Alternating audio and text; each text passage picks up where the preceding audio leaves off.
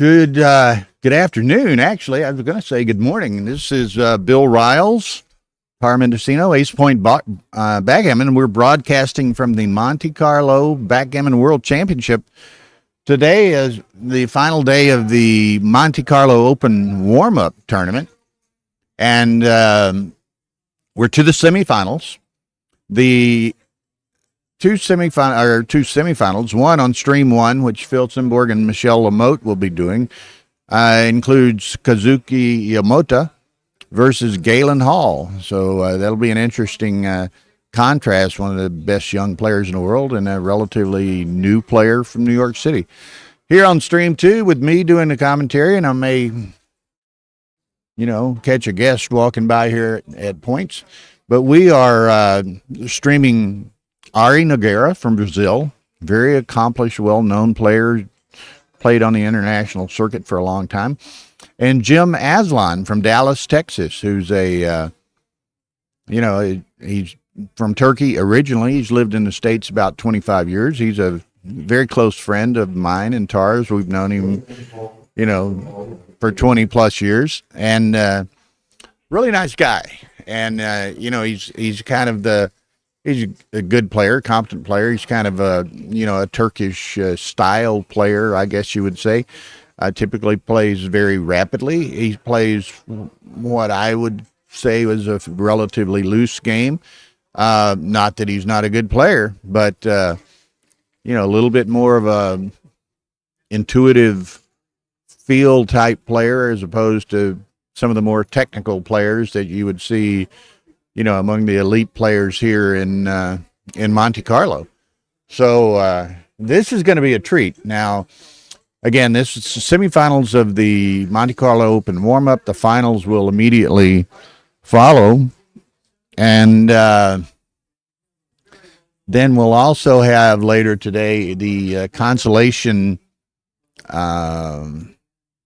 matches, the semifinals, finals of the consolation of the Monte Carlo Open, and there's also supposed to be a what do they call it? High roller jackpot, $7,500 entry high roller jackpot starting today. Hopefully, they get enough players, and so we'll have some matches from that as well. And again, that's a 7,500 entry. So, typically. You have some of the really top-notch elite players involved in that, but also, occasionally people who like to play who might not be quite as experienced, but maybe they got a fair amount of bucks and they are interested in playing the best and taking their chances. So we shall see what happens. So, as many of you who have watched some of my commentaries, I like to operate this in a very interactive fashion, so I'll be monitoring the chat line as well. So I have a mosquito monitoring me right now. If you have any comments, questions, critiques, whatever, just feel free to put them on the chat line there, and I'll try to respond as appropriate. Sometimes some of the people who watch might be putting positions into XG or things of that nature. And if you want to give us any feedback or tell us what's going on, or what the computer says of the various position, let us know, and we certainly appreciate those contributions as well. So trying to get everybody into the room. Okay, right now there's photography going on. Getting, with Arda in the middle, they try to do, some documentation and social media promotion of the players in the event. So right now we're getting photography taken care of, and we'll be beginning soon. And of course, you might wait till the other match gets their pictures taken too. So they're all up there. Oh, they went up to the front desk. Okay, I didn't see them leave the room. So okay, here they come. There's Arda Findikoglu, the director.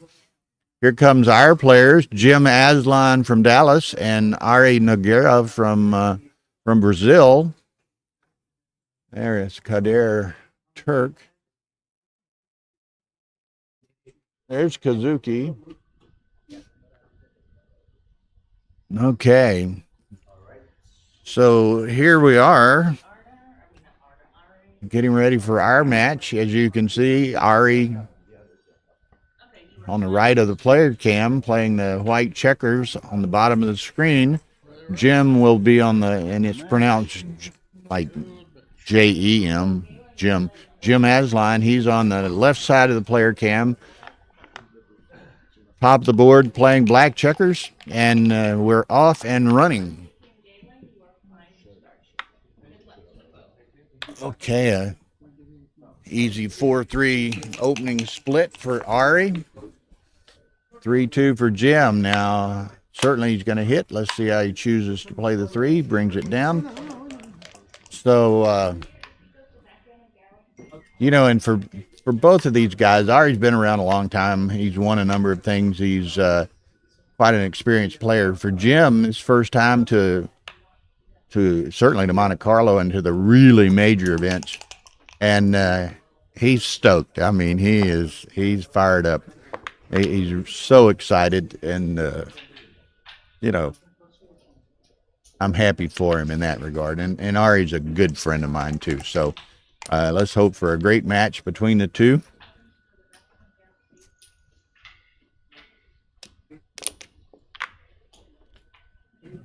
Okay.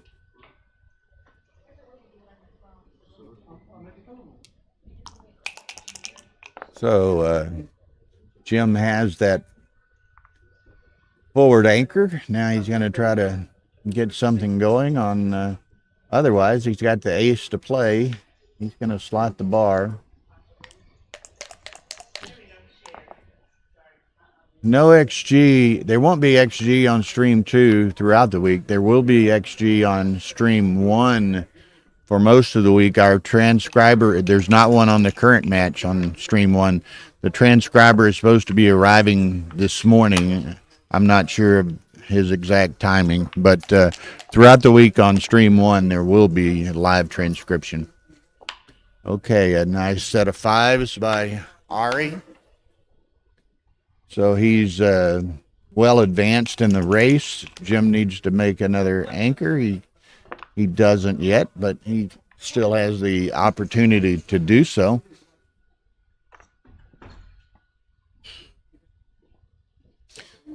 Ari doubles it. Jim says, I can play that. So let's go. 4-2. So he's going to come to the 9.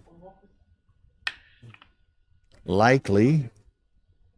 I don't see hitting. Okay, that's correct, I would think. Jim needs that other anchor. 6-5 is not it. So he's going to probably make the 3-point, perhaps. Yes.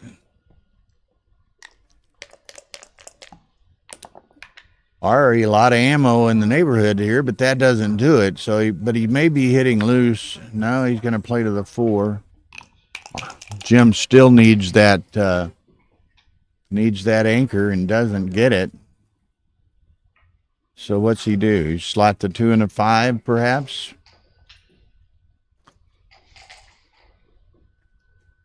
Yeah, it's kind of a, I'm not sure of its exact composition, but it is a feltish type of playing surface.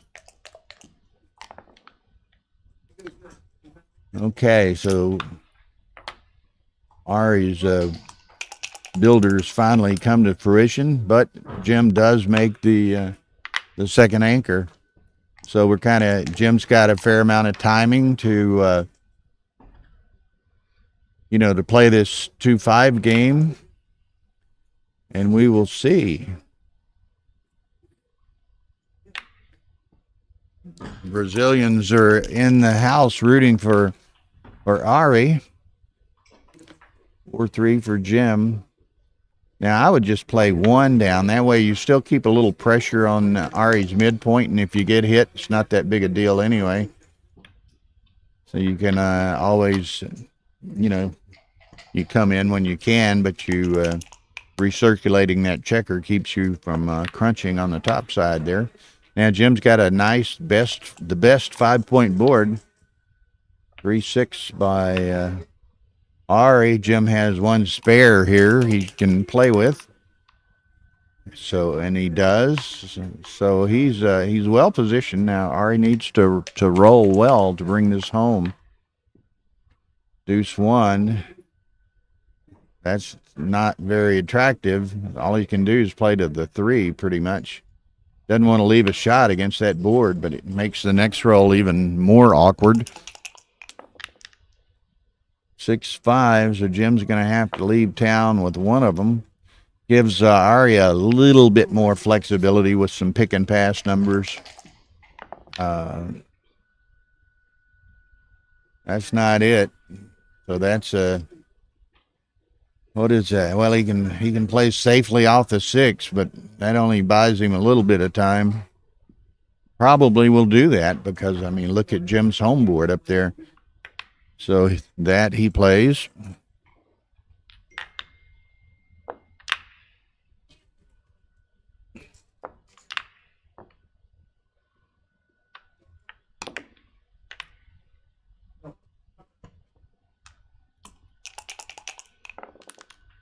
Okay, 4-1. So Jim's still preparing for that hopeful shot in his mind, and a hopeful successful shot. There's a 6-4, so can only move one of them. So perhaps he has to clear the 8 point. Jim is ready. Set of 3s. Very, very nice. Now that's that one. What's the 4th one? Probably take the spare off the 4 point. Leave 5 on the, well, now he's vulnerable to what? 6-3, 5-3, double 6s, double 5s, double 4s. Let's see what the dice gods give him. A 3-2. So he gets to play it that way. He can, yeah.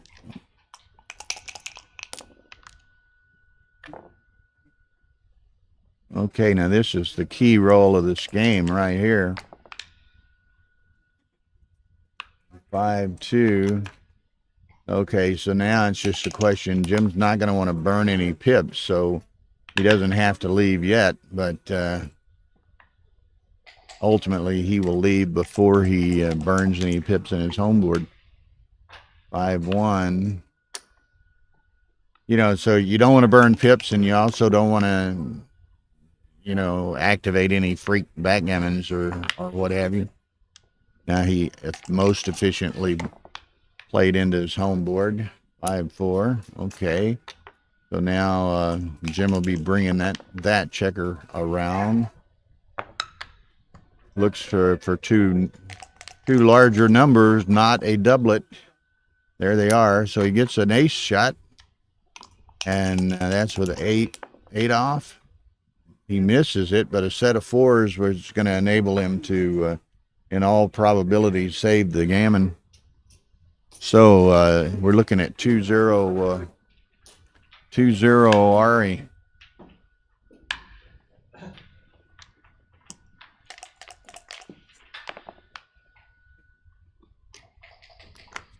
So should be quite easy to save this. Another set of 4s. So yes, 2-0. Okay, so the ice is broken and we're underway. 2-0 Ari Noguera.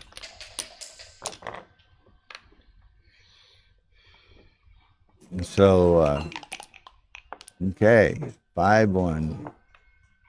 Kind of the standard opening plays typically will occur. Well, there's another third set of 4s in a row for Jim, and this one enables him to take some advantage.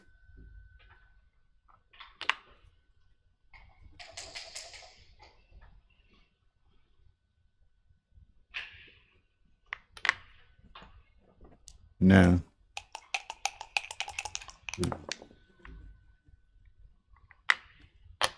So Sorry for the momentary distraction, but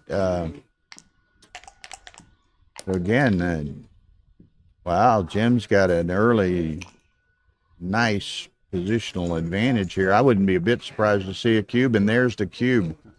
Ari says no, thank you. So 2-1. Larry Stevenson from Dallas runs the Dallas club, rooting for his homeboy there. Welcome, Larry.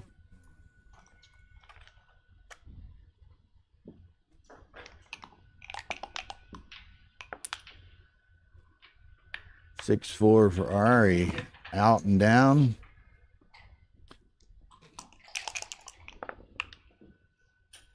Ace deuce for Jim.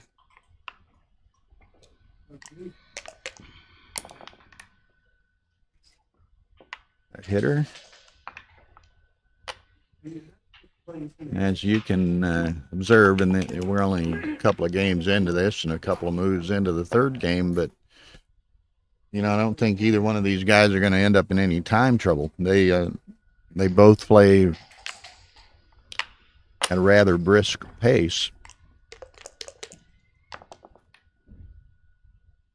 Wow, yet another set of fours, this time for Ari. Can come in and make the 5. So a very, very nice roll. 3-1. And this is kind of interesting. Jim's going to make the ace point and cover his blot on the 3. So 6-2. He could safety the back checker. He could come around to the 10. He's going to safety the back and play with a single blot.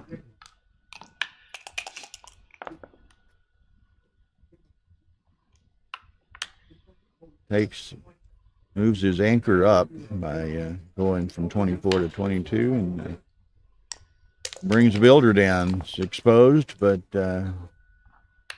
he doesn't get hit. Ari rolls a 6-4, so he's in a safe position, albeit a wee bit inflexible perhaps with those 3 stacks. 4-1. Yeah, he'd like to play 6-5, but he needed a 5-1 to do that. 3-2. Jim's hard at work building a nice home. Now, Jonas, this is the semifinals of the undefeated bracket of the Monte-Carlo Open, which is the warm-up tournament for the World Championship. The World Championship main event actually starts tomorrow afternoon. Okay, 5-4. Jim still bringing the troops around, although he's got 3 stuck behind Ari's 4 prime and some potential to extend that prime. And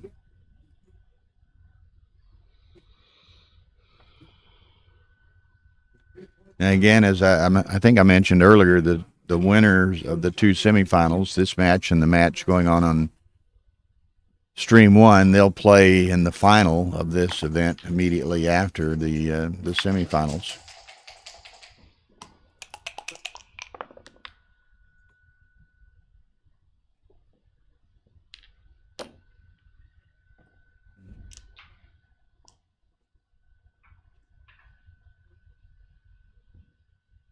Pardon me. Okay, Ari's counting. He's way ahead in the race. He's considering doubling this position. And y'all will excuse my not looking directly at the camera all the time. I have a monitor to my right over here that I can watch the board view as y'all do and see what's going on. And to my left, I have a laptop where I can monitor the chat line. So I'm looking back and forth all the time. So he decides that position is worthy of a cube. Now he's got, I didn't count it, but he's got a very substantial lead in the race, and Jim lets it go. Okay. So 3-1 Ari.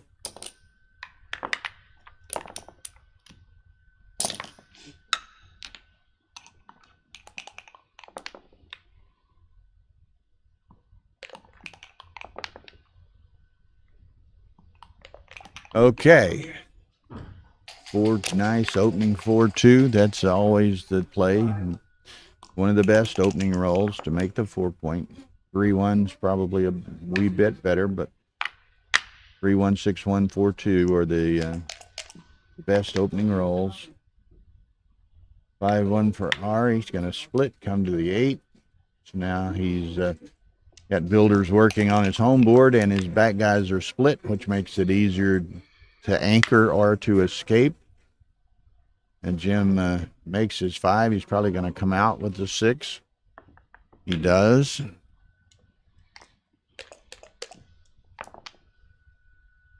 (3-1). It makes the 5-point.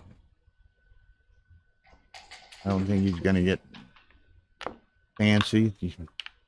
5 points an asset you'll always have, so typically you're going to take it when you get the opportunity to make it. You can pick and pass, but I think this is the play, and I think Ari knew that from the beginning, but, you know, he shows the discipline and thoroughness to kind of evaluate all of his options.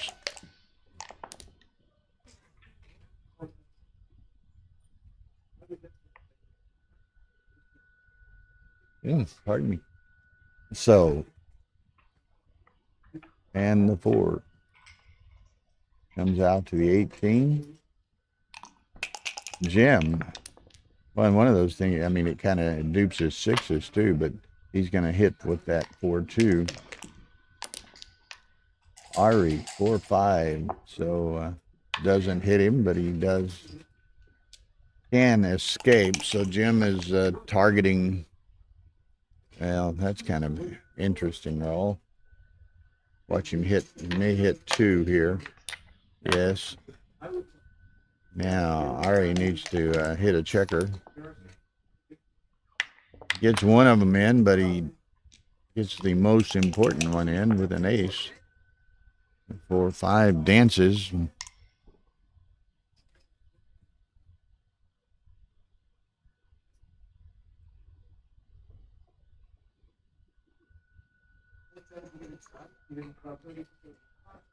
Kind of interesting.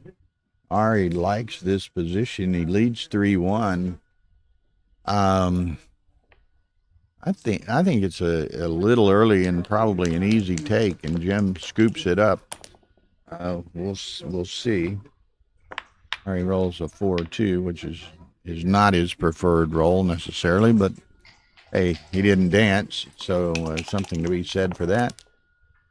Jim rolls a 3-4. Now he needs to, he could hit loose or he could make the 9. Let's see what he chooses.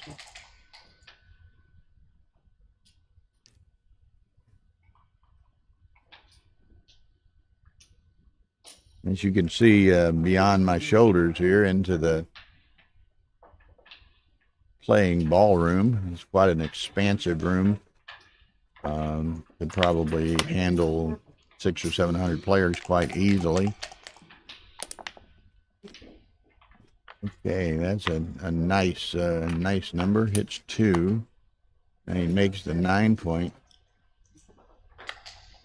And so Jim, 2 in the air and holding a 2 cube, trailing. So he needs to anchor up as quickly as he can, or he's going to push the issue.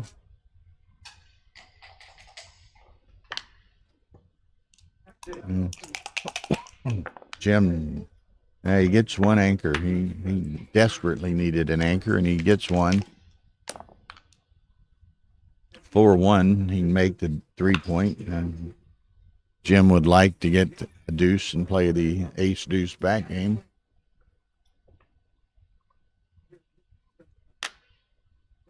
Okay, he's gonna play it this way. Take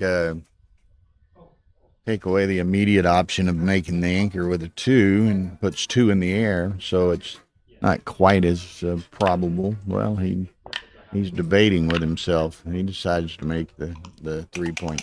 But again, you can see the thoroughness which Ari is employing here and looking at his various options. There's always typically, and of course they can vary greatly, but tremendous number of permutations with each backgammon roll. It's an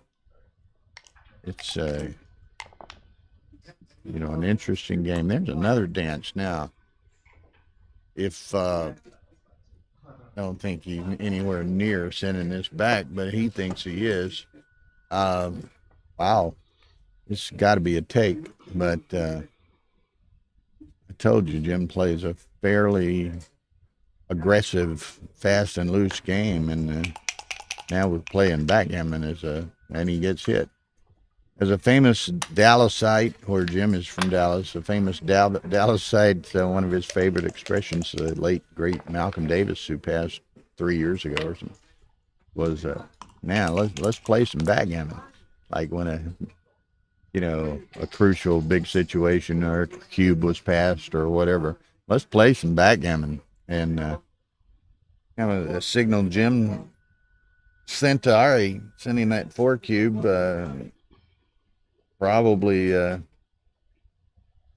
early. I wouldn't swear to it. I don't have the feed here, but in my estimation, it was early and relatively easy take for Ari. But Jim's like, let's play some backgammon. So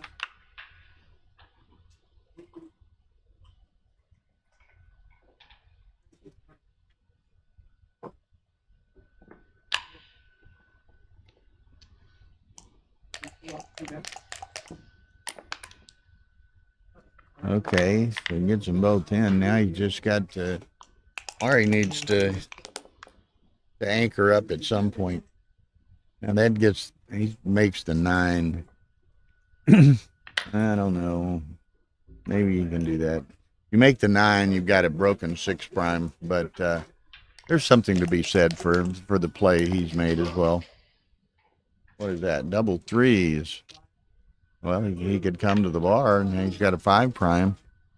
2 of those checkers are 1 offset from that 5 prime, so quite a chore for Jim to try to escape.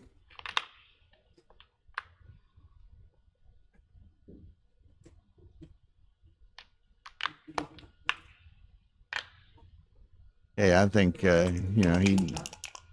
Boyd, looking at some other positions, that's a great roll for Jim, making that bar point. So now Ari is kind of a prime versus prime situation. Okay, he can do that. The 4, but Jim's got a fair amount of timing, so Ari's going to Ari needs a 6 in the next roll or 2 to keep from crunching over here. It's a 6, and it's a good 6 because it enables him to play the one that was 1 offset from the prime out. There's a 3 that hits.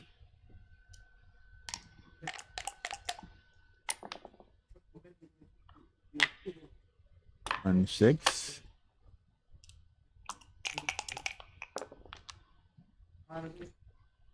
Dancing.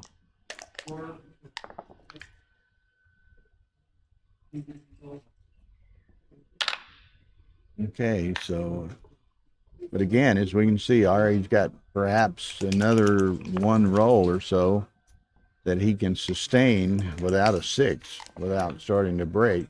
Gets a 6. So you can move it up and dupe the aces. Jim deuce 4, he wouldn't have minded staying in another roll, or staying out another roll rather than coming in. Now we're playing no dice on checker, obviously, and we're playing, well, that's his best roll, 2-1. He can step up and hit. And we're playing what many would refer to as responsible moves, so that many federations and areas of the world play legal moves now, where if either player recognizes or notices an invalid move, they're obligated to call it to the the offender's attention and let him correct it in whatever fashion. But this is the old school rules, responsible moves. So, you know, if you make a mistake and hit your clock, then it's your opponent's actually your opponent's option to accept the play or have you play the entire play over. Okay, so Jim's got something going, but he's got 6 checkers behind a 5 prime, so it's not unlike the situation that Ari was in a little bit ago, but Jim has more checkers to get out and less timing to work with.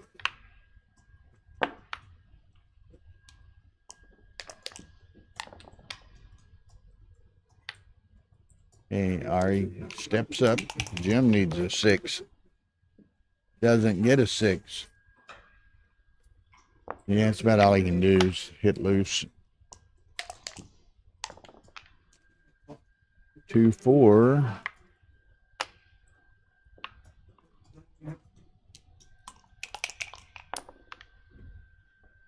Dancing. Ari needs a 5 or 6 to get that checker out. 3-1. So he better for sure roll a 5 or a 6 next roll, or it's going to get ugly in a hurry.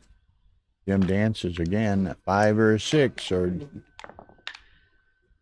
gets the 5, which picks up another checker along the way. So Jim's in serious danger here of getting gammoned for the match right out of the gate.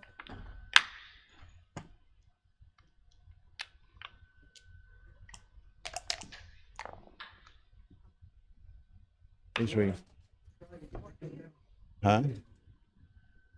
Yeah, and he's got 6 back. Could be match.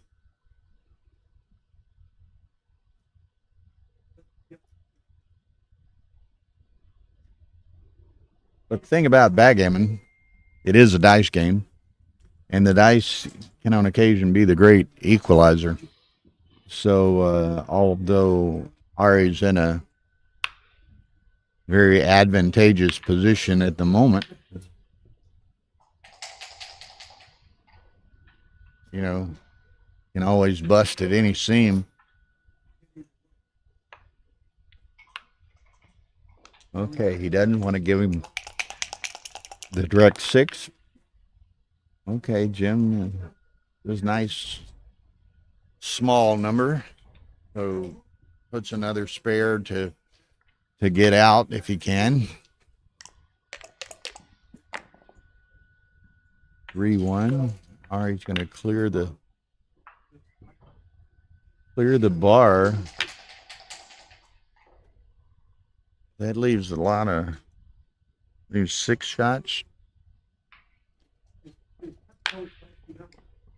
Okay, so he doesn't clear the bar. He plays it this way.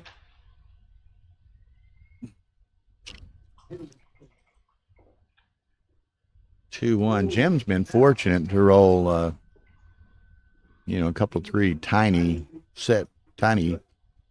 pairs of numbers in a row, which is enabling him to maintain some semblance of a board.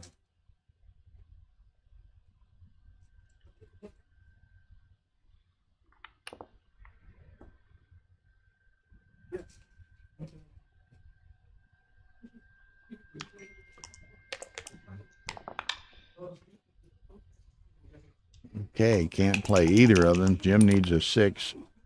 Doesn't get a 6, so now he's starting to seriously crunch. Ari, 3-1. He's playing both ends. So now Jim needs a 5 or a 6 to preclude further damage to his board. Doesn't get it. So that's another point lost. Pip lost, point lost, whatever we want to call it.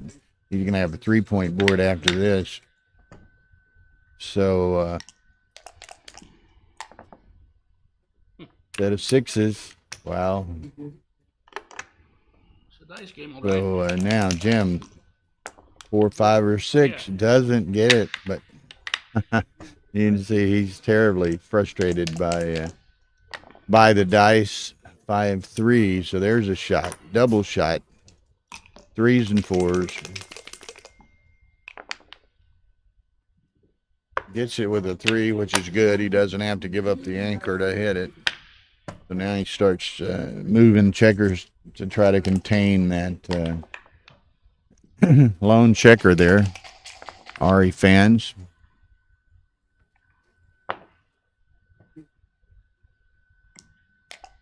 Jim's going to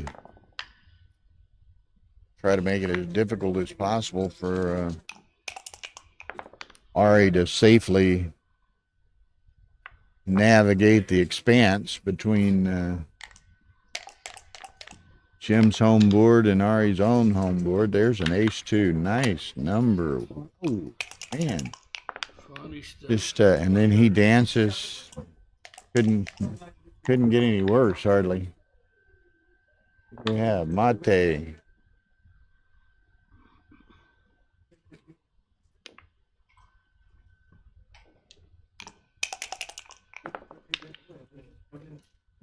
One and a 6. Nothing. You know, he can hope to save the G. He's not going to win the game. Better roll a 4. No. Just one of those frustrating types of games and matches here. 1 and 6. Thought about it the other way. This way he can double blot, but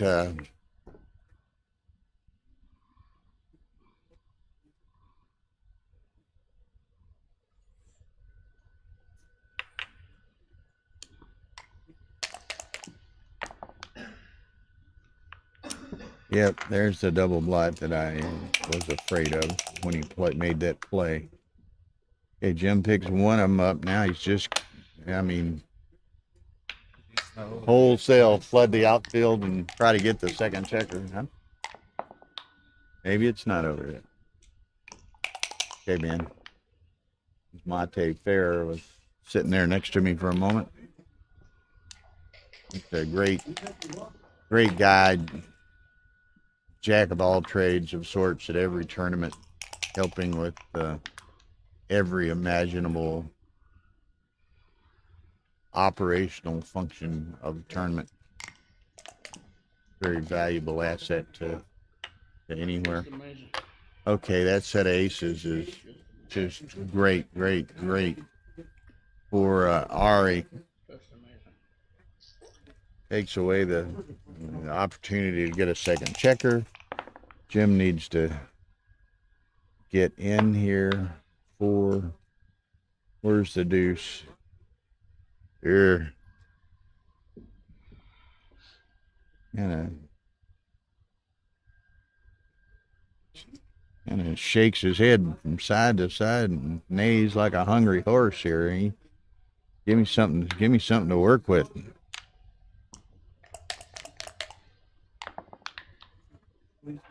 Okay, so there's a triple shot. 1s, 3s, 5s, and combinations thereof. Doesn't want that. Okay, so he gets that. Now here is first primary objective. He can do it, is to save the G. He'd love to get fancy and do things and try to win, but he needs to save the G. Loses a gammon here. He loses the match. He could, he gets hit. Ugh. If he could save the G, he gets to play another day. 5-2. Okay. What is that? 6-2. So now 2s and 3s. It's the 2.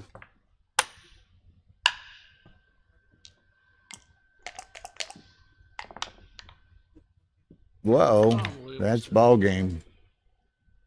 Jim just throws himself back in his chair. It's just, that hurts. I mean, we've all been there. It's nothing. Now the thing is here that he can potentially save this. So It's unlikely. It hurts. Keep the focus, though. Keep the focus. Okay. Got 2 rolls. Got to get at least a crossover. Yeah. Got to get a crossover. That's 1. So he's got to have what? He's got to have 6s, huh? Got to have 6s. He's just, Jim was very unhappy, just super frustrated. Storms out. I can understand. So,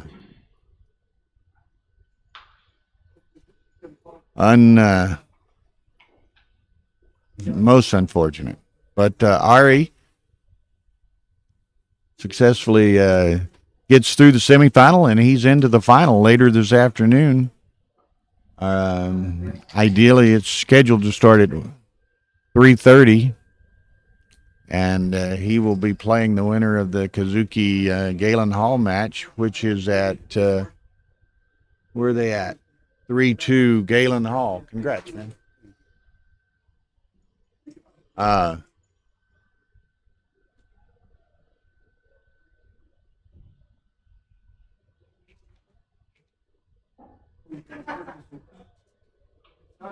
Okay. Let me close that door.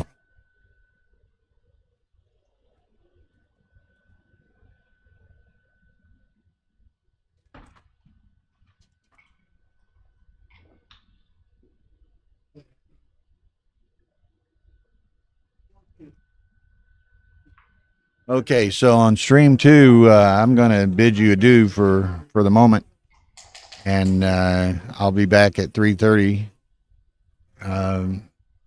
We'll have a final and perhaps a high roller jackpot match as well. So thank you for viewing, and we'll be back soon.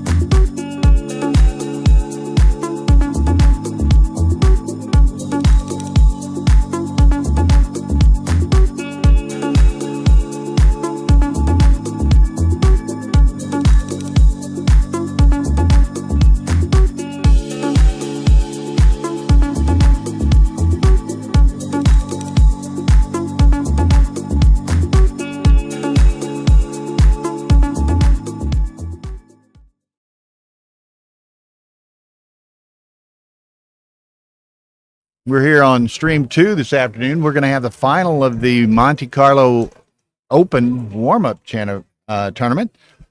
Started Saturday, 90 people. Here we are in the final. Ari Nogueira from Brazil and Kazuki Yakota from Japan. So we're looking at a good match.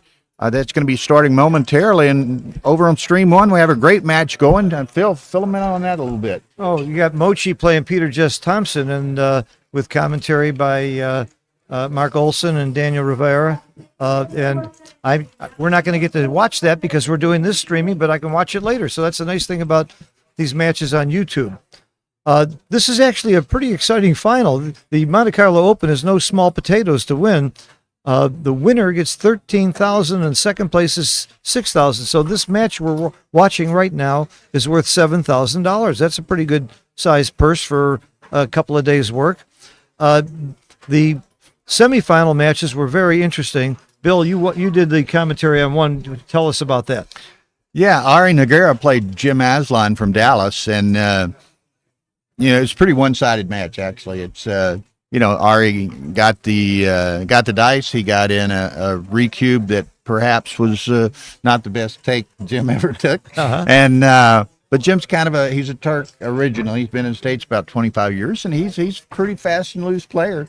And he got burned on a 4-cube and lost 11-1. He lost a gammon 4-cube. So my match was just the opposite. It got to double match point, and Kazuki was playing a total unknown, a fellow who's only been playing for Galen, who's from New York, who's only been playing for 3 months. And the guy was brilliant with the cube. His checker play was not great, but you got to give him credit for after 3 months, he just thought, what the heck, I'll come to Monte Carlo, play a little backgammon. And here he was in the semifinals against Kazuki. Went to DMP. With the DMP, and he was down to just a few seconds at his clock, and he was able to keep going and play well. Kazuki had everything he wanted. At the end he did. Kazuki had some tough times to get there. I mean, he had all the contests he could have wanted, though. Now, Morton Holm is doing a book on this whole tournament, in the main tournament, and he's got, in this match, we got Kazuki as a big favorite. People who know the game know Kazuki is easily right up there with one of the very best players in the world. Ari is no slouch. He's won a lot of tournaments and jackpots. He's done well in Monte Carlo before. So this is not going to necessarily be a runaway, but Kazuki is clearly favored in this match. So we'll see what happens. I think it should be a very good match. You got to give him a lot of credit for getting in the finals. I wish I was there instead of here. Although I enjoy being here. That's like several say, winners win and losers do commentary. Right? Well, no, what they're saying is those who can do and those who can't teach and do commentary. They used to say those who can't teach, but since I've been around now, they say they teach and do commentary, because that's me. Okay, we're going to see Kazuki at the top playing the black checkers and Ari playing the white checkers. Should be a really good match. 13 points in the finals. Up till here, they've been playing 11-point matches. So, again, both these guys are very experienced. Kazuki's probably, like you say, a favorite, a little bit more of an elite player, but we're going to see some good backgammon. Absolutely. Nothing special so far. Very standard, simple plays. Till now. Gets a little tougher. Come in on the ace and clear your blot. Come in on the 5 and have more action. I like this play. Yeah, and as this match progresses, and I always tell people this, and I know Phil does too, we will be monitoring the chat line. So if you have comments, questions, critiques, suggestions, whatever you might have, type them in, and we'll try to address them as we can. Yeah. One more thing. If you have trouble seeing the dice, let me know, and I'll start calling them out. I think you can see them pretty good. Tara and Bill did a great job on the resolution here and the lighting, but sometimes it gets a little blurry. Let me know. A lot of people watch it on their phones, and then the dice are really getting pretty small. Yeah. I was in bed late last night listening and watching on one of the matches on my phone. It was perfect. It was no problem. Okay, if he doesn't come in and hit here, this is going to give Kazuki a pretty good edge. And he does not come in and hit here. I got to love Kazuki's position here. I think it may well be a double. He's not even stopping. Huge race lead. He's not even stopping to think about a possible double. And I would have stopped and thought about it at least. But maybe I'm wrong, because Kazuki doesn't make very many mistakes. His PRs are very close to Mochi. He's one of the best in the world. He's a really nice kid. I think he's 23, 24 years old, from Japan. He and I, whenever we have chance, we play Bouzouki, a variation that's just fun. He's a smart, nice kid. And almost every night in Monte Carlo, we go swimming. We take a dip in the Mediterranean. Kazuki? Yeah, You? Kazuki, me, and David Wells. Sometimes Mochi joins us. Yeah. Last time he got bit by some jellyfish, so we're not gonna go out quite as far Whoa, this time. Kazuki did? Yeah. I know Jason Peck got bit by jellyfish. Yeah, Jason went to the hospital. It was that bad. Saturday, I believe it Yeah. was. Well, David Wells assured us there were no jellyfish. He said he read the map. Famous last words. Okay, so there we go. It's going to remind him to hit that score. So this is interesting. 4-3 is normally 2 down, but it's close. But 2 down in a money game, and when you're ahead in the match, I might make the splitting play. So I did not agree with Noriega's opening 4-3 there. I would have brought 2 down. Double fives. Many permutations here. Yeah. With this. I like making the 3-point and hitting loose with all those blots out there instead of making the ace point. But that's just me. Come in and hit. Pretty clear. Kazuki plays fast and moves fast, but he always runs out of time. How is that possible? He always he uses up his whole clock, but he plays fast. But you know, he's like a lot of the elite players feel that he plays relatively fast, but he can be deliberate when deliberation is necessary. You know? That must be it. He's got to use that clock somewhere. I saw him in the last match. He used up almost all his time, but it was on a couple of cube plays. Well, Cube you know, positions. that's like the other night I was doing a match with Chris Trencher, co-commentator, and he made the point, which I thought was excellent, that, you know, the elite players know when a play is critical or not, and they know when it doesn't make that much difference one way or the other. So they are discriminate as to when they burn a lot of time. That makes sense. If you're not sure what to do, but you think the plays are close, just do it. If you're not sure what to do and you think it's really big, important, and the plays might not be close, then you take a lot of time. Exactly. And I think you should take time on just about every cube, unless it's so obvious. So what do you do here? Come in with the 2 and hit? That invites the cube. I don't see a really great 2 if you don't come in. I think you come in and hit. I really do. I would not. I don't see that his only other option, well, he could split the back or he could go 13-10, but I like the hit, Phil. Well, he could bring it down. He's outboarded. Your opponent's made the ace point, so your opponent wants to play a hitting game. He is up in the race a little bit, so maybe it screams for not hitting. I don't know. It's very reasonable to come down. And here, you know, I told you that he plays fast. Here he is thinking about this play. And it's probably not a small difference. There's a third option. Hitting there. Okay. All right. Keeps a builder on the 8. Yeah, I was thinking about hitting off the 5 myself.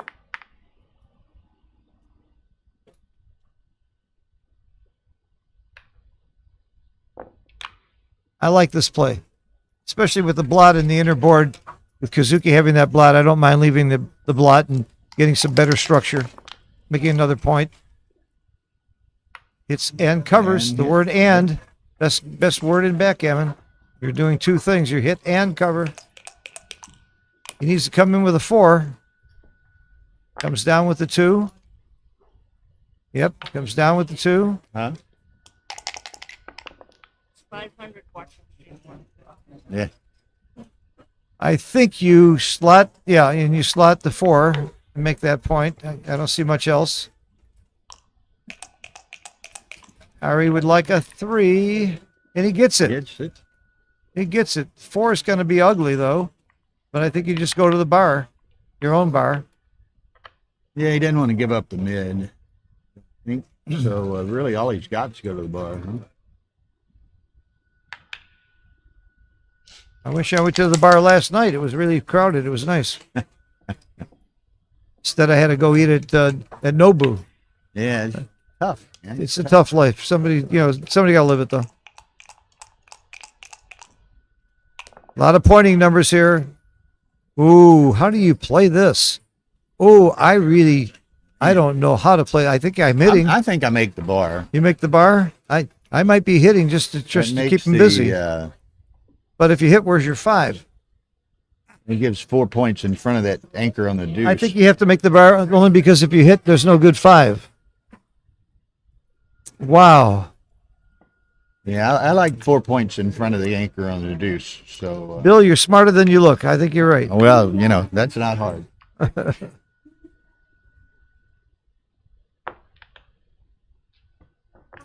I like this play. So does Bill. You You talked know, me into it. I've seen it, and I've seen Ari play a lot. He's fairly thorough in his. He's not gonna make some knee-jerk move and overlook something. He may well be the best player in South America. He's from Brazil. By the way, Kazuki is from Texas, I think, isn't he? West Texas. West Texas, along with Bill.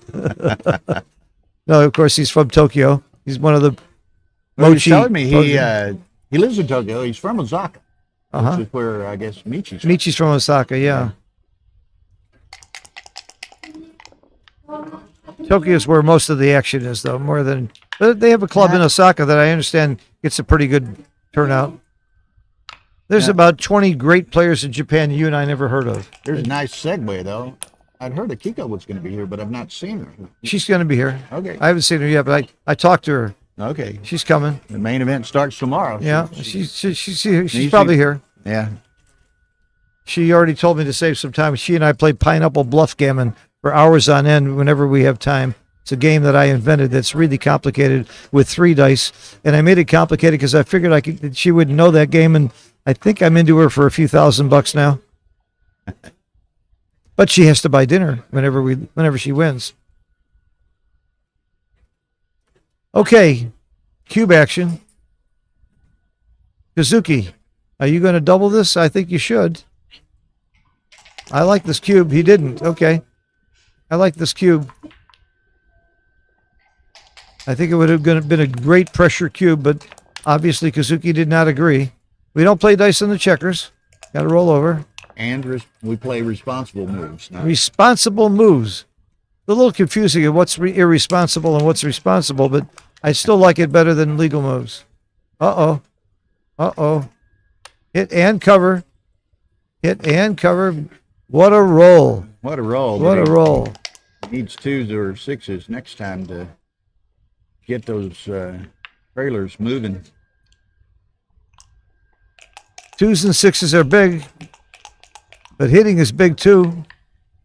Oh, Whoa. talk about big. That'll work. That'll work. If he dances, is it a cube? I think so. I don't know, though, Phil. I think so. If he dances, I think this is a cube. It's easy take if he does. I think it's a cube. 2s and 6s aren't. Yeah, but if he doesn't roll a 2 and aren't 6, guaranteed. he's got 2 checkers to play with. Okay, I was wrong. He didn't cube. I would have had my hand on the cube there. There. Now you don't because you got less time. You got less time now. Ooh. Now you got no time. You see what a terrible cube that would have been? Your negative time. You see what a terrible cube that would have been? I told you, you should never cube there. Never. Wow. Poor guy. He's like a 60% favorite each time to roll a 6 or a 2, and he couldn't do it. Now the cube's on the other foot. Is this a cube? Is this a cube I see before me? I don't know. What's counts fairly even, count-wise, I think. It's about blots, not about race. I'm splitting. I'm coming off the back, for sure. With Yeah, I mean, probably with both. He could roll something. Nah, With one anyway. What if he rolls a 4? Yeah, you might just go all the Stay way. for it. I don't think you want to come in because if he goes into the outfield, if he rolls a 2 or a 6, you want to have a shot at him out there because the race is still in doubt. I think you just come out all the way. Or is that too many shots? Wow. That's an option. I've seen that. I kind of like your play better, but I'll defer to Kazuki every time. Every time. Kazuki or me? Choose Kazuki, please. There he goes. Okay, finally got one. clears Now, him. now this proves how much better our play would have been There than you go. Kazuki's. We'd have a double shot at him right now. And now he misses. This is big to miss. Oh, now what do you do? Now I come out to the 18. 2 in and 1 out. That's right. I might have taken the one from 21 to 18. No, you still. You want to keep checkers back when you're waiting for that shot. Okay. Kazuki not making our play might cost him this game. If it does, I'll certainly let everybody know. Including Kazuki.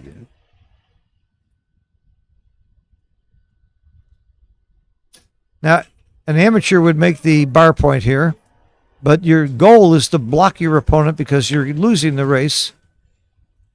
You want to block him and you want him to crash more, so you don't want to break your 10 point. You'd rather have the further back points here to block. If you were way up in the race, of course you'd make the 7 point. You don't care if he runs, but you'd like to stop him from running comfortably here. I might just take the back checker all the way. Yes. He's reaching for it. Come on. I think that may well be best, Phil. I just keep that checker going.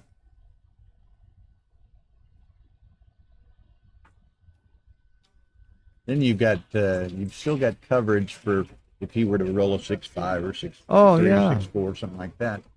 But you don't have any exposure. It's 14 away or 13 away. There's no exposure to Yeah. your remaining black. If you leave the checker where it's at now, 6-4 hits. Oh, he did make that play.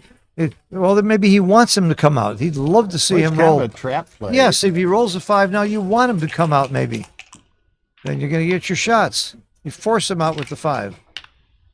There's, Or the 6. like you said, it's like a trap play. I should shut my trap and let them play. Let the lessons continue.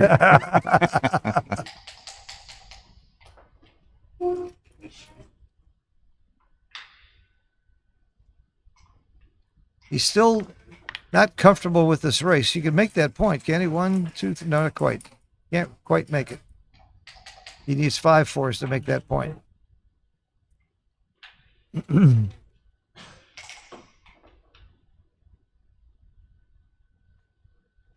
These are not easy plays.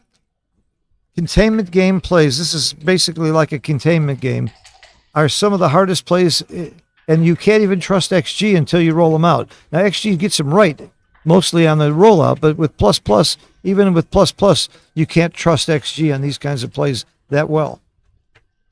But don't tell me that XG is no good. It's still better than any human. I like this play a lot. Still wants a catcher if he rolls a 5 or a 6. He's actually lucky not to have to come out.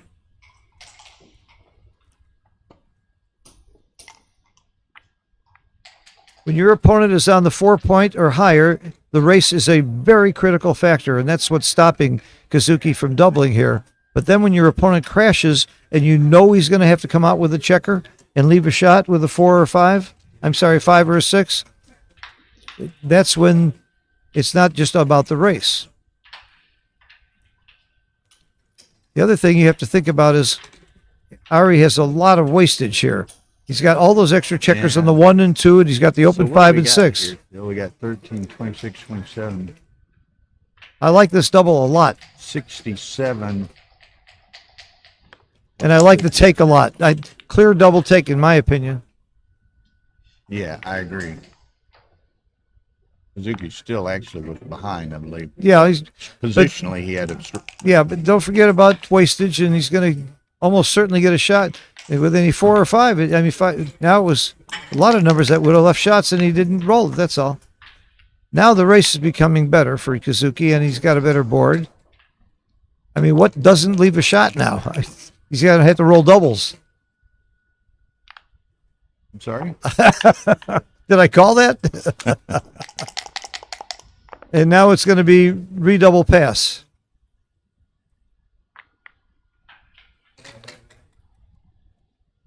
Yeah, about his only hopes to stay, but he's going to get doubled anyway, recube. The only way to win is to stay, but he's not going to get that option. Yeah, he's staying. I think it's redouble pass. I agree. All right, Pips is pips. Jake. Oh, he didn't redouble. He just rolled. oh, and now he leaves. No, he's hitting. He hits it, but How could they? I would have been in the mode, Especially I against always say Kazuki. I'd make him pay to see this roll. Yeah, me too. Me too. I would have doubled there. I would have redoubled there. I wish we had an XG feed. By the way, we will starting tomorrow in the main event On stream one. on stream 1. Well, in fact, we do have it going now. Good. So Good. the See, Mochi Peter Jez Thompson. It's nice to see right away how wrong the commentators are, isn't it? Depends on your perspective. Whether you're a commentator or not. I like to be made a fool of instantly instead of after a few hours. Well, that double six saved Kazuki. That double six was monstrous. Okay, He's still going to lose. He's still going to only lose. gets one off. Pips is pips. I don't care. There's a lot of wastage here, but pips is pips. But rolls is rolls. You got a lot fewer rolls. I really got to look at that cube. I think Ari missed the cube. I agree. Did anybody run it? Look at the comments. Did anybody run that cube? We're not getting No? much comment here. We need to Yeah. fire these people up. For some reason, they want to see Mochi playing on the other stream, I think. But you can watch later. They'll They're all watch us on recorded. Rerun. They're all recorded. We get the re-air. Yeah. We get the reruns. 1, 2, 3, 4, 5 rolls. 1, 2, 3, 4, 5 rolls. But with the misses and the difference in the pip count, I'm redoubling. I'm sending it. Normally a 5 roll is not quite, but this is really a 5 roll. There's a very good chance of missing twice. I'm not sure this is a take. I agree. A 4 cube at this point, I think he's passing. 28. It's 37 against Well, you can't. 15. This is I a mean, it classic. doesn't matter, This but is a classic EPC situation. Right. And in about 3 hours, I could figure this out. John O'Hagan's the master at this. He can tell you right away. Then he adjusts for Matusak after using EPC. Then he adds the Kleiman, the Trice, the Keith count. And between games here, I just want to mention, and I think it may have been rescheduled. I know it was originally scheduled for today. I want to think about our friend Carter Maddock, who's facing some surgery. yes. Carter's the reason I'm here. He forced me to start traveling. I started traveling with him, and the rest is history. I've been traveling the world ever since. My dear, sweet friend, and he's got some surgery, or not surgery. He's got the procedures coming up. It is surgery. Yeah. 5 hours. Oh, it's surgery. That's right. He's got some cancer. We wish him luck. We miss him. The best. Carter and I have a love-hate relationship for years. In every tournament, we bet $100 against each other, and we take 10% of each other. Is that love-hate or not? I'm not sure what that is. That's Chicago karma. I think it's illegal in some states. It's ethically oxymoronish.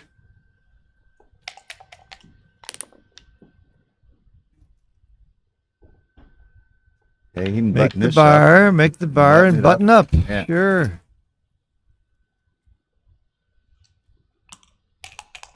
Even after that double six he lost, so that's pretty good proof that he missed a cue. Yeah, results are always right. Makes us a hero. Got back here. David Wells hanging over our shoulder. Hey, David. My hero. David Wells, by the way, everybody knows he's a great player. He's also become an incredible teacher. He teaches for the Backgammon Learning Center, live and online, and he's amazing. So there's another reason to know some of these guys. They don't just play. By the way, you learn when you teach, too. That's another reason to teach. That's very, very true. Because you have to think about it. Oh. There's a saying, you teach best what you most need to learn, because you figure out how you're going to present it. You start thinking about things you never thought of before. Okay, I think I love Kazuki's position here. I think this is going to be a cube, unless something. Oh, this is very good roll. Very good roll. You got to come up and make Got the several- 20 point. several options Well, the 20 here, point though. is automatic, isn't it? I mean, how do you do anything but that? Well, And you then could- look at the you other could two. put him up and Aye. maybe step up. Then you got a spaghetti board. You got a Swiss cheese board. I think this is automatic. Then you look for the other two. Am I right, David? But yeah, the other two twos. I don't know about the other two, but I know I'm making the 20 point. In fact, I would have done that and just picked up my dice. He obviously agrees with Kazuki agrees. Or Ari. Ari agrees. Ari making the play. That's Ari. That's a big miss and a bad roll. And a bad roll. There's no nice way to play this roll. Gonna bring the 3 down, huh? Yeah, the reason we bring the 3 down is Got to give up the anchor to yeah. hit. If he gets hit, he's going to lose the 20 point. There's a price to pay for hitting here, and he doesn't have to pay that price. It comes up, very nice roll, very cleans up everything. I thought Kazuki was on the verge of a double, but that double 2 saved Ari.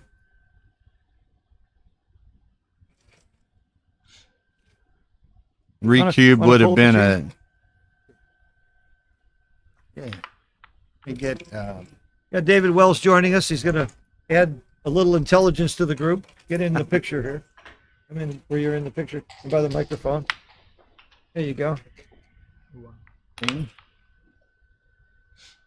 3 of us will share 2 We'll mics figure it out. there. We'll figure it out. Tara will be listening on I'll share with David. He wants to keep that midpoint just to, but listen, it's pretty hard to time it. Kind of forced into breaking it. I think it's right to give it up. Well, I think it's always right to keep the midpoint except when it's wrong. Could be right. I like this play.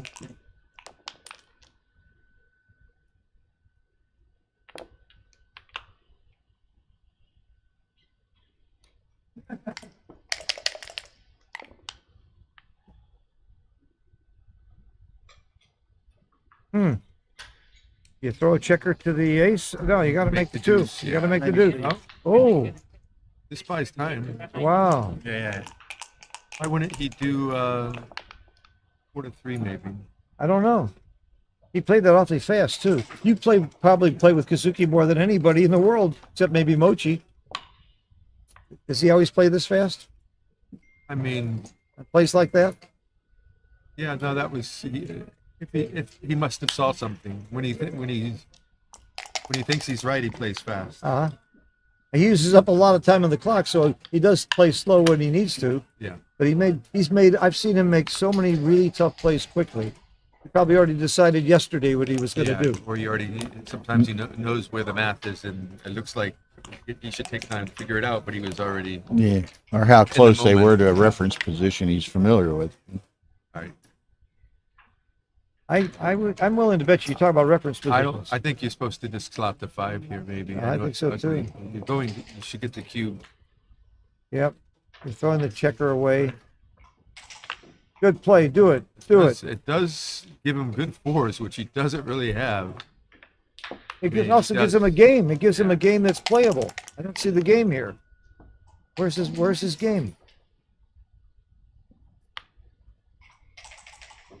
Wasn't Kazuki's best roll.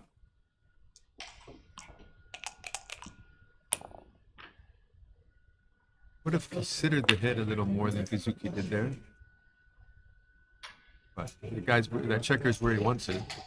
Well, you're way up in the races. One of the things that would stop me from hitting. Yeah.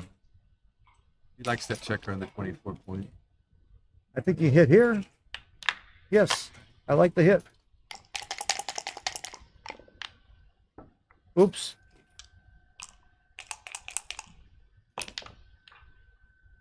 And the cover.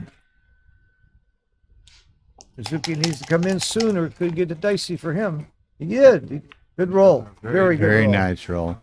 Came in and Unstacks a little. Efficient use of the ace also. The best five. It was his best five? Yeah. Yeah, you're right. Better than double fives or 5-6 or anything. Two is big here. All right, makes a point. Eight, eights and nines. Eights, nines. He's going to attack. He has to attack. He has to hit loose here with an 8 or a 9. That's something that Ah. beginners and intermediates miss all the time. Automatic hit. There's the eight. Great shot. I think that hits is a great shot. Right, anything that hits. This will be a double pass if Suzuki does not roll it. Can't be too good? No. No? Suzuki can win this so quickly. Yeah. What are the odds of rolling an 8 or a 9? There's 6 8s and 5 9s. There's no duplication. That's 11 rolls, right? Yeah. And there's the other 25 rolls. Oh, I forgot about those. The glass is always half empty for you. One thing I love about being in Monte Carlo, David taught me to take a late night dip in the Med, and there's no jellyfish because he reads the map. It's impossible to get bit. Tell that to Jason Pack, who spent a night in the hospital the other night. He just got unlucky. That's unlucky. He wasn't with you. That's unlucky. You never got bit, except last time. Yeah, they were mild. There we go. Ooh, Nice set of fours. Ooh, nice roll. After the hit, is it still right to come down, or do you make the inside point? I thought after the hit, you might. No. No? What he did was right. What he did was right. I'm so tempted to make that inside point after hitting. Just the structure. You're going to be able to make points from the structure pretty well. I see. It's almost always right, 2 up and 2 down, but I thought with the hit. No, you're just unstacking the big stack. Okay. Okay.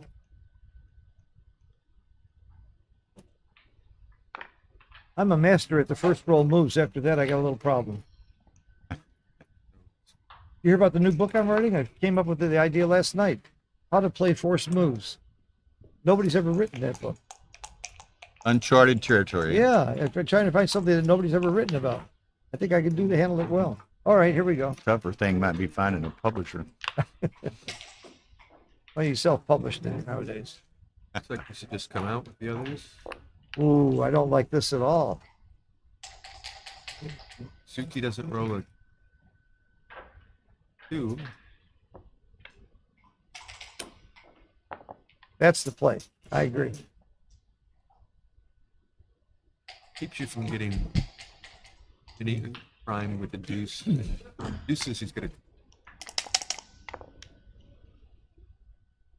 Good roll for Kazuki. Keeps him.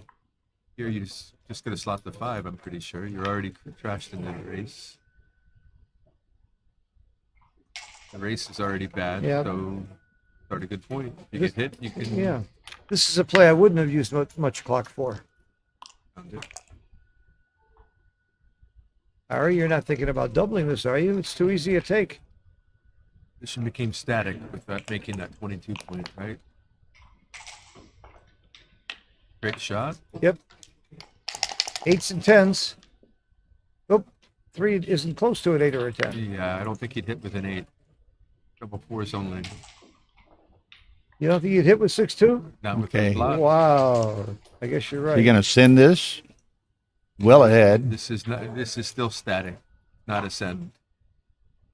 If he was a little more flexible here, it would be reasonable. You lose your mark with 6-4, double 6, double But you 3. don't lose it by much. 4-2 wouldn't. How much do you lose your market by with the 6-4?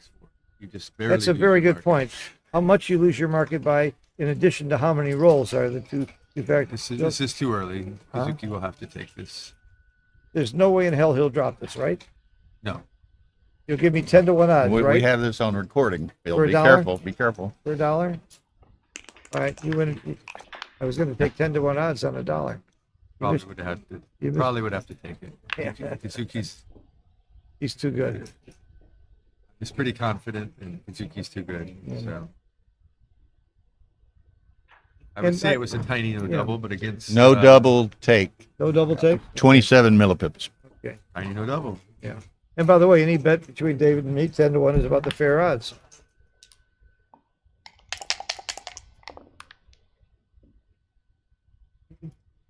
By the way, real quick, remember when we were in Chicago, we used to play non-consulting doubles all the time? Yeah. When you lived in Chicago, it was really fun. That's going to be a side event in our tournament in Jamaica that you're coming to. Oh, nice. It's a side event also in the New York tournament. Lynn's doing it in New York, non-consulting doubles and regular doubles as well. I love that game. You take turns playing without talking to your partner. So everybody's in the game.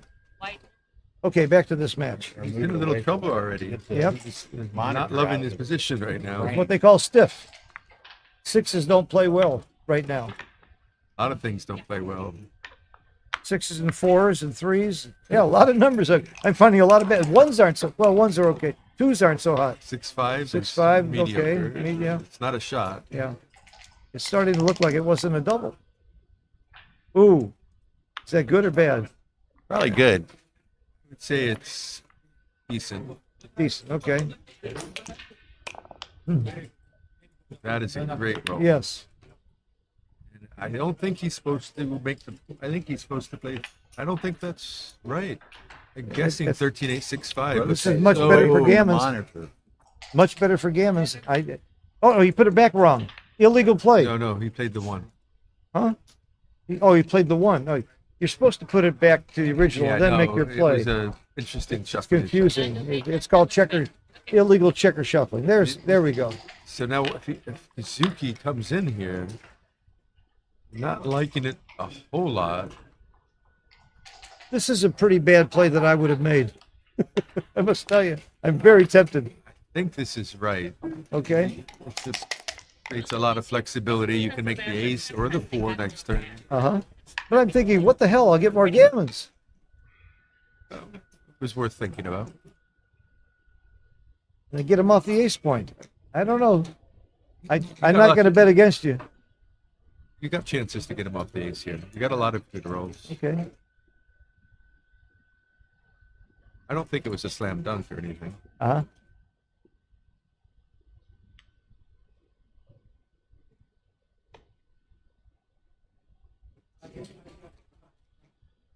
it says making the ace is correct.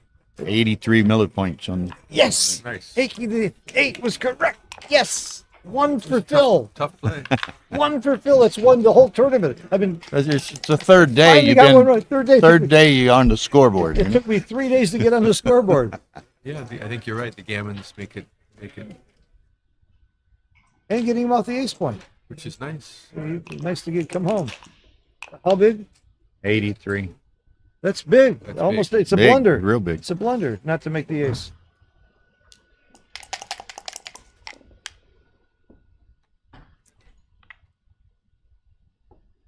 And that checker on the ace might be what cost him the game right now. Not yet. Come in.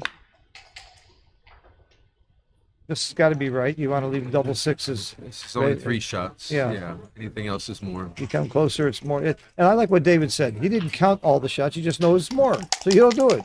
You don't need to count every shot. Just know which is better and which is worse.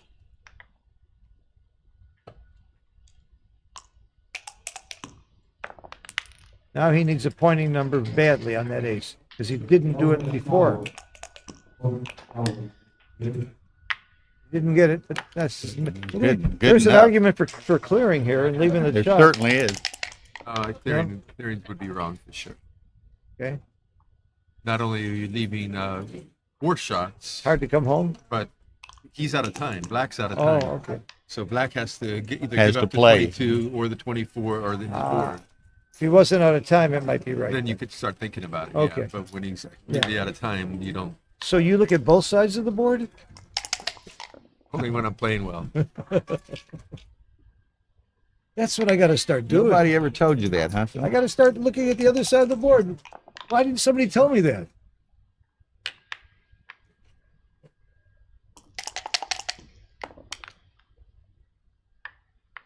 You know, it's going to be interesting if, well, we'll see what area he rolls here.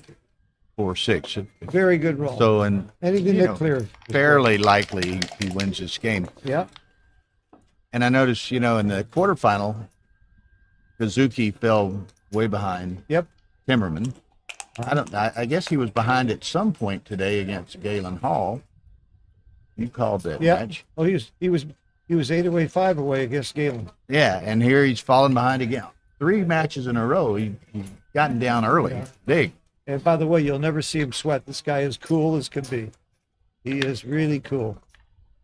One of my favorite young men in the game. He's a great guy. He's just a good guy.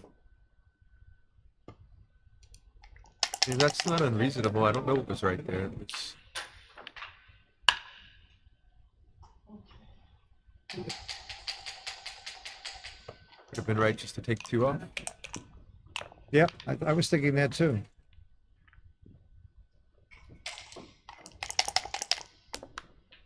I think it had to be that. Or, I mean, clearing the 6 is the same amount of shots, so why would you be clearing the 6 when you can take 2 off? I agree. What do you do here, David? I think you stay. You're not going to get gammon. You're not going to get gammon. gammon. You only have to give up 1 point. I think it's right to run.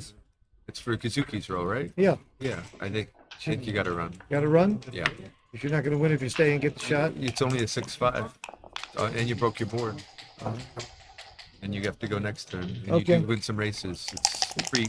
It's very small, but you're pretty toasted the other way. I would have made them. I would have stayed. I would have made them. So would Bill. We would have made the mistake of staying. Your logic makes a lot of sense.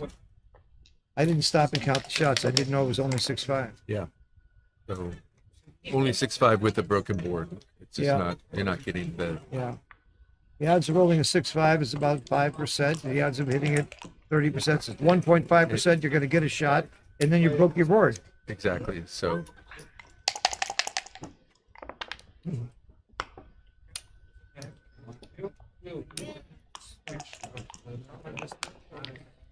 Well, so far, I like Ari's play. We didn't like the non-cube, and we're not necessarily right. We didn't like him not making the ace. That's the only blunder we know of.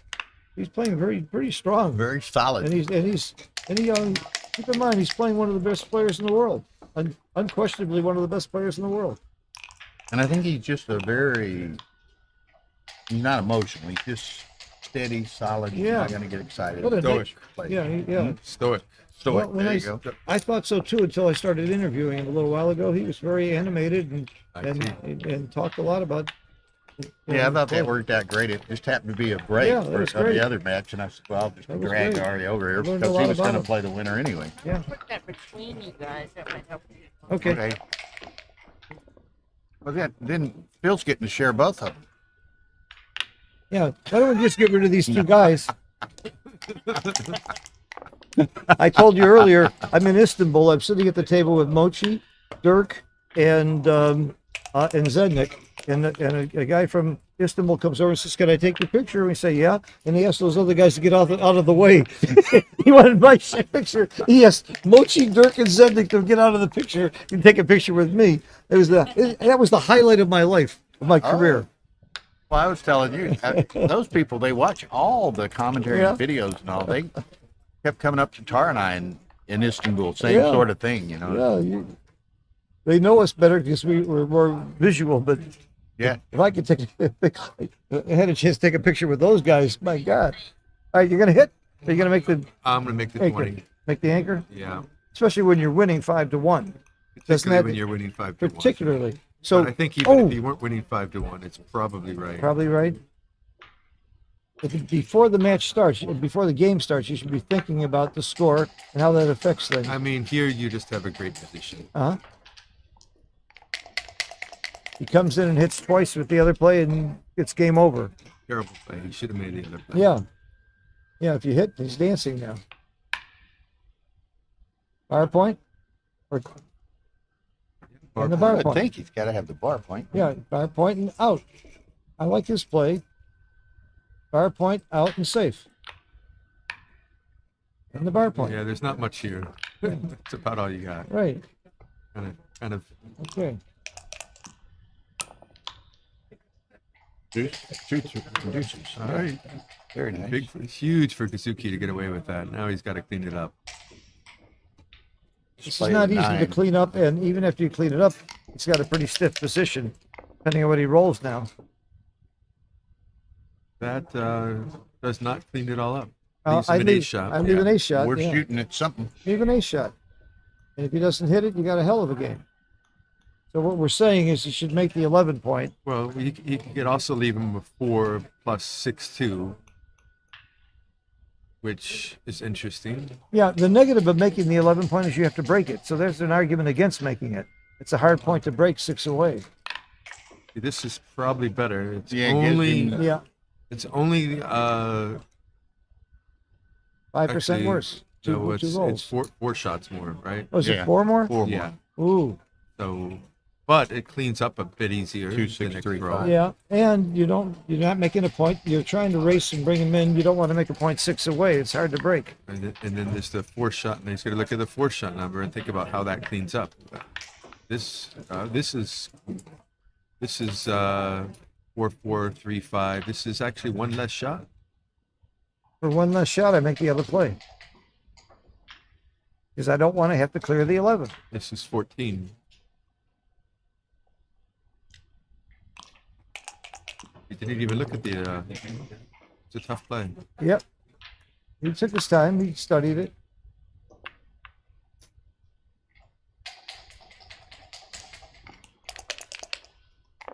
I'm 58. I'm 58. Nothing to think about. Nope. Come in.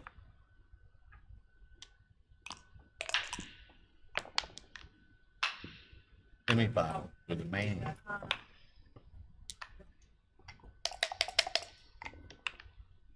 That's a great roll. Yep. Any point inside, is not leaving lots is great.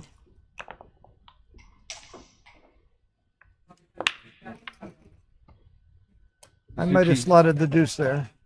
Suzuki's, I think he's a roll away from doubling. Think take looks just a bit too easy. I don't know. At this score, I think it's a double. 5-1. No, Kazuki agrees with you. And I think it's an Well, easy that proves take. Yeah, there's just too much contact, and the threat of making points is only the threat of making Yeah. points. You know, that disproves an old adage. Yeah. Great minds think alike. I'm guessing, Great minds think alike too, you know? I'm guessing you got it right with Kazuki. but it's got to be a take, I think. It's got to be a take, but you're going to get people passing. The biggest mistake people make when they have a lead is they drop too much. Well, it looks scary, but he's got to make the points first. He hasn't made them yet, right? Yeah. He took it. Good for you, Ari. Yeah. I was convinced it was a take also. Already a terrible shake. for Terrible. Kazuki. Yeah, I mean, Can't that's leave a a shot. tough position to bring in. That's why it's a take. Yep. I seriously think you might have gotten a drop there as another reason to double. Yeah, I think that one's tough to get a drop. I mean, you just got too many It's gaps. And there it is. You're too good a player to think like a bad player, David. That's your problem. There's a shot, isn't it? Yes, Yep. it's a shot. And this is going quite poorly for Ace shot. Yep. Kazuki. Minimal shots and unstacked to 6. You think they hedged? The $6,000 difference. Wonder if they hedged. No, I didn't look. We can probably tell it on our It's bracket. It's 13,000 versus 6,000 for first and Well, second. and if they're both in the side pool Is or that a not. 5-3? Oh, I didn't look at the Side side. pool's on. I'm talking about ignoring the I, side pool. I understand, but I would bet. I'm sure Kazuki. I bet you they're both in the side I bet pool. they're both in the side pool. They're good enough players to do that. This is Okay. another shot. Oh my He just goodness. makes the 4-point and it just plays itself. Is there any argument to make the ace point? No. This cleans up Yep. pretty easily. Okay, Just got to survive it one I more see time. it. He survived. That was a very big sequence there for him to miss twice. I've never missed twice in my life. I teach that you should not miss twice. That was double No. take, and it was It was double take? 0.6 error. 0 60, no double. Would have been an error. would have been a 60 error. 60 error. 5%. Yeah, I'm guessing if the scores were reversed, it would not Oh, be, scores reversed. Correct. Yeah. would not be a double. And at an even score, it might not be a double. You come up? I don't. I make the ace. I would want to figure out what numbers we're winning on. We're going to win on 6-1, obviously. We're going to win 6-5. 6-5. We're doing well on. Yeah, it's probably enough. 3-4 plays very nicely. Come in with the 4. Yeah. There you go. And Now you have to come up. Yeah, now you're hoping you can come up. You're That hoping was- you can. That was the scenario. Yeah, is You, and you do come up. you break your board. Right. Yeah, that's the problem with staying last row, though, is you get in these Yeah. spots where you Yeah. wish you had gone. Do you know anybody who's won the Monte Carlo Championship 3 times? Is there anybody that you've ever heard of that's done that? I was just saying. Jorgen's walking by. You know anybody who's won this tournament 3 times, the Monte Carlo Championship? Good to see. For me, the great, famous, only person ever that did it, right, Jorgen? Anybody else doing it 3 times besides you? Not Monte I haven't Carlo. met anyone. No. Yeah, a few that did it twice. There were some that did it prior He to just being got in Monte hit. Carlo. Yeah. And he didn't even think about leaving it there. Probably right to pick it up. Okay. I've been called. Good luck, David. Yeah. Thanks for joining us. It's a pleasure.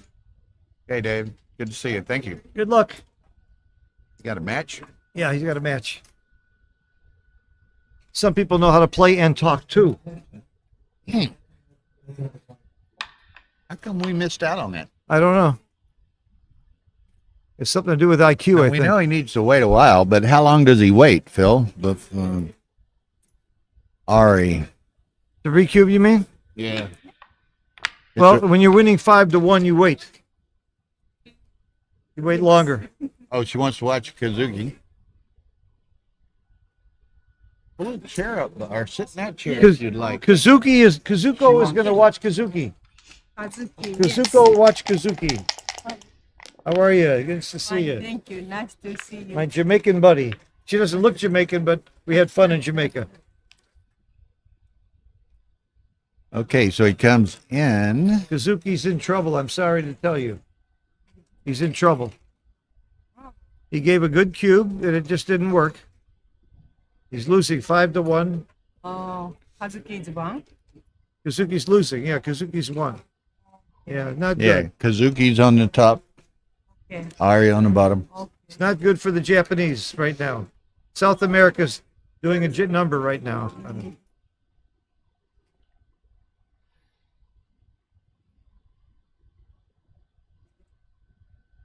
All right. PJT's they're on break. He's up 8-6 over Mochi. So Is that right? It's not a surprise. There are a lot of people who think Peter Just Thompson could be as good as anybody in the world. For many years, he's had that reputation. He just doesn't come to tournaments very often. Okay, we got some action here. needs a 3. Ari does. This is Does why it wasn't. not get This to is 3. why it wasn't a redouble, Exactly. Bill. Exactly. I agree. with Aries holding the cube here, especially with the score. Yeah, I mean, I agreed at that point. I was just saying, how long will he wait if Yeah. Kazuki keeps dancing? He's got to. He's got to go. He's got to run because you got to get past the 2 of them. 4. 4 is monstrous here. Huge. He got There it. it is. He got it. As He got it. Now you don't wait. If he dances now, I think it's over. I agree. There's too many. He didn't dance. Well, it Still may might be over. It's too many pick and passes. 5s and 4s and picks and passes. Except for the score. The score is a scary thing here. Exactly. That mitigates it All right. somewhat. Let's say he gives him the 4 cube. Does Kazuki take? I think so. And he's got an 8 cube right back. So maybe you don't double. Oh my goodness. Boxes? Yeah. Oh my goodness. That's scary. Wow. Is that what you call a market loser? Well, it might have been a double. I'm telling you, it might have been a double. I agree with you. And he lost his market for sure. Yeah. Why is he even looking Okay. at this? Matt saying that was a no redouble take. Was it no redouble? What does Matt know? Are you talking about Matt Congeyer? He doesn't know That Matt. that Matt. He doesn't know a damn thing about the game. He's beginner. I beat Matt once. You know that? He was winning in a match to 11. He was beating me 9-2, and I beat him. It was the semifinals of a big tournament. So I have no respect for his game. If I can beat him, anybody can. All right, we got a break. We're not allowed to. We're not allowed to say. We're not allowed to say. Seriously, Even after the we're not allowed during the match. You're not allowed to give advice or talk. I don't want to break any rules. All I can tell you though is I'm very proud of how you're playing. Doing a nice job. Yeah. Okay, so Ari wanted so- to know if he had a double there, and it really is wrong. While a match is going on, nobody's supposed to give any kind of advice whatsoever. But how do you stop it? Like he and I were in the bathroom together. We might be talking. Okay, Another big. Okay. Mochi, sure. Kazuki goes to all the major tournaments. She owns some restaurants in Japan, Kazuko, and just a very sweet, nice lady. I've had dinner with her many times all over the world. And I think she is one of the patrons that has supported young players like Kazuki and Mochi when he was young, too. Help them make it to tournaments that they might not have been able to afford to go to anyway. It isn't cheap to come from Japan to all these tournaments that in the United States and elsewhere. And by the way, I want to mention something else. Mochi just got inducted into the United States Hall of Fame. He's the only person who's not a U.S. citizen that got put into that Hall of Fame, and he deserved it because he's played so many matches and done so much promotion in the United States and done so much to help the game in the United States, aside from the rest of the world, that I think it was a great choice to put him in the USBGF Hall of Fame. And it was so interesting and exciting to be at his induction ceremony in Novi, Michigan, because the other person who was inducted with him is none other than Falafel. And Falafel and Mochi were both very good friends. Of course, they're both very good friends of mine. And it was tearful when we to talk about our good friend Falafel, and he got the recognition he deserves. So it was an amazing, wonderful thing to be at in Novi, and wonderful for the USBGF to honor two people that deserve it so much. Okay, back to this match. Kazuki is in trouble. And he is. And like I said, quarterfinal, semifinal, and now final, he's fallen behind big early. Yeah. Right? In both prior cases, he come back and won at DMP. Does he have it in him again? Or is he, obviously he doesn't want to do that. But it's been the trend. Yeah, I wouldn't write him off, especially when you know how great a player he is. I wouldn't write him off. But I'm impressed with Ari's game. Ari's doing a great job too. So we'll see. It's exciting. Anybody can win a match here. It's a dice game. That's part of what makes it great. But the skill difference between Kazuki and Ari is pretty good, pretty high. There's big error to recube. There's a big error to And recube. FCG was saying, let that be a lesson to you. No one beats Vita Scarlatti 17 times in a row. I guess that's inside a little bit. Well, it would have been a big error to recube at that score.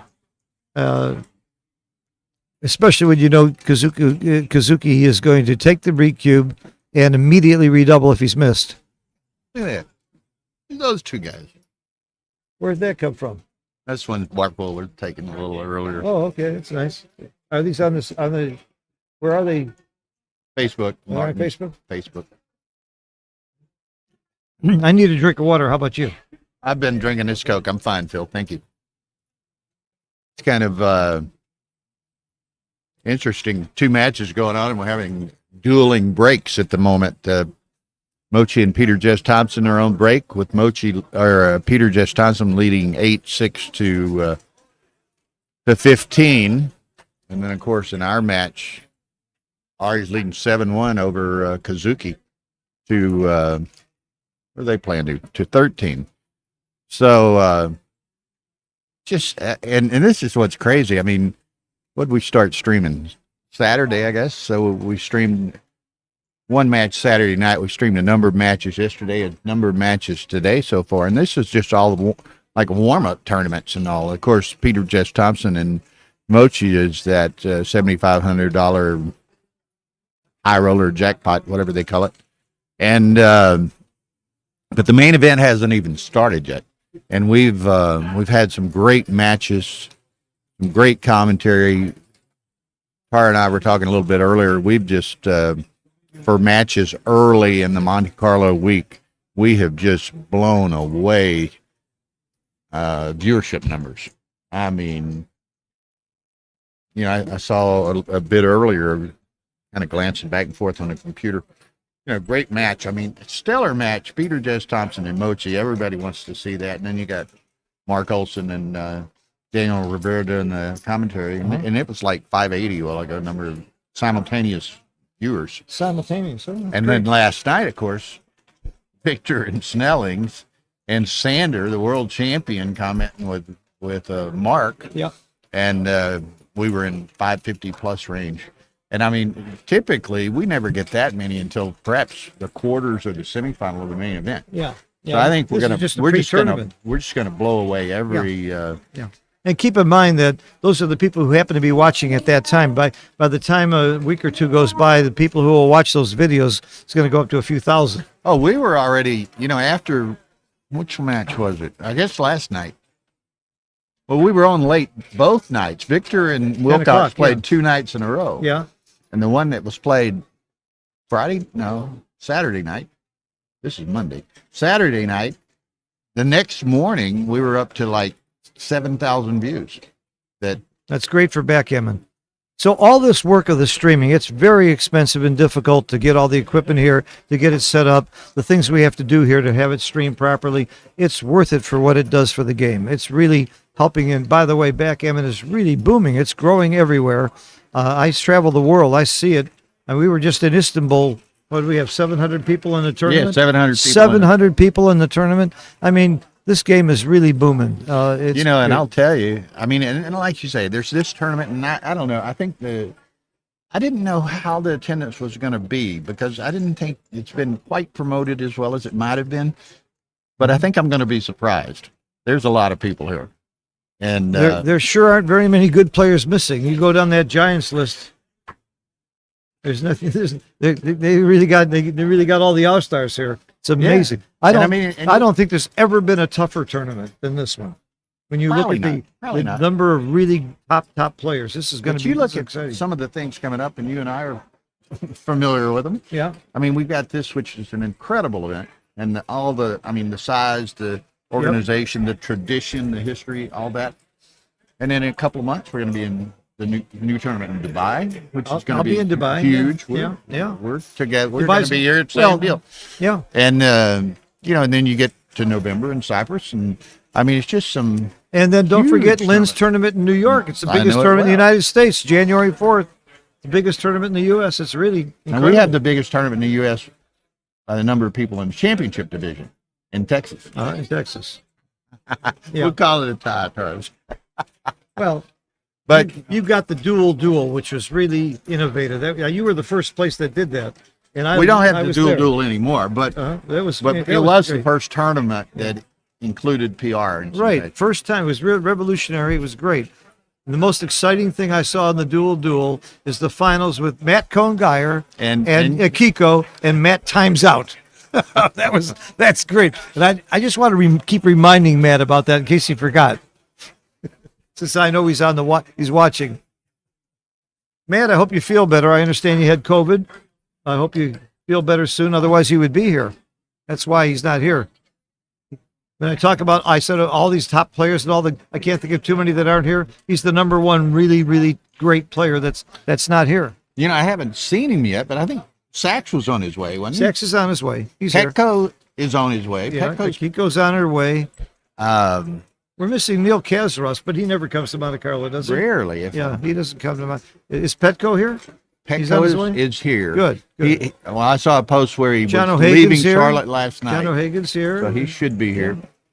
Tell you another one of my favorites, I think, great commentator and a great player too, Justin Knoll has arrived. Oh, he's here? Yeah. Oh, I saw him on the stream.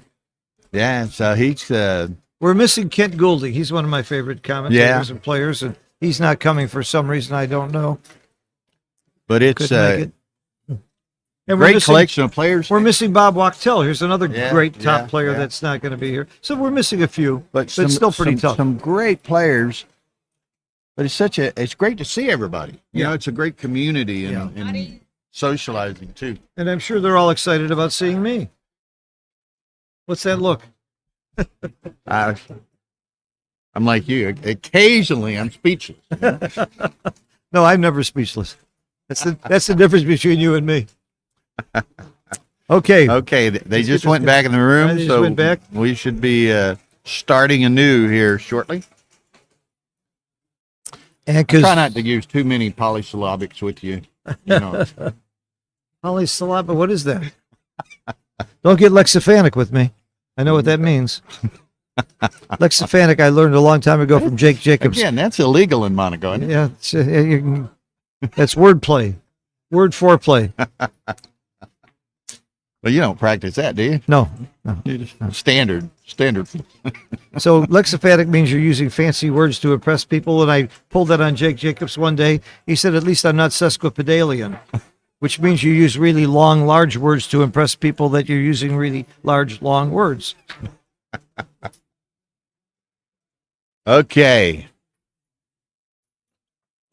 Here's an interesting thing. Jake was a Scrabble champion, so was Michael Corbett, Mike Sankiewicz, and others. I never would have thought there was a correlation between Scrabble and backgammon, but I guess the correlation is good memory. So I'm not getting the We we're don't not have getting it yet, the so feed yet. Okay. We'll get it when she can see it. Yeah. So How does it feel like to be with somebody who's always smarter than you are? I've been that way all my life. But, I mean, without Tara, I think the streaming would be set back 20 years. she's amazing. Was she always a tech person? No, No? she just was learned in this real stuff? estate for a long And she just learned technology? She's taught herself. We don't say anything. We're not seeing the board. Oh, Ari went back, but You mean you're not going to show the match until they start playing? Kazuki hasn't come back yet. Show the commentary plus ads just for a second. Whatever, just Can be heard. we can be heard. Oh, shit. I mean, sorry. Ooh. Yeah, she's like for 10 or 12 years.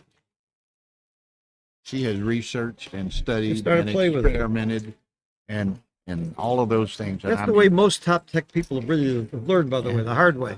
and yeah, so she Well, on your And screen, you this- see this, the book, the Masterclass book by Mochi, the new book by Mochi and some of their Mark boards. Olson. I bought the book the day it came out, and I love it. I learned a lot from it. It's a great book. Backgammon Galaxy has wonderful products. I'm not just saying that because, well, I am saying that. They're paying me to do it. No, they really do have wonderful products. Wonderful boards made by FM in Turkey. Really solid, great wooden boards. You can change the surfaces to every day if you want to, very inexpensively and easily with a magnet. So great products. They got a good baffle box. An okay baffle box. I got a great baffle box, but they got a good baffle box. Okay. Well, I won't knock their baffle box. Yes, I will. No, I won't. Am I schizophrenic? No, we aren't. You know, it's amazing, and I guess beyond tournament play, and you sell a lot of that.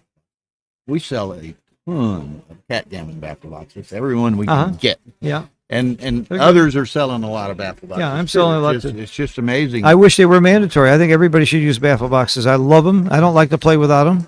Did you see that little circular glass and wood one that somebody's got here that was up on No, the front desk no, earlier? no. Really neat. You ought to look at that. Does it roll around and come down or something? Yeah, it's kind of a hourglass looking thing Uh-huh. made out of wood and glass, and it's got some baffles in it. Oh, great. It's really I neat. think that's great. People It's do really that. neat. I used to like the dice tube where you turn the tube upside down. It's just a hollow tube and don't touch the dice. Okay, we are 6 away, 12 away. Aria's got to be, what, 75% favorite, maybe I more? would think. I don't know. I don't know those the numbers exact off the match top of my entity. head, but he's up there. Yeah, he's way up there. He's got a big favorite, but you really should be changing your cube and checker play now. It's gammon save all the way for me if I'm Ari, and it's gammon go if I am Kazuki. And what I mean by that is on the opening roll, if I roll a 4-1 or 5-1, if I'm Kazuki, I'm slotting. 3-2, I come down, I'm playing like gammon go. I'm trying to win more gammons. I'm going to gamble more. And I'm going to gamble more with the cube. Both players know this. Kazuki's off to a very good start Yeah, here. he's. You might see that employed right here. Yeah, at you're about gonna- the next roll. You're going to see a cube You're gonna very see a soon, cube. unless Unless he Ari rolls something performs. supernatural. He makes the 5 That's point. not bad. It makes the 5 point. It's an easy take, so he's not doubling because it's such an easy take. 2 down. You don't want to split into slots, into stacks like that. I bring 2 down without thinking.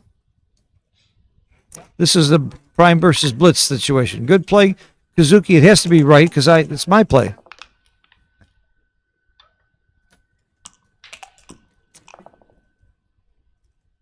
Makes the 2 point. Nothing special. I still love Kazuki's position here. Not enough to double. It's just too easy to take. Unless you have a lot of market losers, why double? There are too many rolls where you get a pass next time. So that's what we mean by a market loser. And without a more significant threat, you really don't want to give Ari the leverage of having the cube again. I would. When I'm losing this much, I'll gamble. So do you come up here or do you make the 3 point? I think you make the 3 point. Coming up is pretty risky. It might be the incentive for Kazuki to cube because it becomes more gammonish. So I think I still think of course, if you don't come up with the 3 now, it's going to get tough later. I think this is really worth thinking about. The 3 split might be right. It might be right. I probably make this play, but you're running out of time. I really like to see this play. Coming up with the 3 and down with the 5 could easily be right. The more I look at it, the more I don't like this position. I think I split. He's got to ultimately split them, right? You got to split them, and it's not going to be long until you have to split them. This is my play. Now, Kazuki might double. He's most likely to double the other play, I think. I don't like it. We'll see. He lets it go. Yeah. As far as now, he has to play up with the 3-5. Yeah. He didn't have to, but he sees the merit of it. Yeah. I think it had to be right. Well, that moves a lot of freight. But, Yep. Oh, big roll. Oh, my God. Huge roll. That's what Kazuki needed, but he's only going to win 1 point now. It's over. The question is, does he think he's too good? Play on. Yeah. One reason to play on is, does he have any bad rolls? I don't think I see anything really bad. I mean, what could really hurt him? Double 4s doesn't hurt him. I think this is a play on. I think it's a play on, not just because you don't just look at the combination of how many wins versus how many gammons. Just does he have any what's called a market gainer? Is it likely that on the next roll he could have a take? Yes, if he rolls a 4-3, if Ari rolls a 4-3 and makes that anchor, he would have a take, but it's still not going to be a great take. So why not play on? See what happens. It's fun. He agreed.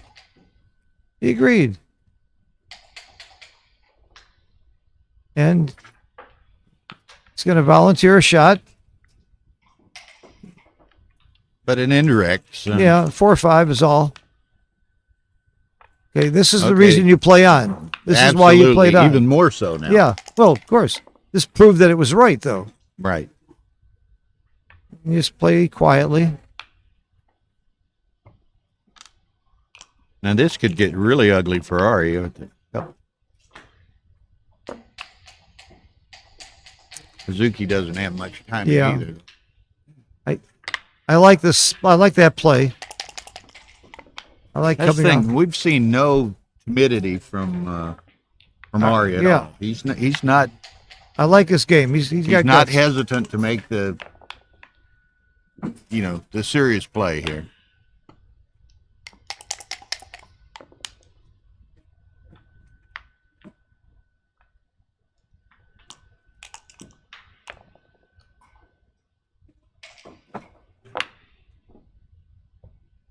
Okay. Kazuki's not thrilled to win 2 points in this game. If he'd have doubled earlier, he would be much happier now, and much more in the match if he could win 4 points.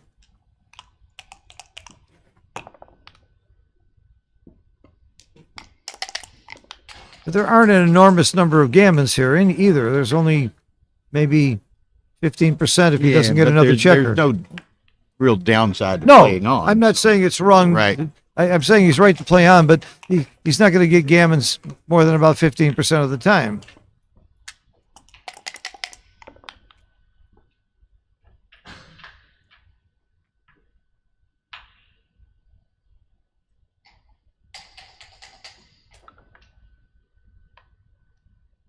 Yeah, there's no risk to this play, so keep him So he spread just- out. He wants to, if his opponent rolls a 1-6, oh my goodness. The other play, if he rolled a 1-6, he has a double shot. Now he gets hit. And a 1-6 kind of happened. I don't understand it. Well, he had more builders to make the keep Correct, getting the point. correct. He said, "Oh, he's not going to roll. It's on 6. I'm going to take that gamble." And the dice guy says, "Hold my beer." But wait a minute. Wait a minute. He knew something we didn't know. Even if the worst happened, he has a double and a pass. There you go. So that's right. We got to give him credit for that. That's a look how interesting that sequence was. I would not have given him the 1-6, but it didn't really hurt that bad to give it to him. Although if you make my play, if you don't get hit with the 1-6, you've got a double shot at it, and you're still playing. So what was the upside? The upside is he had more builders to continue his prime, Yeah. to make the deuce point. So you have to weigh all those things. There's so much involved in looking at all those different options. That was out of my pay scale. I guess I would not have made Kazuki's play, and I certainly won't bet against Kazuki. 5-3 again. Yeah, Second one's not as easy.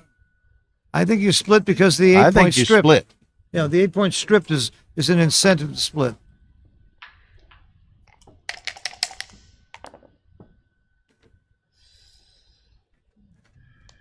I think you just run. Attaboy. Yay.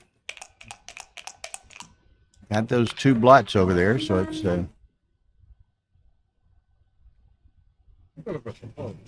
wow. Would you move a little?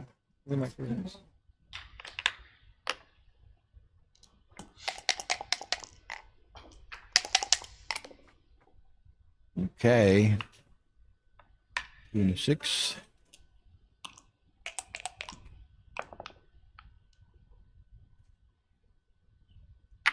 That's interesting. That's 4-2. interesting. I'm not sure you don't make the 4-point there, but I guess because you're winning 7-2, you want to be more conservative Yeah. and make the golden point.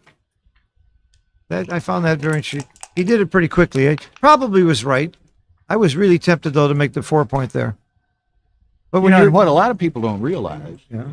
and you and I do, but say less experienced people might see somebody make a play, but Kazuki and Victor's and Mochi's and those people, they've seen a lot of these positions so many times. They're reference positions in their minds. They can just, they don't have to think about it because they've thought about it a hell of a lot in the past. Okay. You know what I mean? Yeah.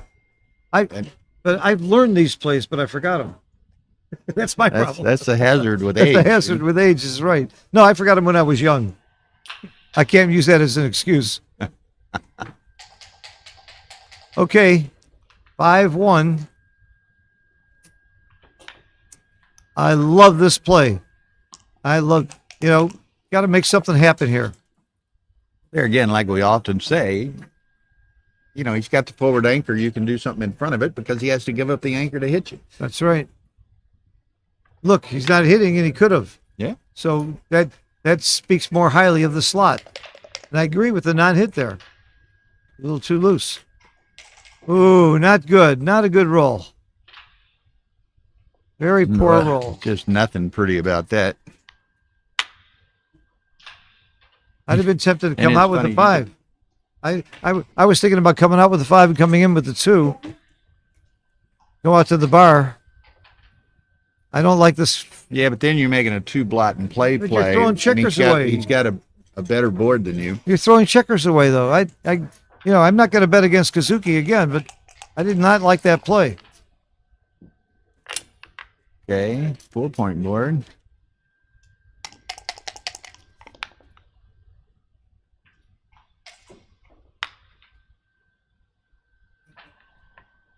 Here we go. There are times where you got to give up that midpoint.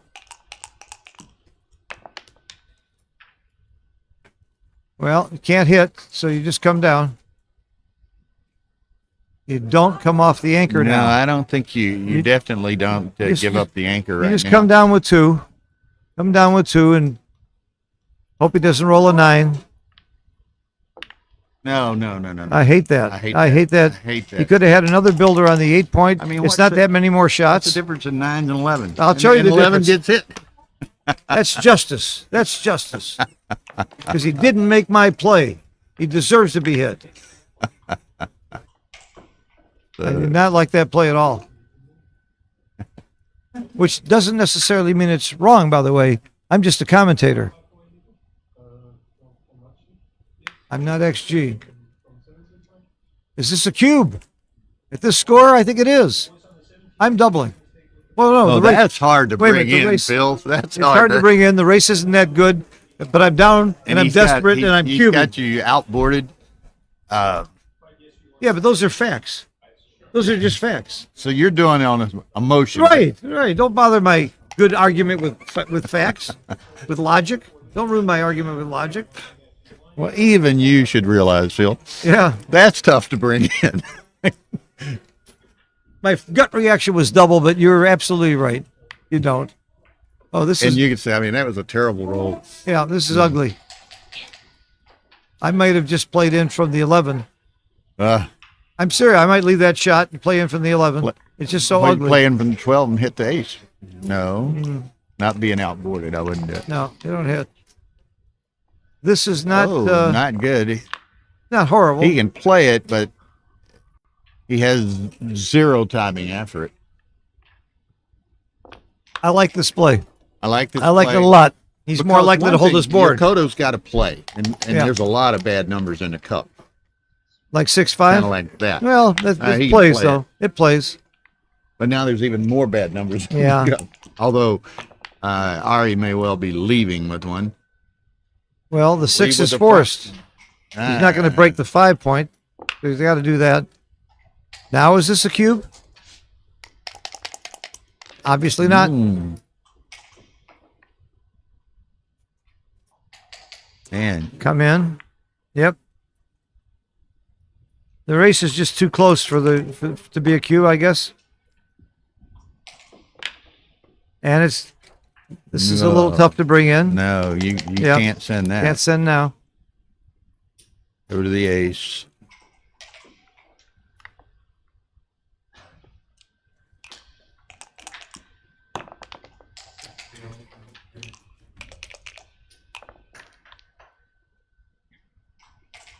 I'm running. Little reason not to. There's a blot in the board. It's going to be worse later. That's my play. If you don't run now, he's going to cover that blot, and it's going to be harder later. You're going to start cracking your board. I like this play. Absolutely. I mean, a lot of the numbers it would. Well, there's if you 4-1. kept the anchor, a lot of the numbers that give you shots still give you shots. 4-1-3-4-6-4 hit and cover. Some doubles are good. But again, this is good discipline and good exercise by Ari to look at both of them. Though. You may be Actually right move 'em because and look at them. Kazuki was so stiff. He might have been right to stay, but I would have run. Anybody run that? Does anybody know if that was right or wrong to run?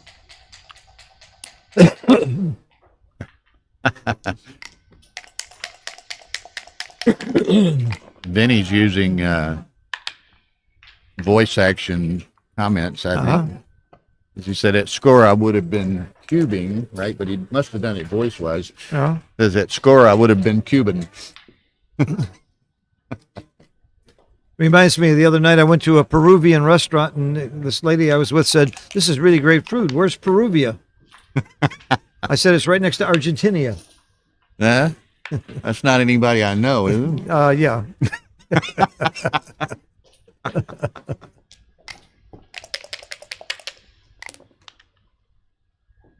Big roll. That was a huge roll That's for Kazuki. huge. Big. Huge. Unless Ari performs, that's a decent But roll. he's still, I don't think he's quite there. I don't know. Here you use He's got those UCPC on this one. those gaps on 3 and 4. Man, 6. He's got 3 off, but his At distribution. this score, I'm doubling. I'm sorry. I'm doubling. I may well agree with you, but I'm I'm doubling. I'm not sure. I'm doubling. Even score money, I wouldn't double this for sure, but the score may offset that enough to do it. Well, Kazuki knows what he's doing. He didn't double. And it just got worse a little bit, and then now he's got a void on the ace. He rolled 7 pips. You know, But he's pips are pips. a roll closer to home too. I'm sorry. I'm doubling last time. I'm doubling this time. 7-2 is the score. He's 11 away, 4 away. Come on. You got to gamble some, even if your name is 11 away, Kazuki. 6 away. Oh yeah, 6 away. 11 away, 6 away. I'm doubling. Oh, I don't know, Phil.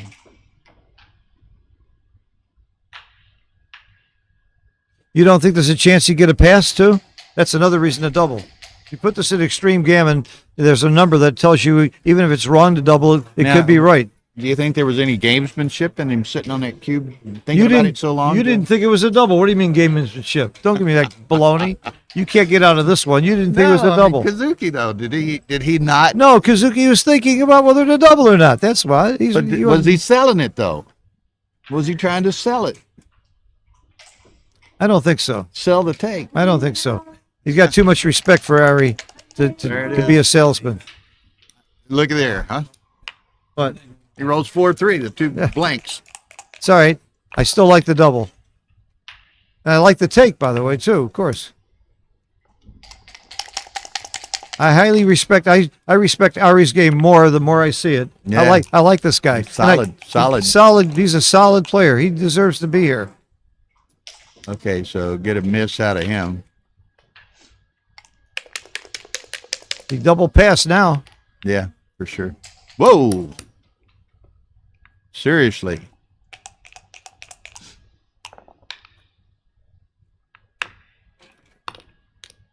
Look at that, Bobby. We got the Ari fan club behind us here. Those South Americans stick together, don't they? Yeah.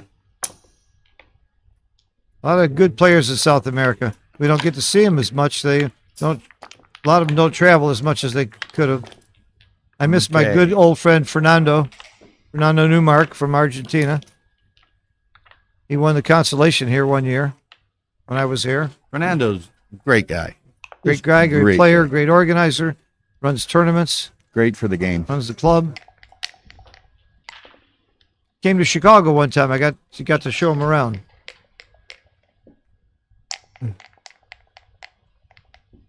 All right, we got a closer match now. Well, again, that's that trend of The Kazuki. comeback kid. He's got to And get a each new time nickname. he's gotten down big. He's Yeah. taken a break, Yeah. and he's come back. And He's not like started me. When turning things I around. get down big, I tend to lose. Seems to happen to me more and you that just- way. And you don't take a break. You just double down on playing, right? Oh, I just think when you start getting down, just start throwing the cube and see what happens. At least if you lose, at least you get it over with sooner than you go to dinner. Well, it's like our old boy, our late great friend Falafel. Go down fighting, right? Oh, yeah. He's fighting. That's right. And he wanted to go to dinner more than me. He loved his food.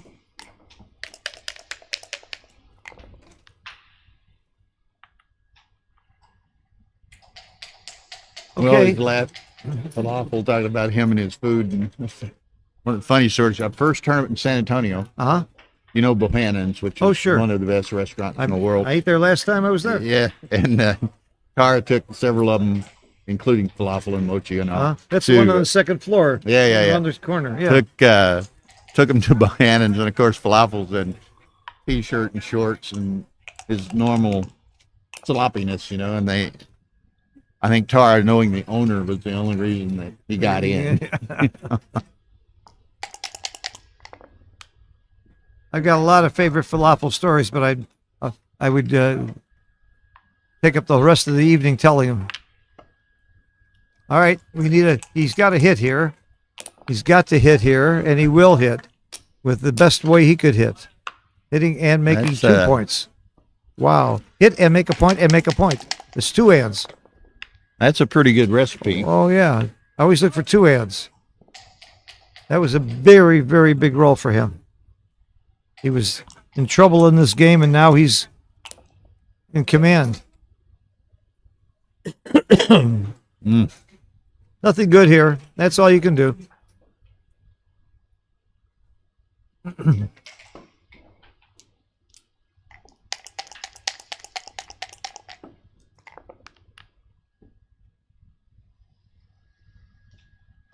Okay. Just for everyone's information, I check over at the other match. 10-10. Ooh. Peter Jess Thompson Wow. And they're playing to 15 though, right? playing to 15. Yeah. Wait a minute. Don't move so quickly. What I about might come on. Huh? wait a minute. Why don't you keep going? Aren't you winning the race? You're winning the race. Just keep going. I keep going. He should at least count. He's stopping. He's counting. He's looking. stopping He's now. doing it. That's the play. Now that's That's the right hell play. of a lot easier to clear, bring it on If you're down. winning the race, and he's got And to if be. you're winning the sure. race, which it appears he Oh, probably is. He is. Eyeball count. Yeah.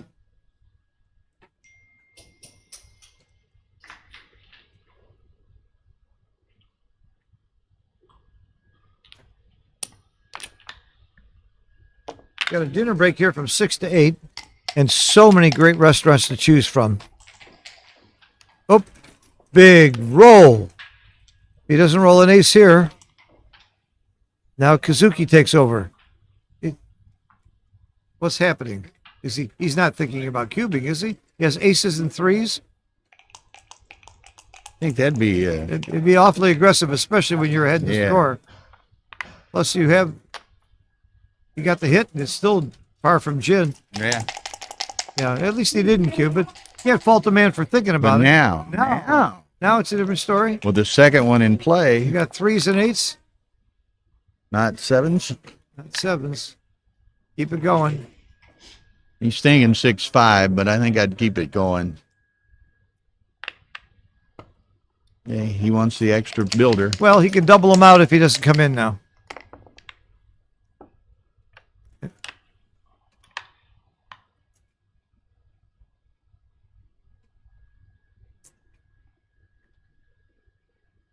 I don't see a cube here. Not if you're leading 7-4. Oh, I would I'm not. sorry? Have I would not have doubled here. No, I agree. I would not have doubled. Oh, Whoa. he passed. Boy, I must be way off on that one. Holy cow. I would not have doubled it. He got a pass from And it Kazuki. was a snap pass, too. It must have been a big pass. Was I watching the same game? Wow. I promise you I'm way off on that one. Holy cow. I thought he had more equity than that. That, I'm shocked. Well, of course, I'm shocked every day. Many times a day. Holy cow. I can't wait to look at that one. That's going to be a lesson for me. I mean, obviously, it was a great cube.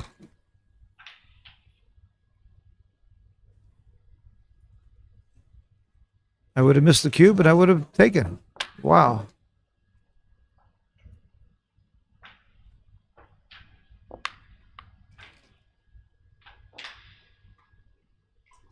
Well, losing 1 point there, he's still got an odd number away. There's that too. Did you win or lose? I won. Congratulations. David Wells won. He's back. Pull up a chair. I will be back. Oh. I'm going to get a cup of coffee. All right. and Oh, you're always welcome. Just wanted to check on the score. All right. Kazuki just dropped a cube. I didn't think it was a double. That shows you how bad he is. Like to see it.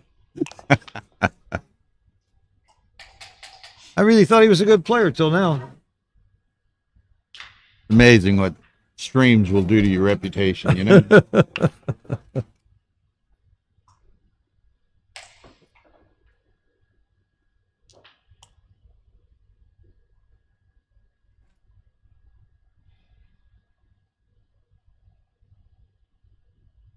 That was a big double pass. Big double pass? 270. It was 276 error Yeah. if he had taken it. Yeah, I was just kidding. I really thought it was a big double pass. I was joking. Look at this cube.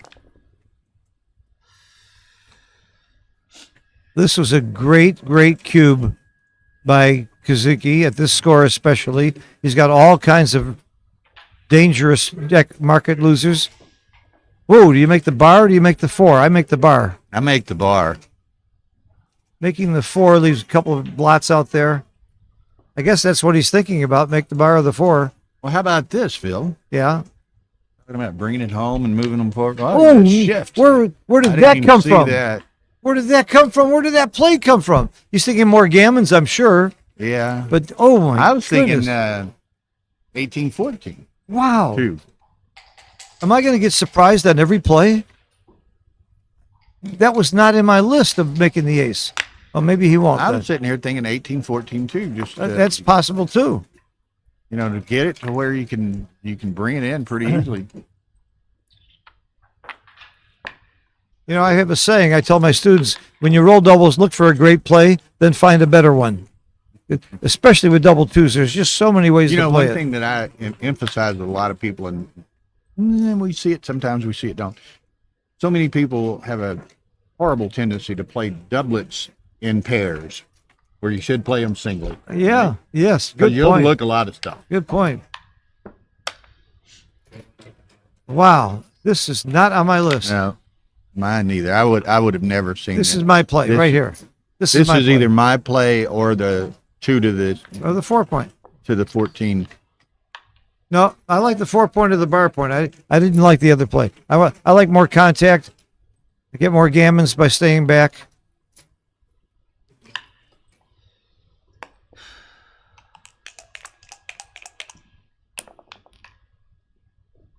It's a big roll here. If he can get a shot or get out. Nope. And this play, It's kind of a nothing play, but that's all. no, he's got that's all he's there. got. Making the bar would be monstrous here, and he doesn't. Making the bar was correct earlier. Making the bar was correct. Okay. Now he hits. Because Kazuki's thinking, I want a gammon here. I want to be And he's got right a back blot in the over match. here in the Yep. board. He's got no covers, but I like the play. He's got lots of gammons now if he can cover. What's he reaching for that checker for? Confused me. Got to bring something else into building Yeah, play he here. does. He does. This is big that he's dancing. Yeah, this- Fives, 8s, and 11s. 5s, 8s, and 11s. It's not on that It's list. not on that list. And again, I mean, even if he were to come in and at least be able to move a little more checkers toward his home to maybe make it a little easier Yeah, to save not- the gammon, but he's not getting anything Yeah, accomplished. not healthy to dance there. This one doesn't matter much. Just make the play.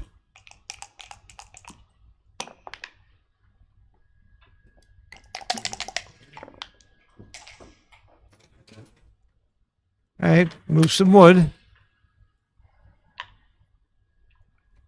Second one comes in, then the back two. There you go. You don't want to have crunching numbers like 3 and 6. 6-1.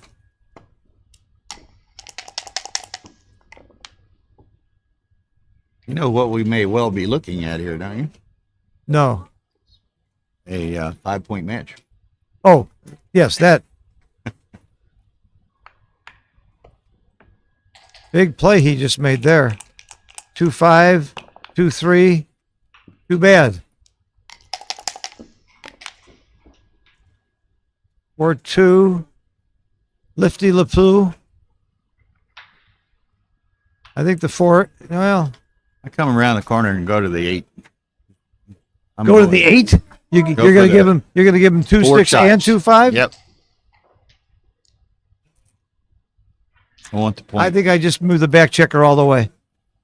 Certainly reasonable. Have just as many covers and fewer blots.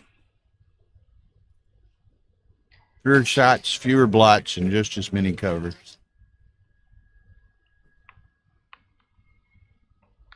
Yeah, close.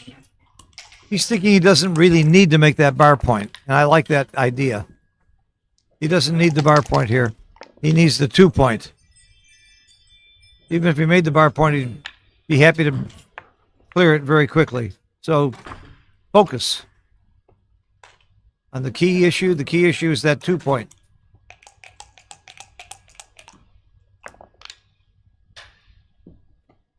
Ari's wondering if there's any twos on the dice. Good play. Suzuki's wondering why haven't I been able to make that point in the last Well, 10 there rolls. weren't that many rolls to make it, but there are now. And he still can't make it. Nope. How do you play this, though? Here's the question. I really don't know how you play I'm this. taking one off and play 6-4. I'm not sure you're taking both off the 6 point here. Clear from the rear, win the Well, game. he probably doesn't have to be that cautious. He's going to should gammon him anyway with as much Yeah. freight as he has in the This is my outfield. play. I've taken both off the 6.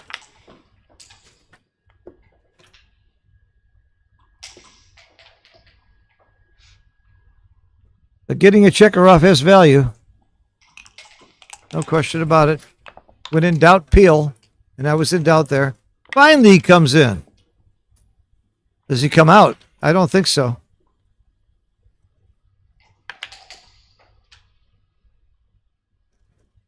I don't think he could. Can he? If he can run off the gammon, it's right to come out. He's trying to figure that out right now.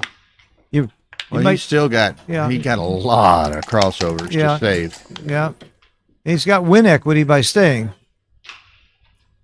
Now do you clear the 5 point? Now it might be right. Might be right now. Yeah, this is a position where you might be right to do that.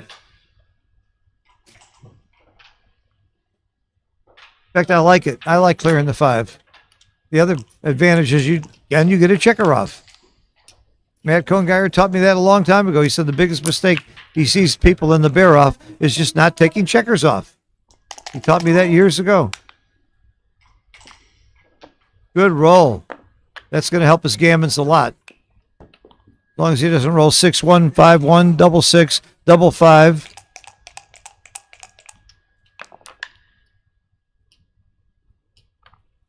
Good for that help to come in. That's a start That's a good for start. Ari. Okay.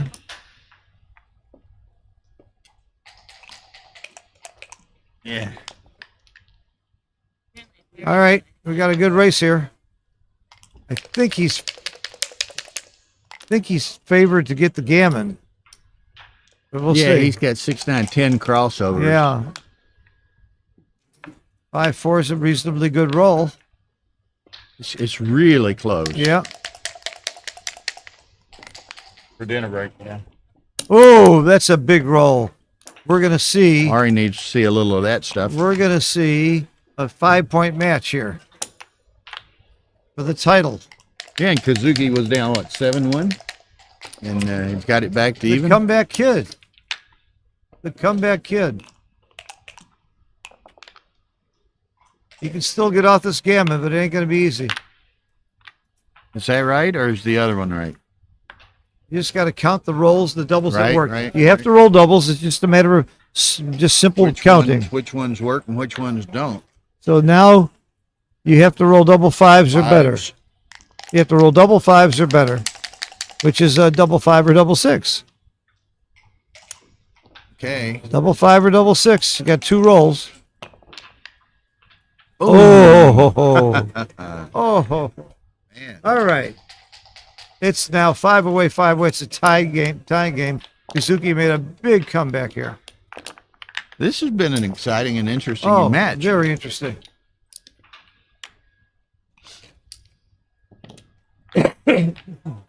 You know, both these guys are steady players. You're not going to see a lot of big numbers put into play, and that's going to make a long, steady, hard match.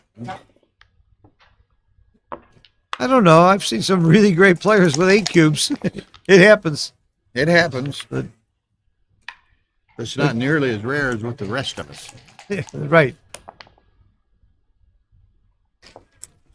I play at a club in Florida for money that on Fridays you roll the doubling cube to see where you're starting. The doubling cube lands on 32. We're starting at 32. Yeah, I've heard that So we see a lot of big cubes. in there. Hamburg, Kazumiya's club, Uh-huh. they play it. They do that. They roll the cube. Of course, we start at very low stakes too, but that still gets gets way up there. It gets exciting. I think you split with the man on the bar. I'm doing some splitting. I like the split.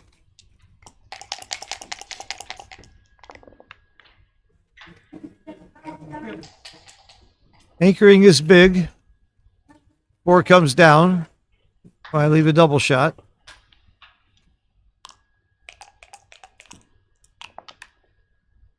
Six hits and down or up. I think it's down. Coming up is reasonable, but Yeah, that's it accomplished. No. I don't think it does it I much don't- good for you.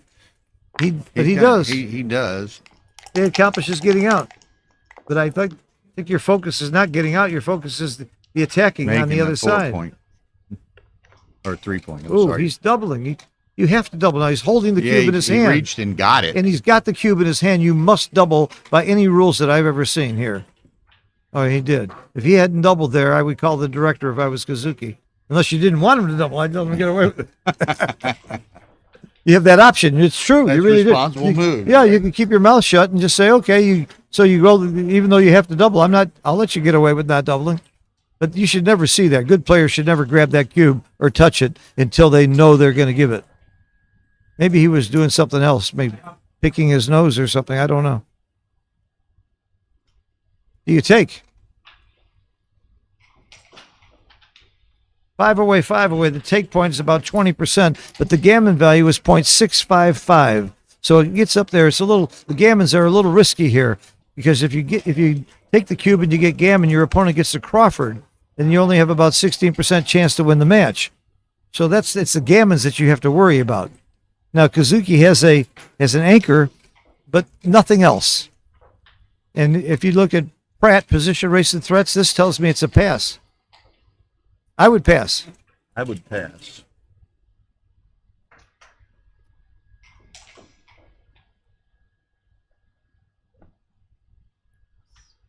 And he passed. Okay. Giving up 1 point there cost you about 7% equity in the match. It's not that terrible to give up a point. Giving up 4 points would be very painful.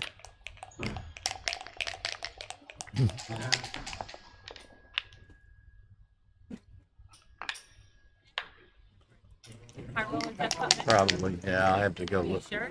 I'll have to check. It could be consolation. Could be consolation semi to finals.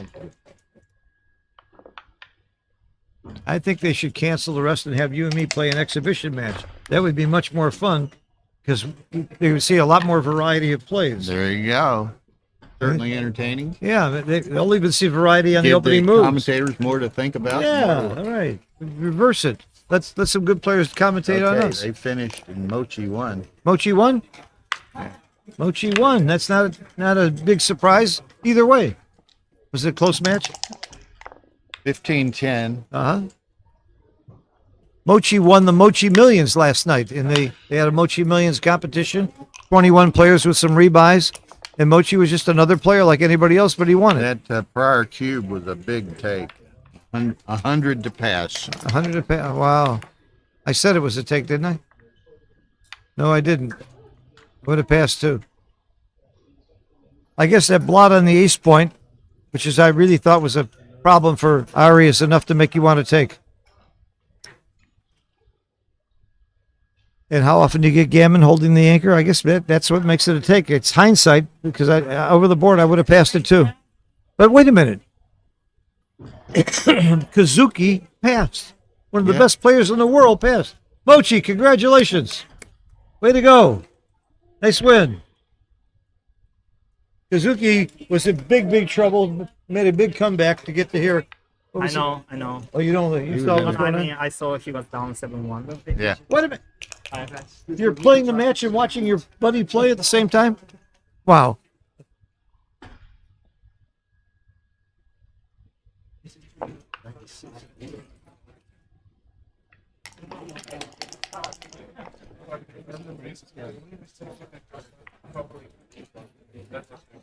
Mochi wants a copy of that extra file. He likes to review He immediately. reviews everything, yeah. What's the guy's name he's talking to? Michael Practice. Oh, that's Michael Practice, that's right.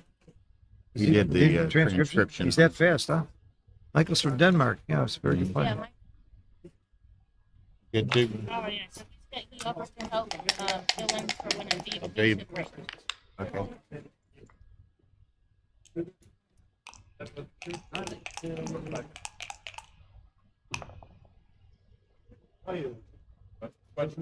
I'm shocked that that last cube was such a big take. I am shocked, and I'm also shocked that if it was such a big take that Kazuki missed it. Maybe he had some other thinking involved. I don't know. I'm not embarrassed to make the same mistake Kazuki makes. Probably come out in the long run. Oh my boy. A scary cube, I thought. Just come in. It's a good place for it. Kazuki better come in pretty soon. He needs to get moving. Yeah, I'll tell you, this is if he dances, I'm maybe even that. This is worse than dancing. I'm sending This is worse than dancing. I'm sending this. Dancing at 4 would be- away. Yeah. At 4 away. Gammons are. Suzuki can't.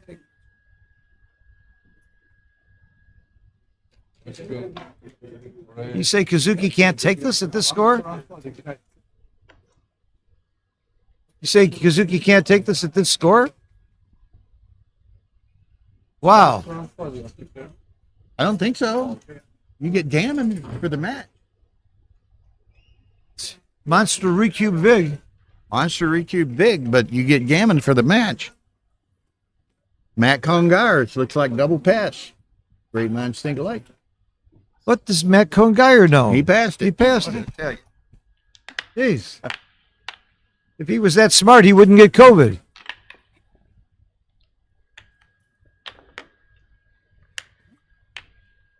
Maybe she was attractive enough to take the risk.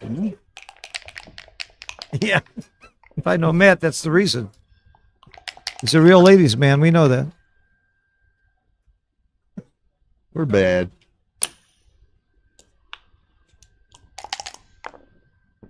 All right. It is now 5 away, 3 away. Oh, really?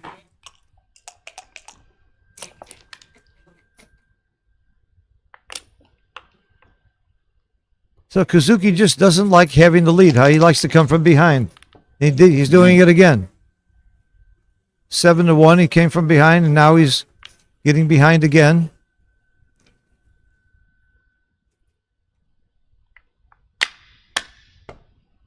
Very aggressive play there, hitting off the ace. And Hit. he gets hit and down. You don't hit twice here off the ace. I like this play. Yeah. All right, we agreed on one play.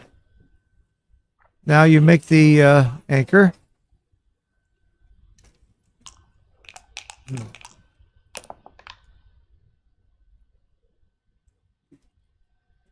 I'm running like a bunny.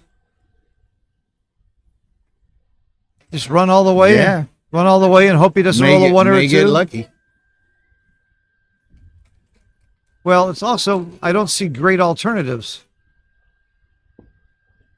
That's me. Nice play, Ari. Has to be right because it was my play.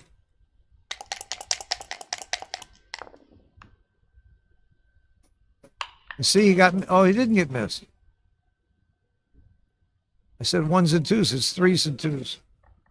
A lot of return shots here. All the 4s and 6-5 and double 5 and not 6-2. Okay. 3's a big roll. 5-4 is a nothing roll. 5-4, not what he had in mind. No. Doesn't do anything for him much. In fact, it does negative things. Stacking. Yeah. Covers. That. You come up. I don't think you come up. You slide? I didn't don't think that was know. right. I guess you're not afraid of the board, but it sure is an invitation to hit. And of course he's going to hit unless he rolls a 5-4. It's pretty ugly. Yep.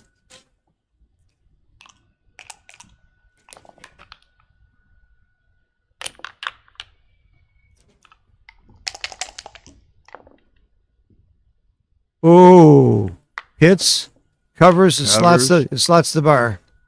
Oh, the other play is, you play 11-10. I guess you do play 11-10. Sliding the bar is a little bit big.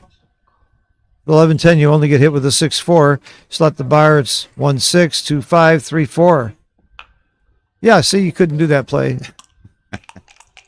Boot. Well, there's more shots, but it's the point you want. It's risk reward.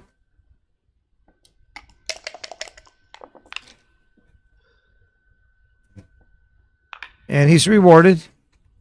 Makes the You're bar. down. Very good. That's why you slot the bar. I was looking at the glass half empty. Now, if Ari doesn't do anything here, well, he gets out. So, That's a very good roll. yeah, to get had he not been able to move that checker, out. There might have been some cube Suzuki action. might have thought about it. Where's the 3? Safe. I'm not sure Kazuki has enough of a race lead to double. That's the problem. See, this race is too close. What a great roll. Now we Now got he something. might have enough. Oh, of course. Now he Now he- dances. Who knows? And a lousy, horrible 2. This has got to be Ugh. double pass or it's too Yeah. good. I don't think it's too good. I think it's going to be double pass. I suspect The 2's going to go to the ace point, I would because think. there's, he could roll a set of 4s or some BS and, He could and hurt get- himself. If So he goes to the ace point, he's a double blot inside. It might get too good. Is now Kazuki can attack with 2 blots inside? I'm really not sure. I think, Which 2 do you play? You come down? I don't know. I would rather do this because Well, there's too many gammons the other way. It might make him too good to play to the ace. might make him too good to play this way. No, I think it's going to be double pass with any move. Is my guess. Could it be a take? Matt says too good is not a consideration. Uh-huh. I think it's going to be double pass with any play. We'll see.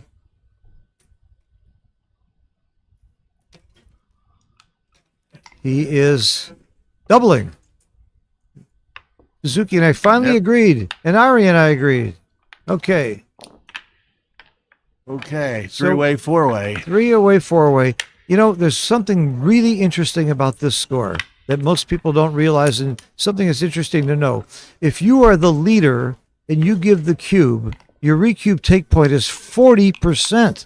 So you have to be super careful about giving a cube where there's a possibility of a redouble later on if you're the leader. So it's really hard for the leader to double here. Several people. Matt said he thought that was an easy take by Ari. Ari was heading the race.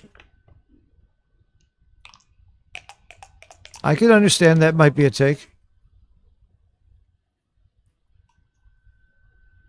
See, if you don't have people like Matt watching, then the skill level of the players seems to be much higher. You're finding out fewer mistakes that are being As, made. Joe Shep, and we appreciate. Cube. Here, Yeah. Mochi thinks this is a cube. I think Kazuki forget maybe. 4-way. You think he missed the cube? Yeah. Of course. Wow, Mochi thinks he missed a cube here. No, Kazuki now. I think Kazuki remember. And It's a huge cube. huge cube because of the score. Sure. Oh my god! Oh my god! No, Kazuki. It's post Crawford, right? It's not Crawford. They're playing It the is post 13. Crawford. Playing the And cube 13. is in the 13 middle. point. Is it cube in the middle? Yes. Oh, 13 point. Oh, okay. 13 Sorry, point sorry, sorry. match. I thought it was 11. Oh, Sorry. No, I thought it was 11, Yeah. but it was always 11. yeah. No, of course not. So Of now course you not. agree with Kazuki? Yeah, of course Okay. not. Of course not. You, No. you shocked the hell out of all No, of no, us. no. I thought it was 11. Oh, No way. Phil and I were right. both. Yeah. We I'm know gonna- we're bad, but now I've got another book to write. It's called Knowing the Score. Okay, now everything makes sense. Okay. Yeah. Okay, so it's an interesting score actually. It's really It is. Way. Ali is doing fine. Is Kazuki a protege of yours? Didn't you teach him for a while? Haven't you helped his game? Yeah. Great. That's what I you thought. want- we can put you in here. No, if no, you'd no. like. I'm going. I'm Okay. just Hey, You're always welcome, Mochi. always welcome. I'm just joking around. All right, what's going on here? Nothing is going It's on. Kazuki's thinking about doubling. No, no. It's not gonna be. He's doubling. Nope, he doesn't. Okay. One. You make the 5 point. You make the 5 point. Ooh. Yes. Nice play. I taught him that play. I did. I taught him that play. Now, before we got sidetracked, you'd asked Mochi if Kazuki was a protege. Yeah, he said yes. Did he? said Okay, yes. I didn't hear. I didn't He hear. helped. the He helped. reply. He helped teach him, bring him along. Hideaki too, also, right? No, I'm No? not teaching them. They're teaching me. Yeah, right.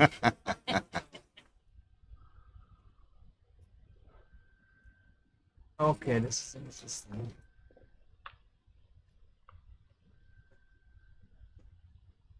This could be double, actually. It's gonna be a double. Any ace is a huge. Is it a take? I think it's a double take. Mochi, would you double this? I think I would double. Mochi thinks he would double this. Let's see what Kazuki does. He doesn't even. Oh, he is. Nope. Oh, he doesn't even think. He doesn't even think about it. He just shake. Then it's no double. That's how you tell. You got XG. You got Kazuki.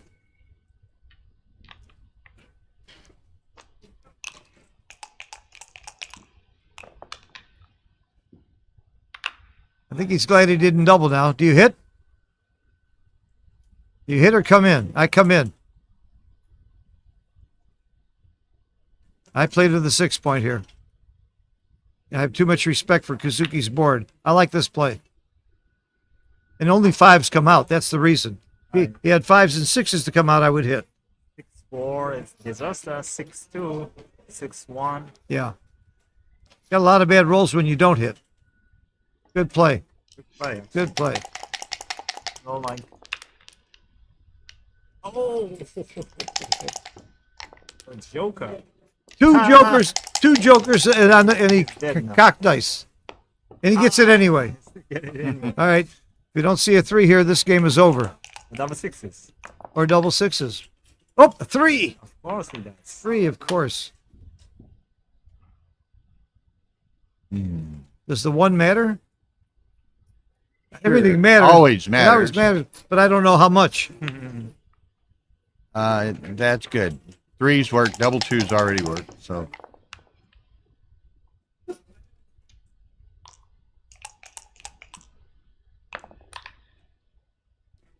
Three There's one. the bar. Yeah, Yeah. good roll.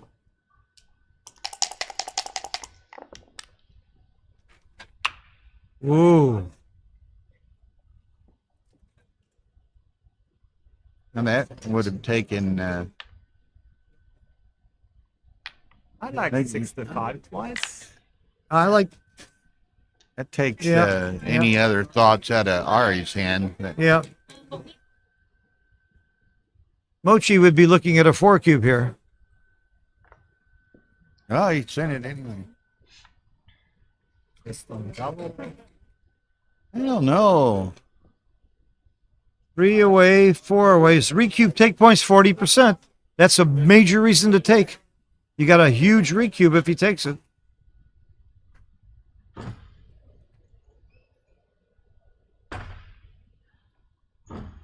Wow, this is the cube of the match by far. I'm surprised he sent it. You're surprised he sent it? Yeah. Yuzuki's not sure he's taking it. Well, that tells you it's right doesn't- to send it. doesn't- That tells you doesn't there's it's a change good the send. fact that I'm surprised he sent it. Well, I think it's a big take. I think it's a big take, and Then you're surprised he sent it no, too. no. I'm like, no, I like against Kazuki. I would double this in a second. I might have doubled 4 rolls before. What? He took it. All right. Yes, Hi, bro. we got action. 6-1. Lila versus George Rabbah. Wait, we're in a real Rahabi. steady play. All right, this is big. We need a 2 for I have a picture of the Kazuki. thing. I don't know where he's from. Can't see it. He got 1-3. 1-3. That's not great. I'm a double 4. Mochi calls double 4. Who are you rooting for, Mochi? I think we know. He can dance and win this game if he can't. If Ari doesn't get out. Enter. Yeah. Now he has many button numbers. Like 2, 4. Yeah, 3, a lot of bust, a Double lot two. of crackers. Yeah, a lot of clockers. 3, 4. Yeah. But if he dances, that's his best roll. Right. Why did they stop the clock? Oh, the dice is on the floor.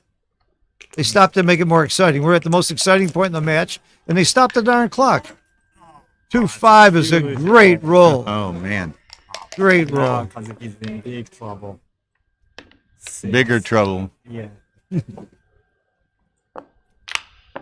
Now, if he picks up the second checker, G's in play, right? Yeah. Kazuki's just got to try to hope he gets lucky not to give up Just another clean checker. up the blot. Clean up the blot. Can't give up another checker. What are you thinking? What is there to think about? Go to the ace. Right. He didn't read my book. You can't get hit if you don't have a blot. Well, I don't know. I'm surprised by I'm that. surprised at that too. It's creative. Now, Creative. maybe he thinks he can make the anchor if he gets hit, but there's no assurance of that. I'll tell you what he's thinking. He's thinking gammons don't cost that much compared to just losing the 2 points anyway. Your match equity is 18%. So he figures he isn't gambling that much to get gammoned here. Yeah. He's trying to win. Still trying to win. There's a point at which I stopped trying to win, but maybe it's too soon.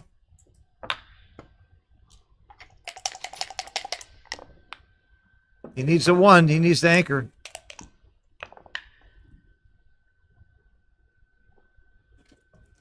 This could be over in fairly short order. Well, even if you close the board with 2 on the bar, it's 50%. 40%. 40% gammons. Close bar. Got the There, anchor. there we That go. helped him. That helps a lot. Now his gammons go down to closer to 15%. But still, just losing 2 points here, it's not going to be great. 1 away, 4 away.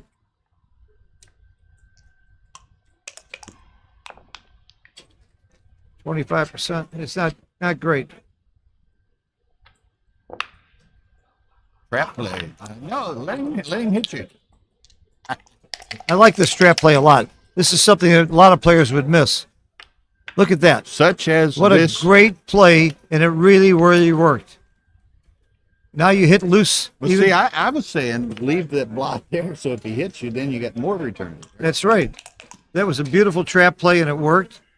Sort of worked. Sort of work. Yeah. You got a hit. Good Didn't- hit. But this guy, he's Now, Kazuki's got some jokers here. He's got any aces. He's in the game. He's in the game. No. He didn't do it. 5-5. 5-4. 5-4. Plays itself. Well, first you play the 4, and then you play the 5. Yeah. unlike what Kazuki did. Huh? Yeah. What Ari did. Okay.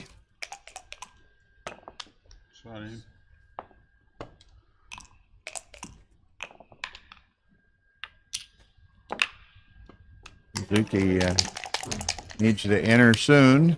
Yeah, he's not likely to get a shot, so he wants to enter. And as soon as I say he's not likely to get a shot, That's not the comes the role. 3-1. I have no idea how you play this. Mochi, we need help. I take it off.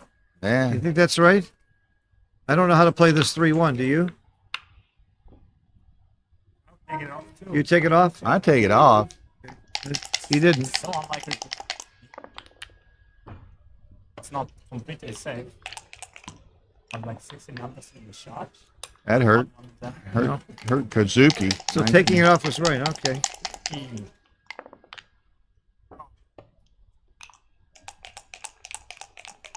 See 3. Yes. You saw a 3. That helps Kazuki get off this gammon. 9. That doesn't. No. Oh man, keeps dancing. 4-1. Kazuki has come back from behind in every single match. And I know if he doesn't get gammon here, he'll win this match. I just know it. It's been his history. But first he's got to get off this gammon. Which it doesn't look real likely. If he got gammon here, he will not come back. That's for sure. You don't think he'll come back if he gets gammon? Your math is better than mine, Mochi. Okay. Run, You need the Kazuki, run. big roll. I want to see the match continue, not because I'm rooting for Kazuki. I just want to have more fun watching these guys. They both play really well. There. A great final. All my buddies are in the house. MCG's here. Ian's talking now. Okay. Joe Urso talking now. Okay, this is a big roll here. He's got to get. Nah, not good. Think about I think it's going to be double 5 and double 6 only. Fives work from there. I don't think you can make double 4 work. Got to make double 5 work, so you can't move this Yeah. guy. That's 5s. That's 5s and 6s. 6s. Yeah. I think that's all you're going to get. The only way he saves it. And he can play it a couple of different ways and get to Yeah. 5s and 6s. Yeah.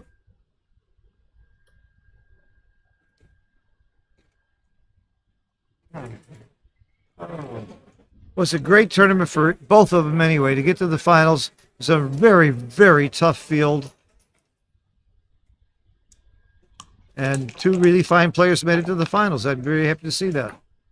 Boom. Okay. Okay, here it is. 5s and 6s. Here it is. 5s. No. Good match. Good match. match, Nice work. Congratulations Ari to was Ari very Noguera correct. from Brazil and to Kazuki, the finalist from Japan. Yeah, he takes Now, they home a both nice, ought to be feeling good going into the tournament, Hey, the they main both- tournament tomorrow. he after- takes home a nice paycheck anyway, coming in second.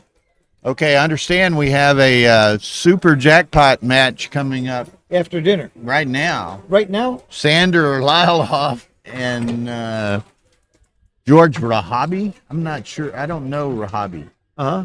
But That or dinner. I didn't have lunch. I'm going to dinner. do you think I've had lunch? I'll flip you for it. I'm serious? I No. will. You okay? Yeah. All right. Okay. Hang close, hang tight.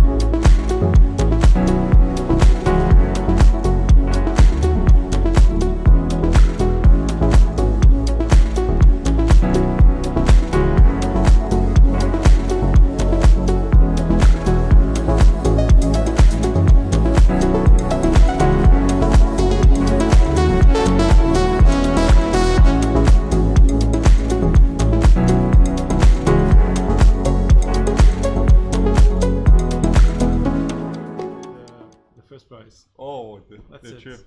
Yeah, yeah. Go for it. Okay. Are we ready? Good luck. luck.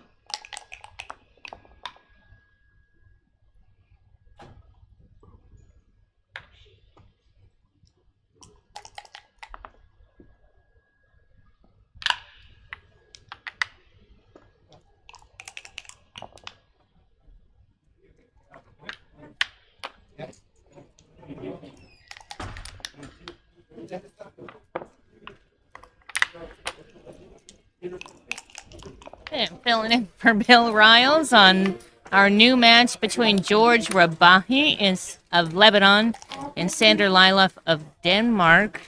This is actually a rebuy, I believe. Round of 16 high roller jackpot. Entry fee is something to the tune of 7,500 euros. Very close to that. Hey, Jesper, what's cooking? There's like nobody else to commentate because everybody's going to the opening cocktail, which starts at 7. And as you guys know, stream 1 is actually down, so we just kept going with stream 2. So hang in there. I will find Bill somewhere. Get that mic down. Okay, he's coming.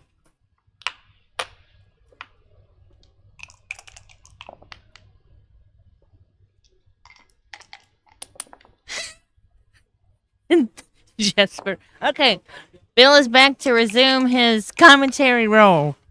Thank you, Tara. Turn that mic off. Thank you, Tara. Everybody's got to have a break shortly, occasionally, whatever. So here we go. This is high roller jackpot, round of 16. George Rabahi, and I apologize. Where's he from? Lebanon. Okay. She has the flags and all on here, and world champion, UBC champion, Sander Liloff from Denmark. Now, certainly, I'm more than qualified to critique Sanders' player. I'm not familiar with George Rabahi, but I suspect he knows how to play if he's or Rabahi. I keep wanting to say Rabahi, apparently. He's willing to put up $7,500 to play the best, some of the best players in the world. He must have some game. Now, here we are with George has gotten an early favorable position here and has sent one Sanders' way. Well, thank you, Scott Bailey. Man, we have had some, and we haven't even got to the main event starting tomorrow. But through the Monte-CARLO Open and the beginning of the high roller jackpot here, we have had some tremendous matches, some great commentary. Tara's video streaming production is just off the charts. I know I'm biased, but that's a fact. And, and then you've got, and all the contributions people are making. Sander lets this one go as you would expect looking at the position. But, Arda and all of his crew, Mark Olson, Wilson Smilio, the Galaxy crew, Tara and myself and Phil on the streaming and commentary end, and other volunteers doing a lot of commentary. I mean, Mark's done a lot of commentary. I have, Phil have, but any number. I mean, we've got people coming out of the woodwork wanting to help with commentary. Sanders done some. David Wells, Michelle Lamotte, Chris Trencher. We just really appreciate, the effort and work everybody puts into it. Viv Ziva, our transcriber, has arrived, the full-time transcriber, but prior to him getting here, Michael Crocus did that prior match between Peter Jess Thompson and Mochi. So, I mean, everybody just pitches in to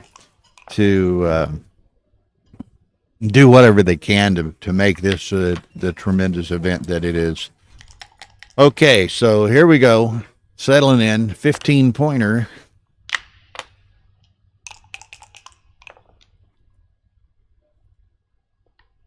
Three, 6. So this one is shaping up in the reverse, much from the in comparison to the last game, except this time Sander has all his checkers out and has some structure developing. So Might be him soon looking at sending one George's way. 6-4. See, I think making a 2-point, you'd like to maybe do something else differently because George has those two blots on the other side, but really wasn't there, but he can clean those both up here. So now Sanders got to be a little careful bringing these checkers around, and it's not possible to play them safely, so he'll work them. See how he decides to do this. He's going to bring it down. George has to give up his anchor to hit it, but he certainly will. But there's a price. He's got the best 3-point board, so 25% of the time Sanders dancing. Okay, he's going to hit, enter, which gives him the best chance to escape, and then slide on his 5. 3-4. That makes probably going to take the anchor back. He could hit loose, but, he's trying to gauge what's the best. I like the anchor myself. 6-5. Not convinced. It's a cool position. So that's down, and then down to you come down to the 8. It's 2 blots either way he plays it. So let's see what happens.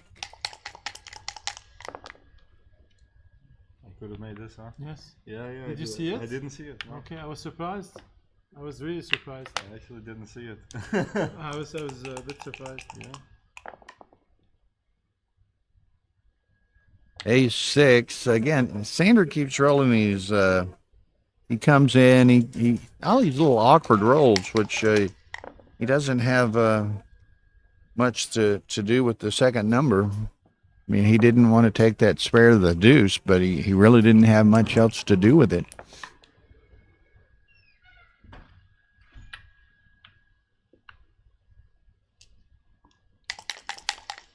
So.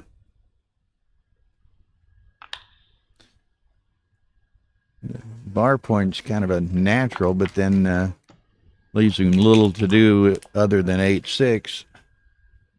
Ace-5. Sanders steps up so he can escape with a 6.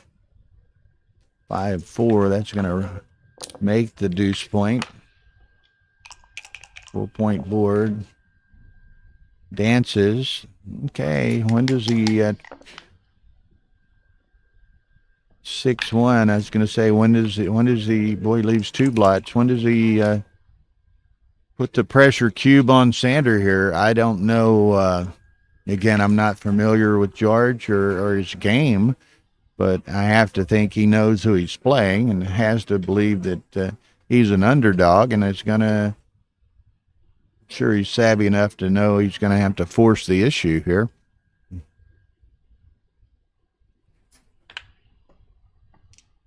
So 6-1, he can. Wow, I'm a little bit surprised that he hadn't sent it before that. Now he's just going to play on. Set of 5s, can't cover. What's he do? He's going to, yeah. Correct? Yeah. Plays with the 1 blot. You play legal moves, right? Yes. Certainly, yes, if of course. Sander doesn't come in, this is just a big-time play on here. Sander's going to try to mitigate the chances of a gammon by moving some of his other checkers he's got in the outfield here.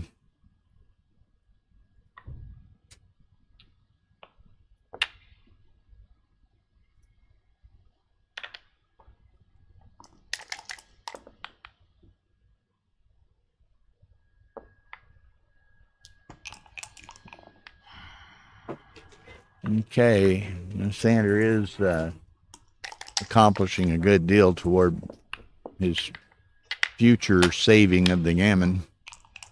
Now he's in the air, so he probably not going to be moving anymore. Okay, so now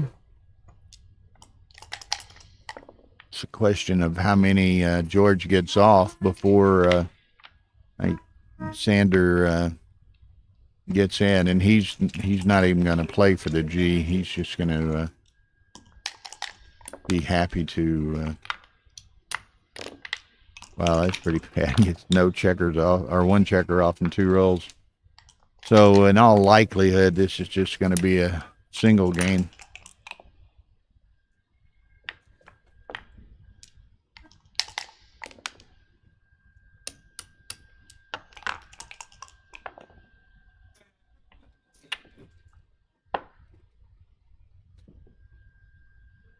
Okay. Nothing. A couple of sets wouldn't still garner a gammon. 4-1. Still a possibility. 6-2. Okay, so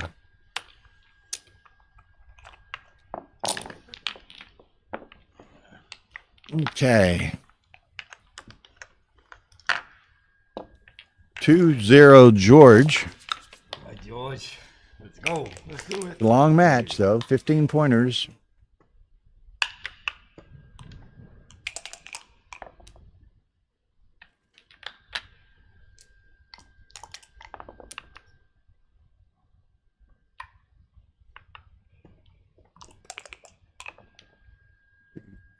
Straightforward so far, so down and split. 5-2. I don't. I'm sorry.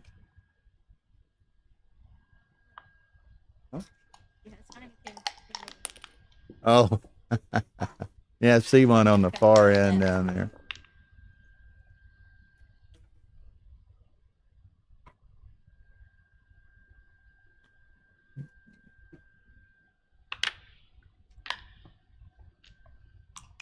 There it is. So,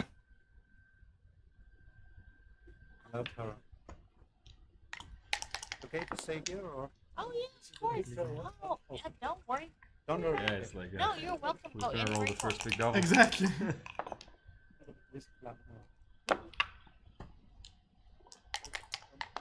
okay, so well, that'll work. That will work. So now, Yeah, or you can watch both if you want to, but so it's 2 channels on, or 2 streams on the single Backgammon Galaxy YouTube. You guys find a key card? no, I didn't see one, Mark. 7.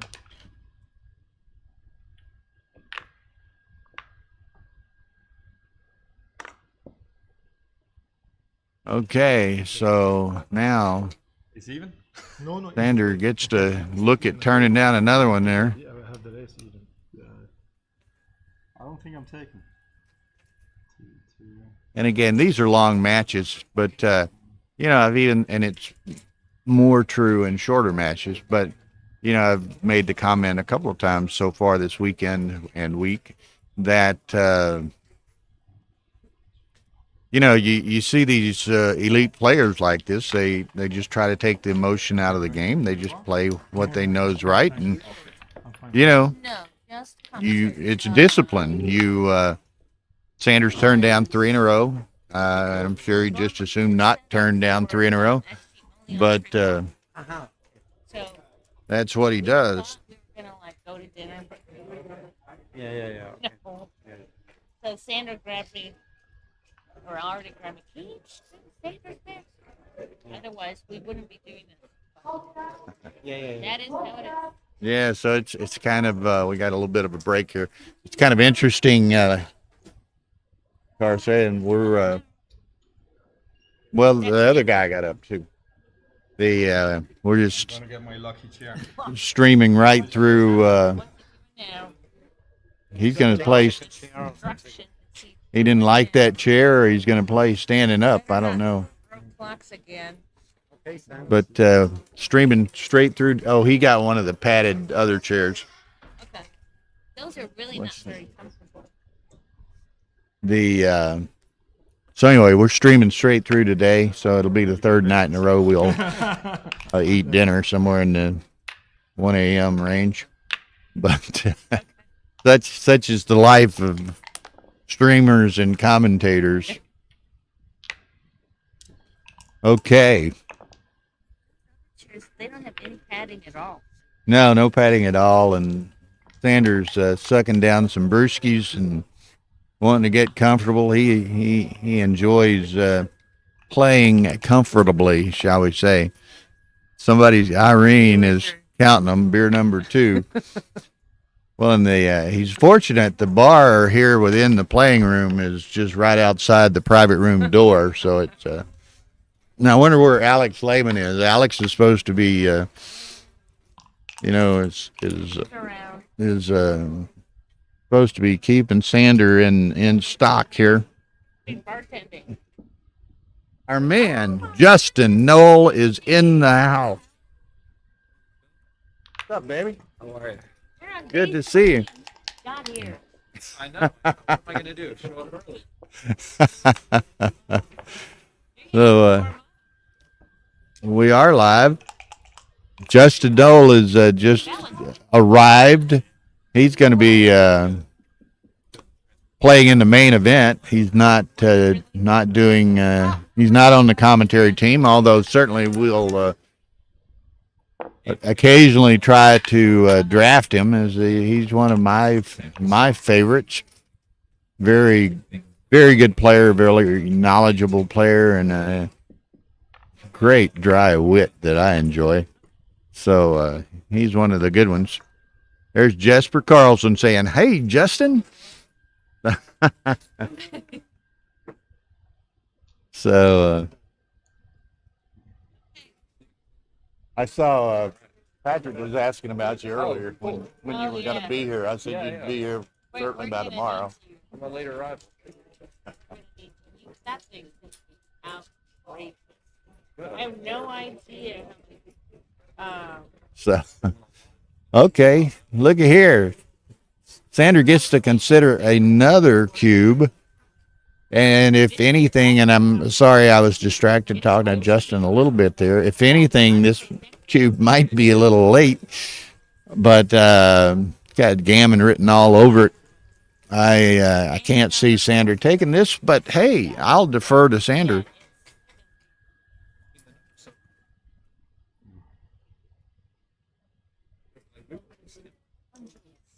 He's got 80 Iranian.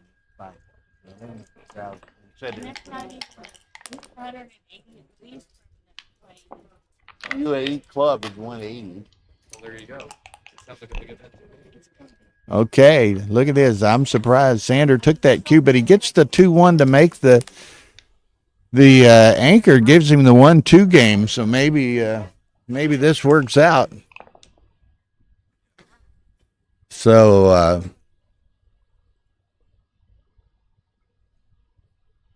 can't see. Is that on? Did she move it over there too? Yeah, I'm talking on you.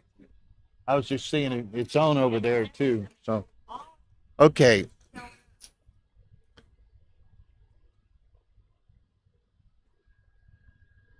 Okay, so somebody, I'm not sure if Mir M put it in, called it a good take. I was surprised that Sander took it, but Sander, George made the whatever point he was missing there, the 4 point, and but Sander managed to roll a 2-1. Kazuki lost.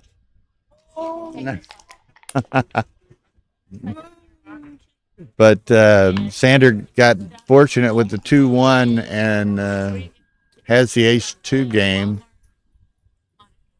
How about the mochi? Mochi won. Oh, wow. Yeah. Mm-hmm. Much choice. Okay. Yeah, I'm with Roz there. Scary take. I don't know if anybody's putting that in, but it's going to be interesting here because Wow. This is going to all be a timing process here. Sander would have just as soon danced it a little longer. You know, George has got a few rolls if he rolls small, which he does. He'd like to really bide his time here, maybe defer the crossover, correct? And Sander could crunch here like that. So this is plays a little cute game with moving his checkers, but this could get ugly fast. Just doesn't. I beg your pardon. I'm not even gonna repeat the. Anyway, Sander gets a 6, which allows him to play with one of his spares there, and perhaps, you know, keeps him from crunching any more than he did.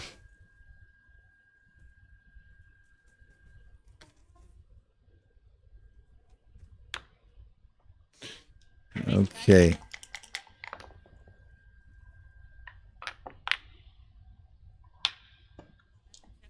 Does that sound like an idea? That's fine, baby.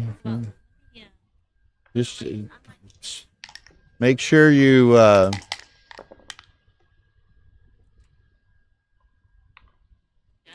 Bring you some. I can bring you a burger. Would you like one? no, I'll get something later. I was just going to say keep your phone on message or something. So I know you are. okay, deuces will work. Now he's off the 6. Interesting. Okay, this is going to be Maybe I don't crack. interesting. Sanders got 15 crossovers to save it. Georgia's got 15 to get off. And Sanders still has a 5-point board. So this could still go either way. He doesn't want to. I think he comes on with that. He doesn't want to burn any pips, but he doesn't mind moving them to ultimately, efficiently get them into his home board.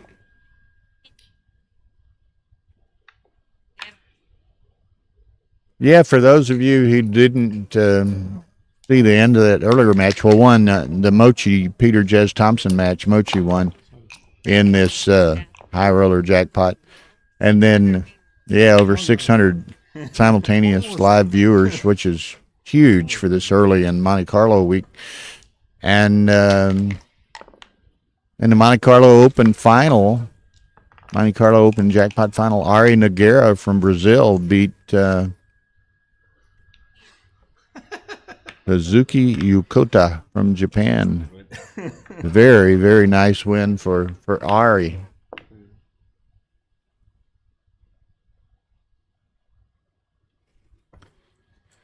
Okay. Uh-oh, look here. Good news and bad news. One, you leave a shot, which is a double, gets hit. The good news was he got 4 checkers off as well. But Sander maybe should be, well, I was going to say should be fairly good fortune to save the G, but then he comes in immediately. Okay, babe. They're all leaving me. Tar's going to go grab a bite. Everybody's grabbing a bite. It's just yours truly working away here. 5-4, right? Look at that number, yeah? Yeah. Don't do it again. Ooh, ooh, ooh. Pardon me. My God. You should have shaken the dice a bit more. I was trying. Sander roll. They're having fun. Sander misses a quad shot. Wow. Rolls a 4-5. 1s, 2s, 3s, and 6s hit. Okay. Okay, but what do we got? Still, he can't. Easy ace. Yeah, of course. Oh, he gets hit. It's only fair. What a sequence.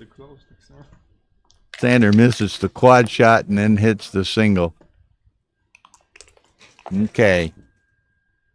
6-3. And he's got to kind of keep the outfield flooded and spread. Well, you're going to block the 6s, but Okay. Hits him. So again, he's oh, but George has no problems rolling sixes. All in the wrist. Okay. I'm learning. Now he's going to come across, maybe, or does he? He goes to the 18, so probably gives him maximum outfield coverage. Is vulnerable to a double joker or super joker double six, but okay. So Sanders just trying to position everything for containment. You know, there's little opportunity for him to win this. He's just trying to save the G. Okay. 2-1. And he doesn't want to slot it. But he does. So how much do I know? Playing with 4 blots, though, this could get expensive. Doesn't get expensive. So now let's close him out. There it is. And, wow, he's... Objective 1 is accomplished. He's going to save the G. Then he can start worrying about how he could win this game. That would be quite the coup.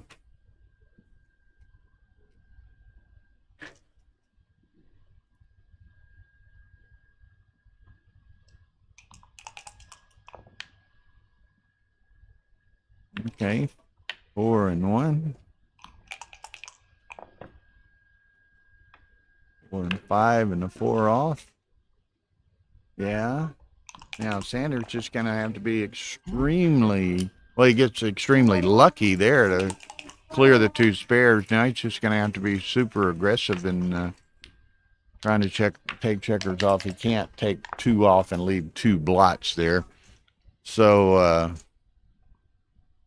let's see what happens. Now he's down to what, 11 crossovers to get off.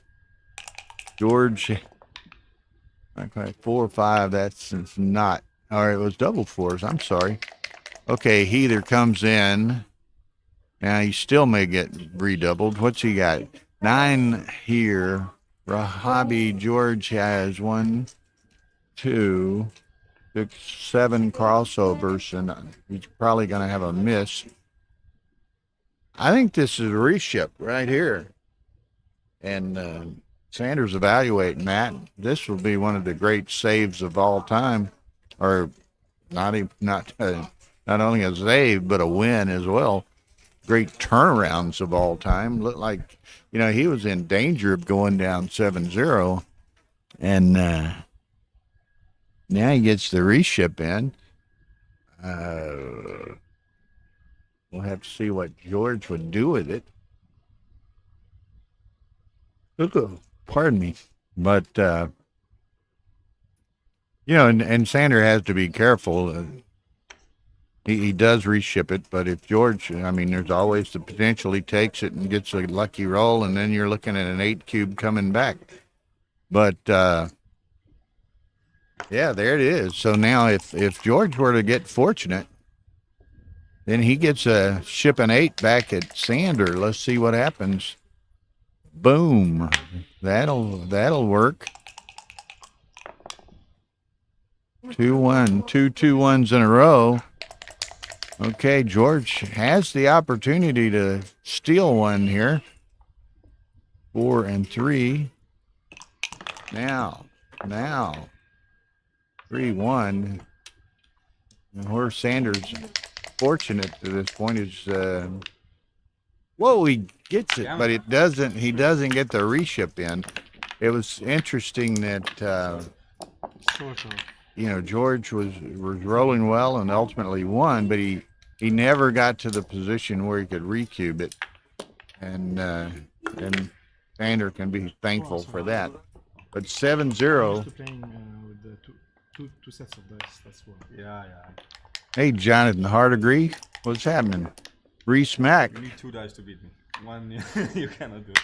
I hope those donations made it over to the Docks and Rescue Fund. We've had both Rudy and Jim on the stream. Okay.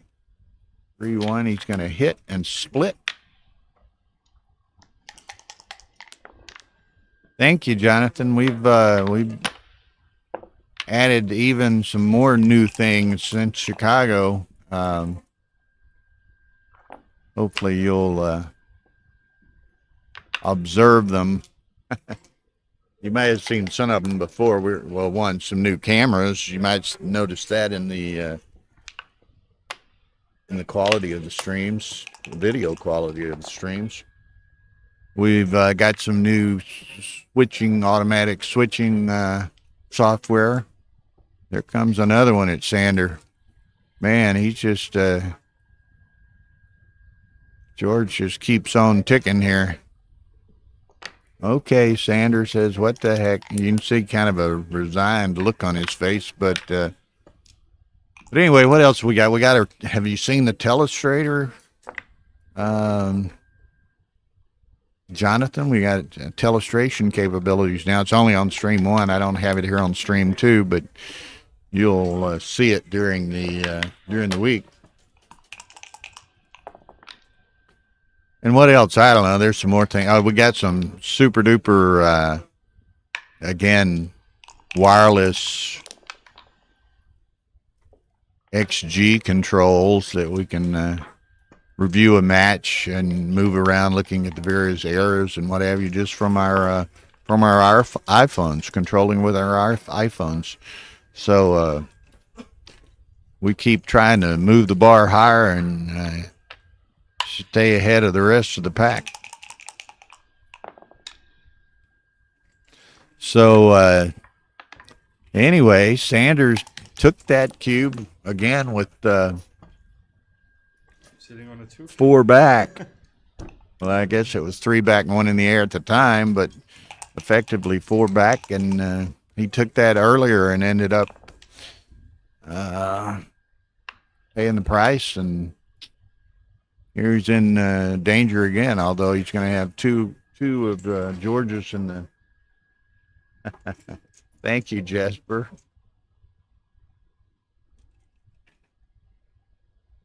Oh, blender blots, Jason. Yeah, we've developed our telestration capability and do that on stream 1. So we're doing some neat stuff.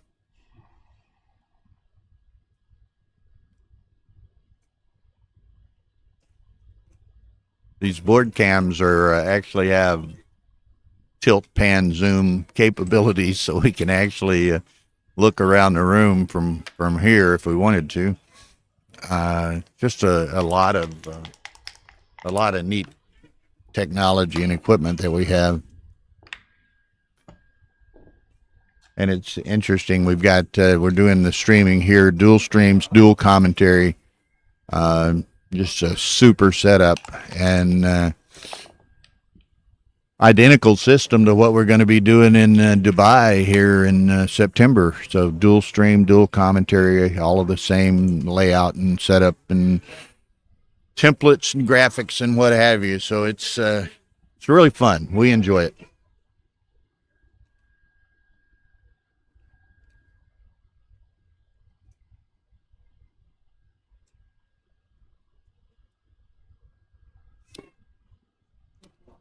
And then, of course, since we've got Jesper in the house, we'll have to mention Texas. Of course, and we'll have all of this and much more in Texas next year. 5 live streams and 12 big screen TVs in addition to everything else. So, keep us in mind.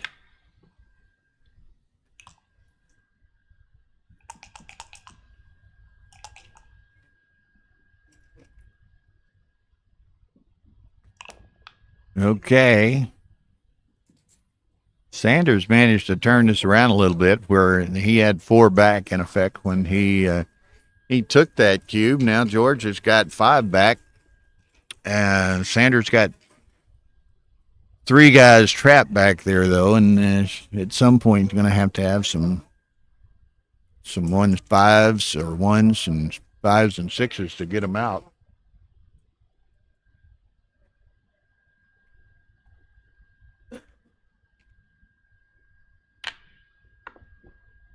Yeah, Texas, it's going to be crazy big as far as the tournament and the streaming and commentary areas and so forth.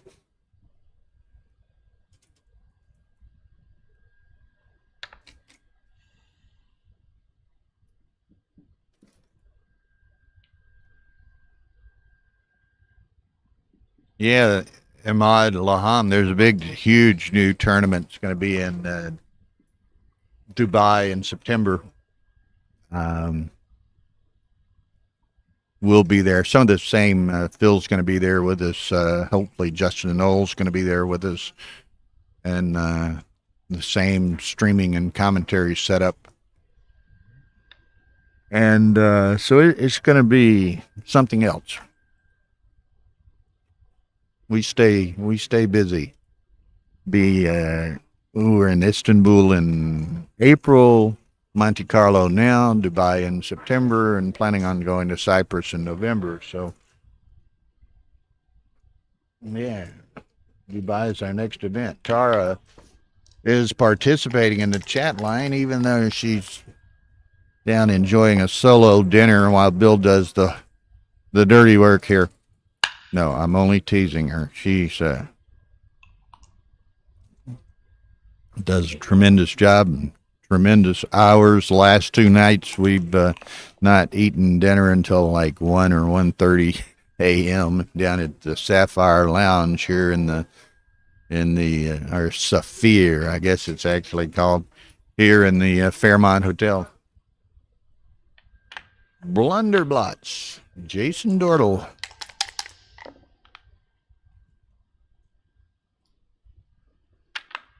Okay, so this is really kind of gotten into a complicated and prolonged game. There's a 6. Now it's probably going to go back home pretty soon, but it didn't, or go back to George's home board pretty soon, but it did preclude some of the chance of having to crunch. Oh, he misses it. Look at here. So,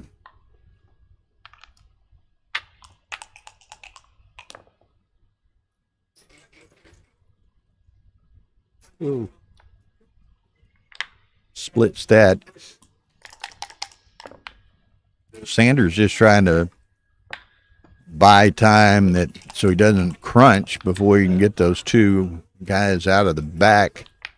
He has managed to move them up to the 2, and with 2 series of aces, so now he can get them out with 5s and 6s. But Sanders or George is going to be in a position to try to attack when Sander does leave. There goes one of them. So now a 7 would hit. Double nickels works. Now I'm moving on to the 6 and the 5 and the 4. No, he's bringing them out. I might have been a little bit more aggressive toward continuing to build my board inside, but 3-1 makes the 8. Okay. It's kind of interesting. This game has swung about big swings twice already. Sanders hoping it swings one more big time. George is quite content with where we're at. No, Ahmad, that's not it's a Mind Skills tournament in Dubai, although Galaxy will have some participation. Patrick Jabelli in Dubai is managing that tournament and everything. So you can, if you go to Mind Skills on YouTube, you can begin to learn about the Dubai tournament. I might ask, Ahmad, if you don't mind me asking, are you in Dubai or somewhere nearby in the Middle East? Okay, so best laid plans. Here we are in this similar position to earlier where Sanders going to be crunching. George is hoping to roll small for a while to keep the timing such that Sander does have to crunch. He's not opposed. Sanders got a blot in his board, so he doesn't mind going fishing for a fourth checker. 2, 3.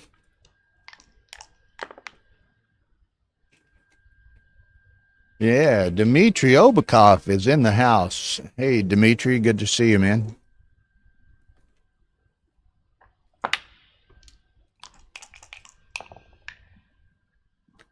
Set of fours, crunch mode, or at least he's probably through crunching.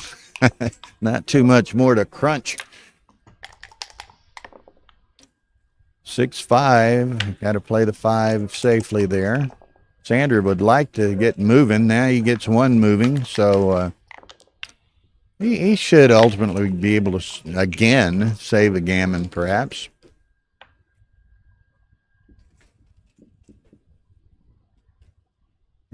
I don't come out personally, but hey, I'm not Sander Lilhoff either. So let's see what happens. Ah, okay. Well, this will be a hometown local big tournament for you, Ahmad. Maui Joy, hello. That's one that watches a lot of our streams. See Maui Joy all the time. 6-2, Sanders got to go now. And there are some bad shakes in the cup. That's not one of them. But Sanders likely is going to be able to save this. Not going to win it, but wants to save the G. And he will, I'm fairly confident.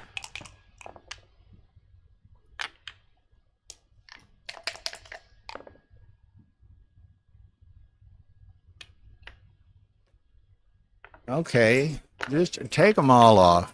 Well, I don't know. Well, he couldn't. He was odd. Okay, so that's works out best. They're having a good time. That's one thing, you know, Sanders is a great guy. I really like him. Tremendous player. But he enjoys the game. I mean, he has fun. You can just see it in his face, see it in his motion, see it in his manner. He has fun in every game he plays, win or lose. And, of course, he's like anybody else, and he wants to win. But has a good time.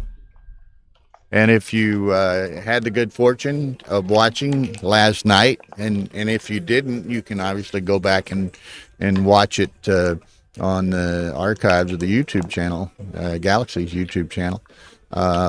Match last night between Victor Ashkenazi and Wilcox Snellings with commentary. Mark Olson and Sander joined him, and I mean, that's about as good a commentating pairing as you can have, on top of about as good a backgammon match as you can have. So that was a very special event. And they're good friends, so it was Mark and Sander, so good chemistry and interaction there.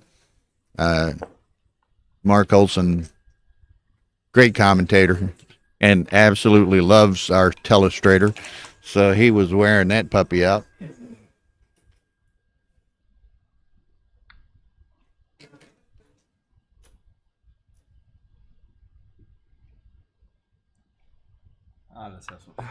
I don't know.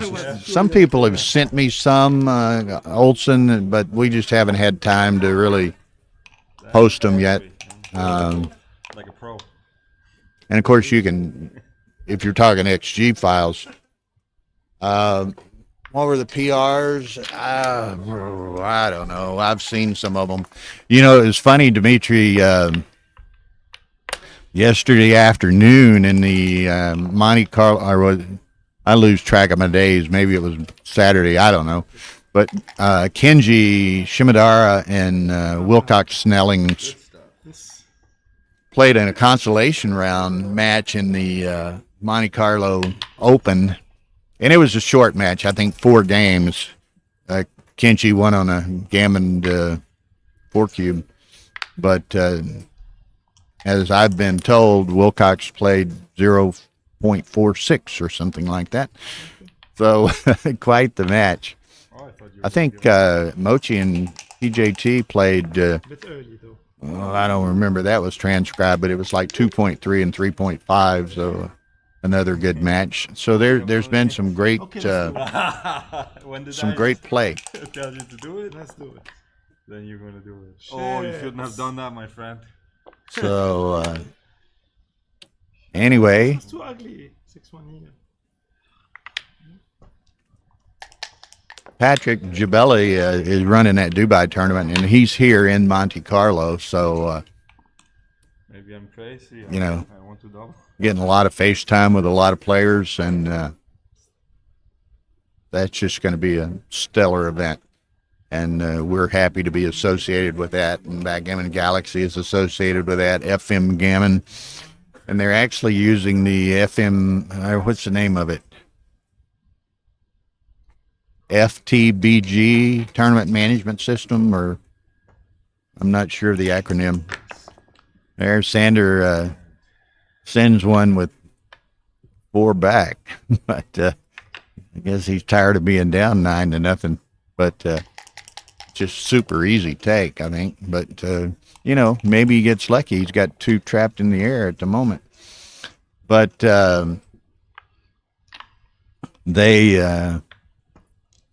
that's the same tournament management system that's used at the Istavder tournament in Istanbul back in April, and they handled 700 players, all automated. Everything's on an app, and all the brackets and match notifications and table assignments, reporting, and everything is on your phone.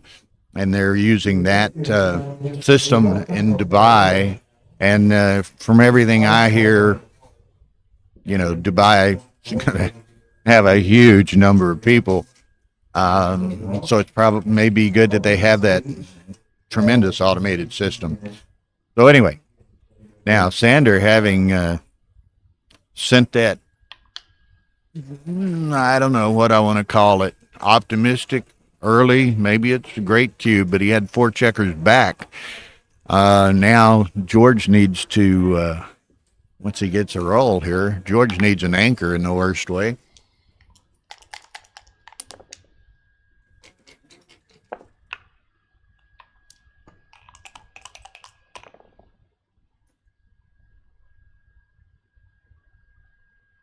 Okay, so make the 3-point. Yeah, I remember. He'd like to get out. I'd make the 3-point personally. He can make a broken 6' in front of him. We can hit with Interesting decision. Many options. Double hit. George, they're teasing, having a good time. I wish I could hear the table mic, but I think George might have. Don't forget to look at this option. So I think making the 3-point it would be my play, and looks like it might be Sanders' play.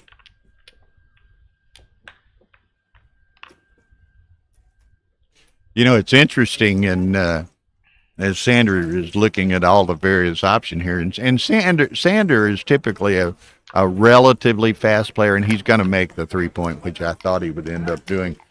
But you can see he,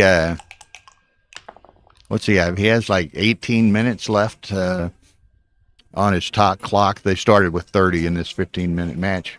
George is, I don't want to use stereotypes, but maybe a typical Middle Eastern player in some respects, in that they play typically quite rapidly. And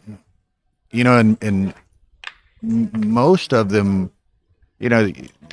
backgammon originated in the Middle East, and they grow up, everybody grows up playing it, but in the traditional games, they don't use a doubling cube. So you know, most of those players are excellent checker players and so forth, but they have to learn ultimately to play with the cube to join the international game.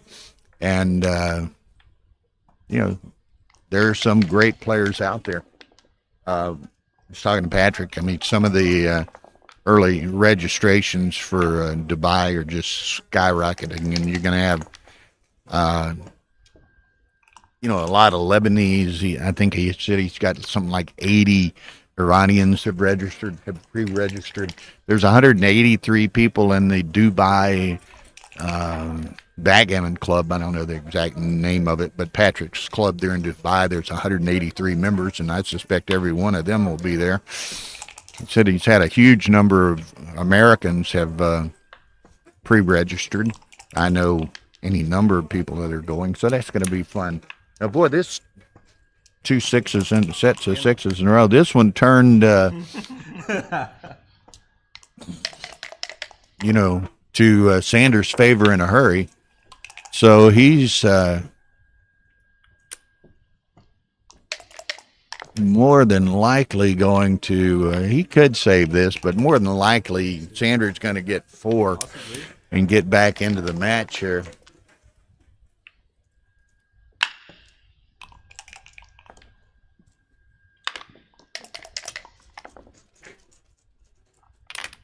And George trying to most efficiently utilize his rolls to get checkers into his home board.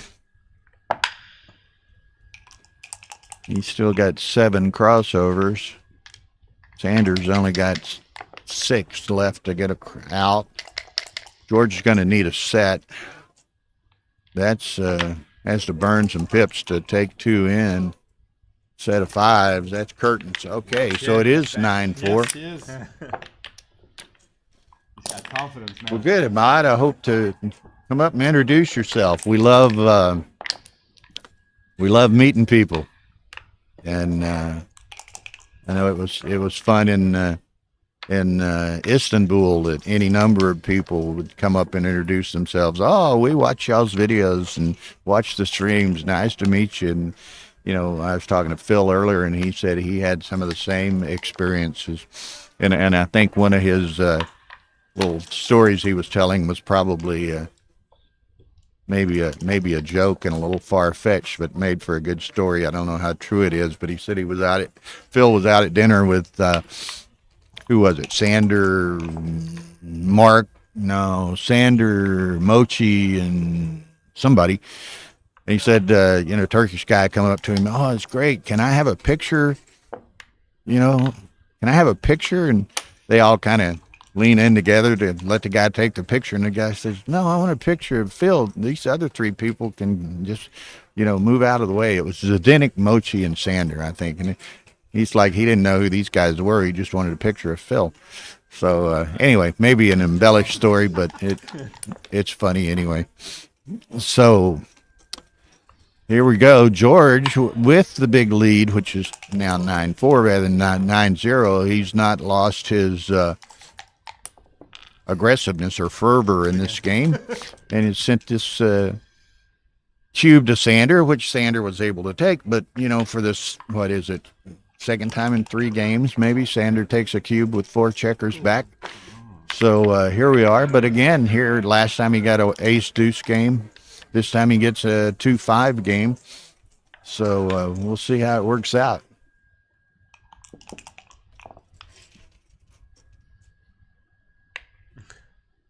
Not over yet, man. Well, I agree, Maui Joy. It sounds like a Phil story, and is a Phil story, perhaps. But we experienced some of the same thing of people coming up to us at the Istanbul tournament, and we're commentators and streamers, and they wanted our picture. They wanted to meet us. They wanted to introduce. It's really kind of it's fun, interesting, humbling sort of situation that people just come up to us and you know, wanted to say hello and tell us they watched our videos and streams and what have you. So, you know, I wouldn't doubt that Phil's story's not embellished, but I don't doubt that there might be an element of truth as well.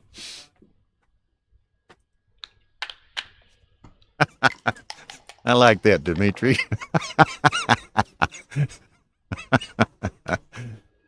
I was telling Sander last night he'd stepped into the private playing room where they're playing now, in the same room we were in last year where we had the big match with Wilcox, and we reoriented the room somewhat. The tables are facing a different direction. We kind of rearranged it, and I told Sander when we reconfigured the room, I tried to get them to put a refrigerator in there, but they wouldn't. Now, again, that was a bit of a embellishment, but Sander got a kick out of it anyway. So, okay, so this is a tough position. Well, already has to leave a blot. It's a tough position for George to try to bring home, and Sander's got a very good good board over there. I don't know if can he play without two blots? Yeah, I where did that come from? Did it come from there? Is there any way to play with a single blot? Okay, y'all are getting me all confused here. Okay, that's it. You got to play with a single blot, I think. Okay. Yeah. Gets hit. Now Sander's going to be I like that you saw it. pretty quick trigger finger on this recube, I think. I don't think you can do it when you're. He got that. Yeah. Sanders always got that kind of boyish grin on his face, and there it goes back at him, and George says, "Thank you very much. I'll take no part of this." So now 9-6. Now see, Matt's playing Jack Towel. Jack, I don't know you, but I know a little bit and have met Eddie and Elliot. I assume perhaps you might be part of that family, New York City group. So that's why maybe it's a good. Okay. There's the gammon. I don't W, right? But I saw the gammon. If you hit. Well, Sander kind of kicked back and relaxing here. I thought he was fixing to head back to the Okay, back to serious play now. to the All right. salesman within the corner of the room here.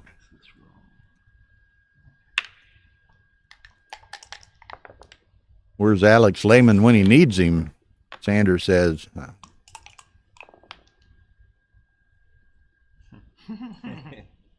I thought we were being serious. Okay.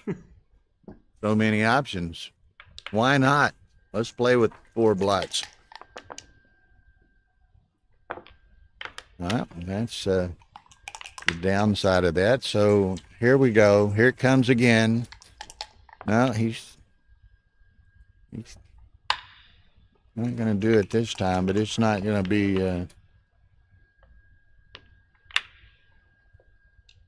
not going to be long.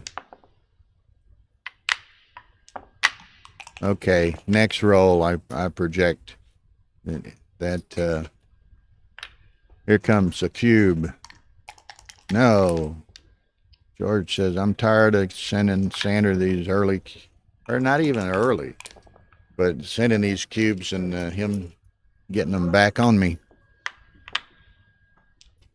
You know, and it's funny, again, you can see they're both playing pretty rapidly and having a good time here. George has used all of a minute and 16 seconds. Sander a bit more judicious in his time usage. But Right. No. Ian Terry is in the house. Yeah, I was going to say the same thing. I needed to say. On his lunch hour, obviously. It's the work week in Houston, Texas. Okay, so yeah, we've been here 2 or 3 times before. Where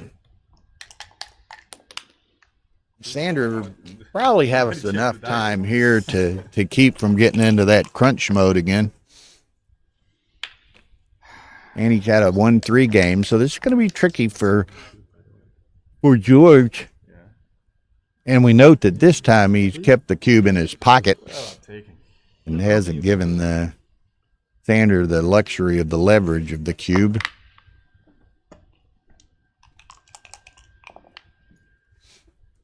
that a busy work day or a busy lunch hour, Ian? Maybe both. Doing a little lunch work on. No C6. C6 again. It's not allowed. Come on, man. Now, Ian and I are good friends. We talk a lot. I hope he was able to watch it because it was early, very early time. And if he didn't watch it, he can go back and watch it. That Interesting. okay? I got to think. What do we got here? 1-3. Sanders gonna have to do. He's trailing. I don't know. I'm thinking Sanders taking this, but I'll defer to Sanders' better judgment. But that match this morning, I like your double. who'd he play? Gee, I'm drawing a blank. Oh, it was Kazuki and Galen Hall. Now that was a match, and you'll have to, if you weren't able to see it early, you can. You need to watch that one when you get the opportunity, and then the Mochi Peter Jez Thompson match this afternoon too. Sander lets that go. Sander says, "Let's take a little break. I need another brewski," and so here we go.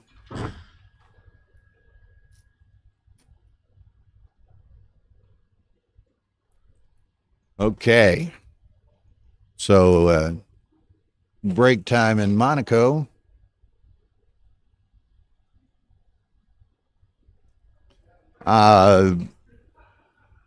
Kazuki won DMP against Galen, and they were both down to, I think it ended up, Galen had about 12 seconds, and Kazuki had 29 seconds. I mean, it was right down to the wire. Where do we find all the matches to check which ones to watch, please? Well, all of these matches are archived on Backgammon Galaxy. So just like you go to today's icons, to watch stream 1, day 3, stream 2, day 3, whatever, you can go back to like yesterday and watch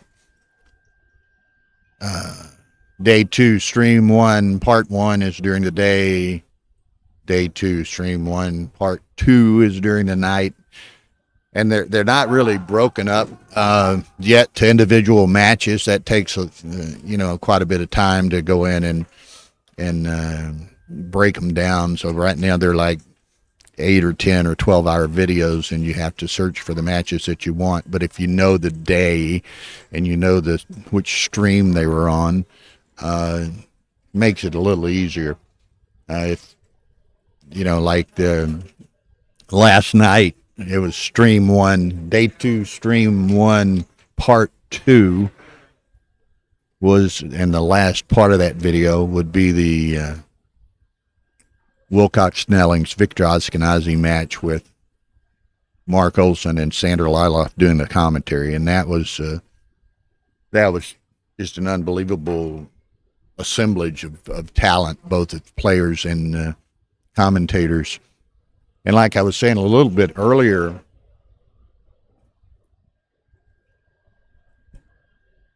there's not matches that were not streamed. There are matches that were not streamed that we can see. No, if they weren't, there's a few people recording their own matches or having Mate Fair record matches for them. So I suspect those will end up being posted somewhere. Other than that, the only matches that the tournament is actually recording, in a sense, are all of the streamed matches. So, again, you just have to go back and look at those.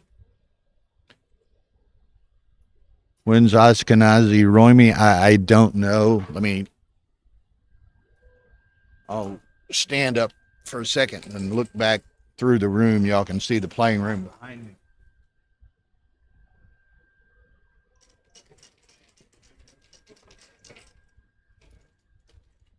Hey, there's a big group standing back there watching. Apparently Victor and Roimy are playing right now. Y'all give me 10 or 15 seconds. I will walk back there and see what the score is and report back.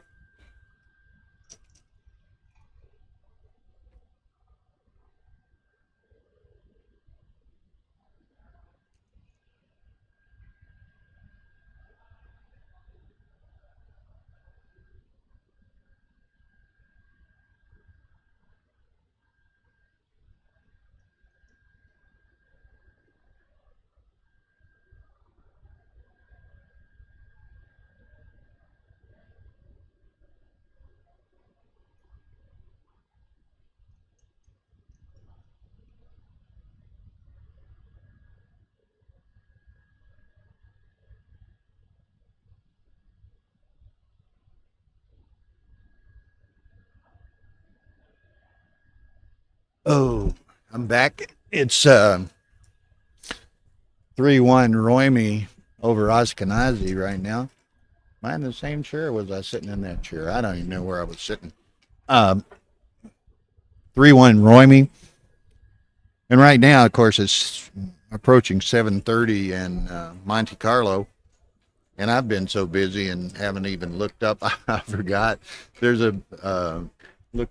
I was walking through the room out in the main foyer in front of the ballroom there, which overlooks the Mediterranean. Just incredible view.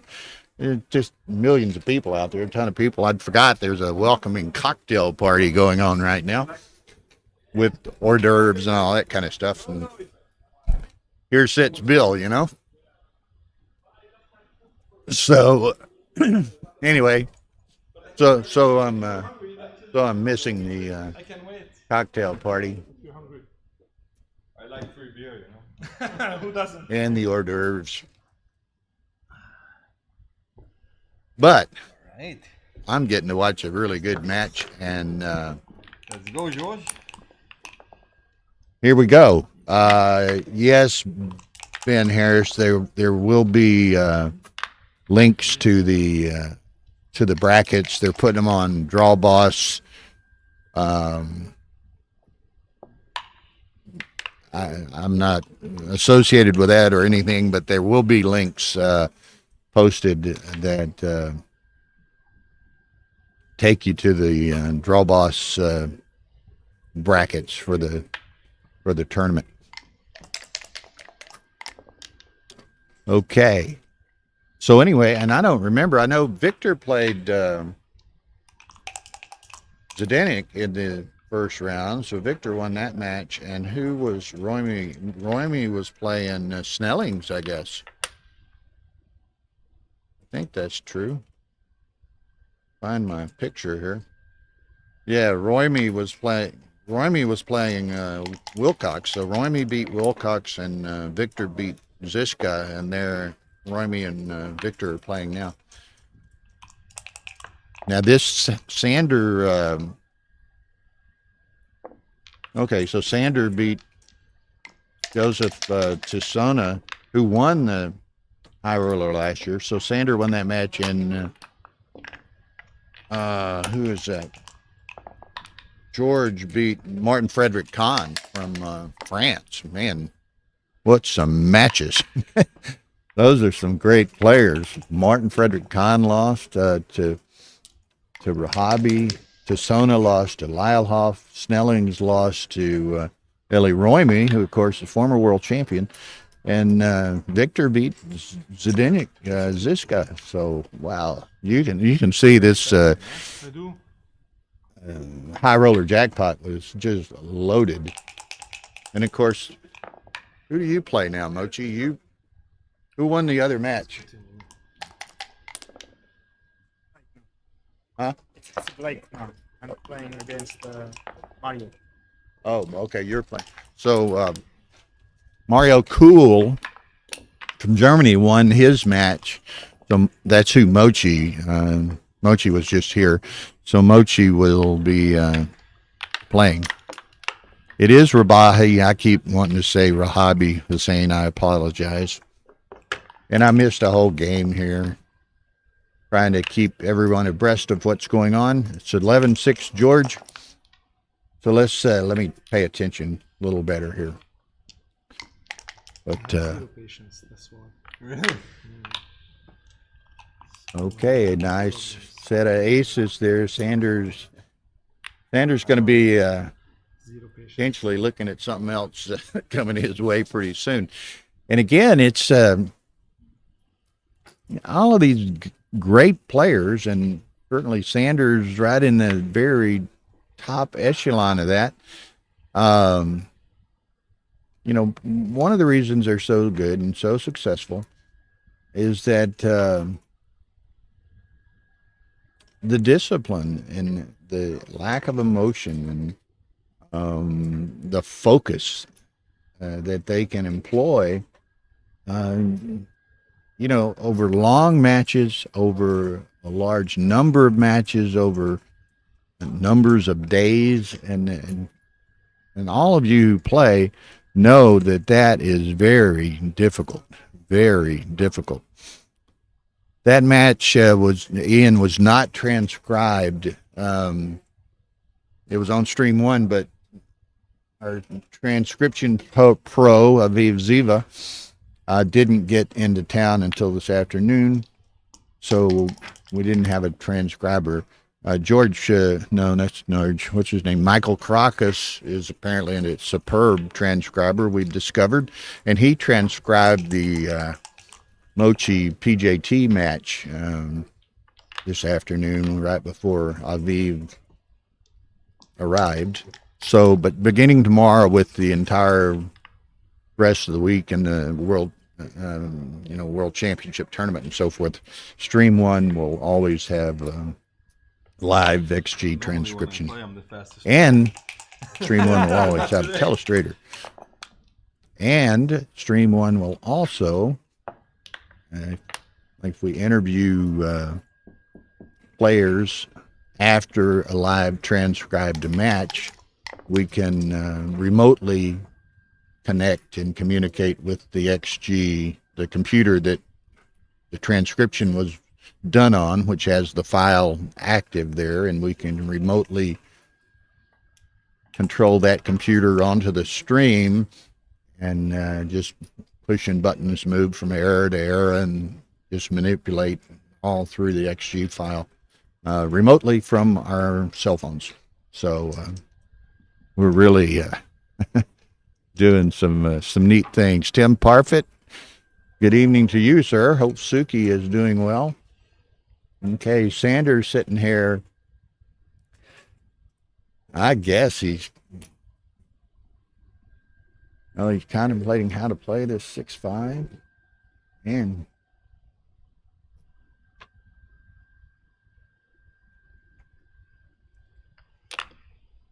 makes the big play.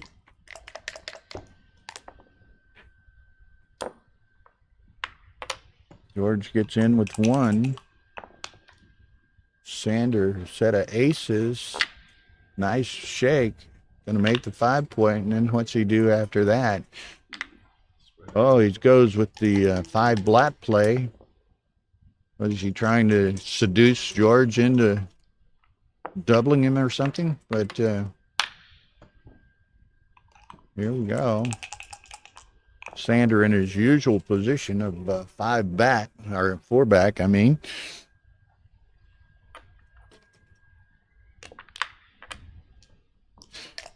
Yeah, I missed the Planes, Trains, and Games comment earlier. There are various events, various skill levels, various flights within individual events. There's it.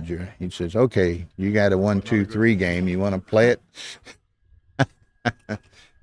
And Sander has just 0 timing here. George has got a lot of structure toward making certainly a 5 prime. I got to think Sander's got to let this go. I just think, and again, I'll always defer to Sander, obviously, but this looks like a disaster in the making. And George, of course, is 4 away. So, if Sander takes a cube and gets G'd, match is over. I think this just has disaster written all over it.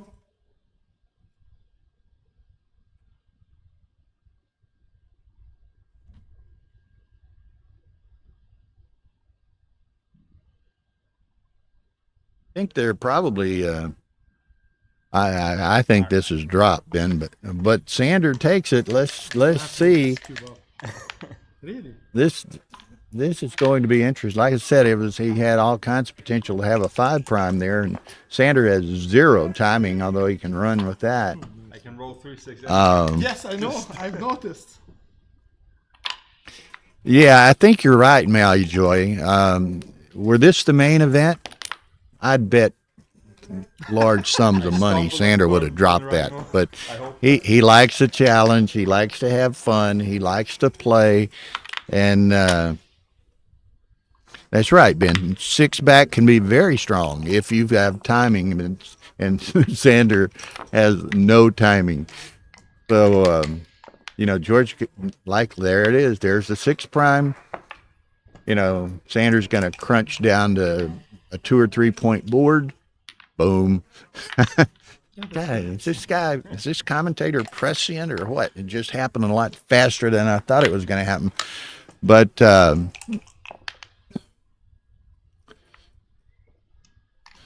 well, it's not way too good, Sandra. I would agree with you, but it's not way too good if your opponent takes it.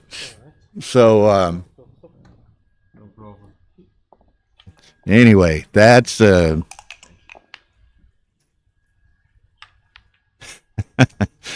yeah. What's your favorite cereal? What's your favorite peanut butter? Crunchy.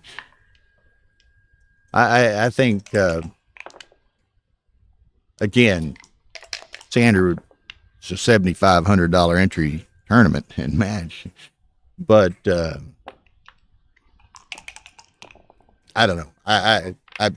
And I may be wrong, and I'll talk to Sander afterwards. He and I are good friends, but I just don't think he played with the intensity or the focus that we saw, you know, in the World Championship tournament last year, and certainly. But you know, so be it. There's 7,500 euros, Tim. 7,500 euros. So a lot of money. And I'm not saying that Sander played frivolously necessarily. I mean, I think he gave it a good go. But again, I just don't think it had the intensity and focus that he might normally play with. And you know, he may tell me I'm wrong, and that's fair.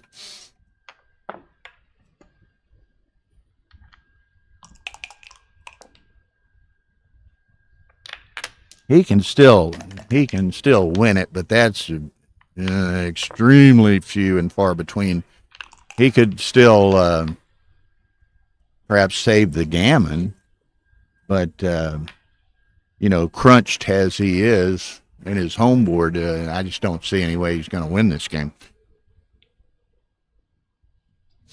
They started with 12. They actually had 14 sign up, so they had 2 in reserve. If 2 of the early round losers wanted to rebuy, they could take it to 16. Now, I haven't heard the status of that, so I don't know.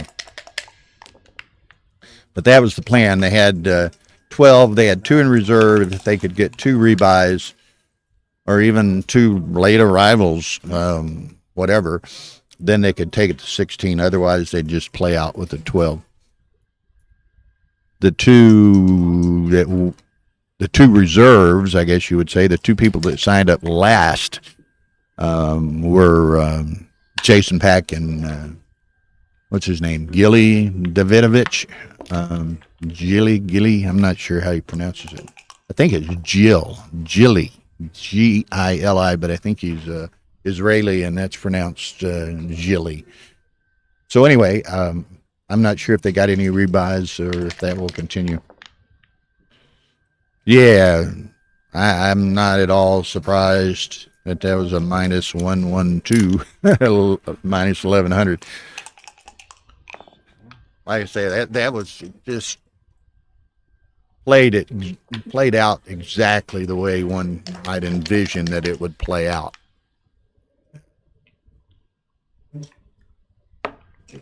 It's going to be a shot here.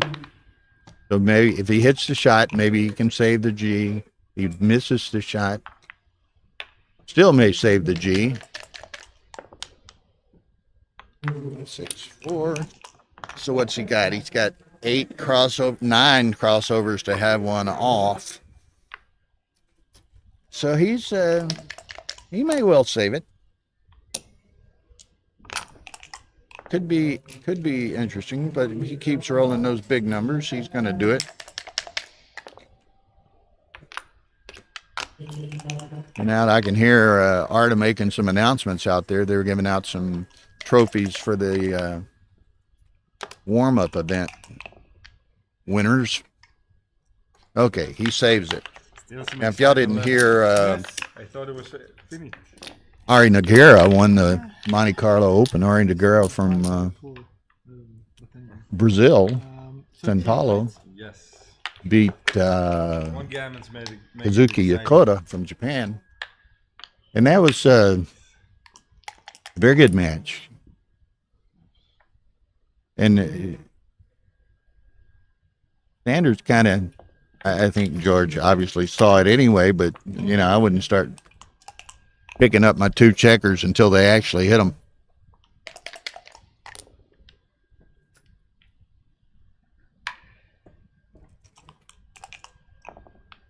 Well, that's not often that Victor's putting a beat down on you, is it, Ian? So here we go. It's 2 away, 9 away. So we're gonna, boy, it rains, it pours, and a dance with 2 in the air.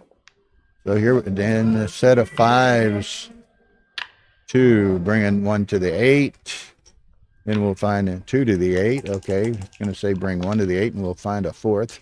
2, so he got him in. Here he is with that ace-deuce game again. Sanders been playing these back games this entire match. And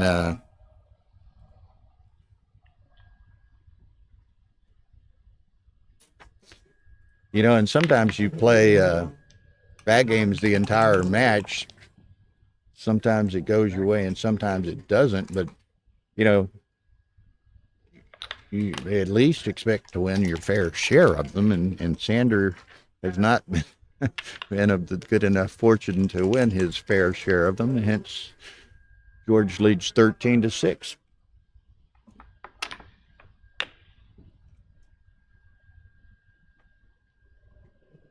It presents itself such that Sander was tempted to hit. He may want to go ahead and try and build a board and get a shot later, but he decides, no, I need to take the hit now.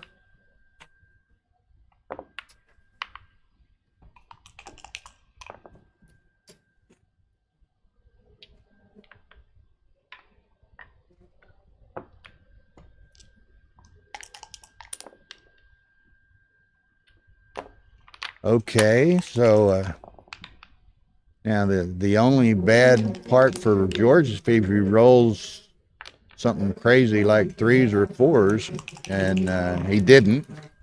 So should be able to get something out here. 6-4.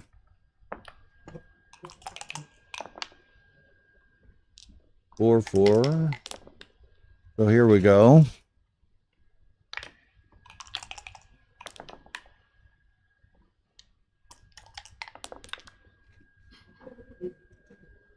Maybe next time.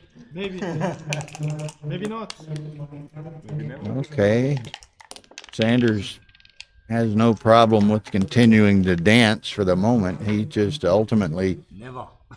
you know, hopes to get a shot and then be able to contain and construct. See if he can You deserve it. pull this game out. This time he's going to have if he gets a shot, he's probably going to have sufficient timing that he could perhaps actually win the game if he were to get an early shot. 5-2.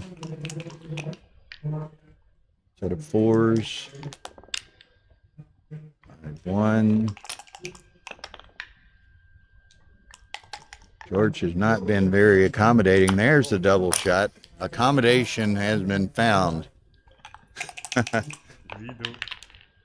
Sanders says, I'll take a little of that 6-5 action. You play poker? I do. Bluff coming later. Later, huh? Dances. Oh, my God. I don't know if it's a cube. It should be a cube, maybe. Consecutive 6-5s. That works. Yeah. But where's 6-6. So Sander, 1, 2, 3. 2-1. Okay.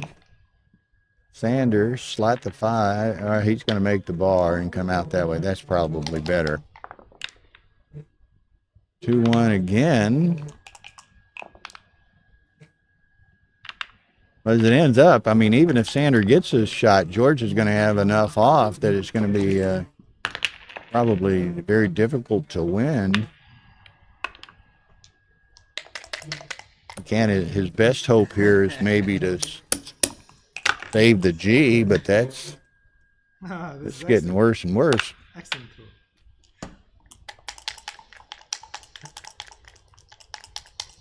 No? You have double shot. If I get an ace. They were discussing, I think, whether he might have split that I would have double shot. for that ace. You need Okay, it's an ace. Sander needs an ace on life support. Only one. Needs a defibrillator. You're still Needs possible. George to roll double aces. Send the cue. No, there it is. Thank you. Cheers. Wow. Good match by George. Congratulations. Excellent game. Wonderful, my friend. Good luck. You've been winning. I got to go out and find something to snack on. We're going to resume. Tough match, man.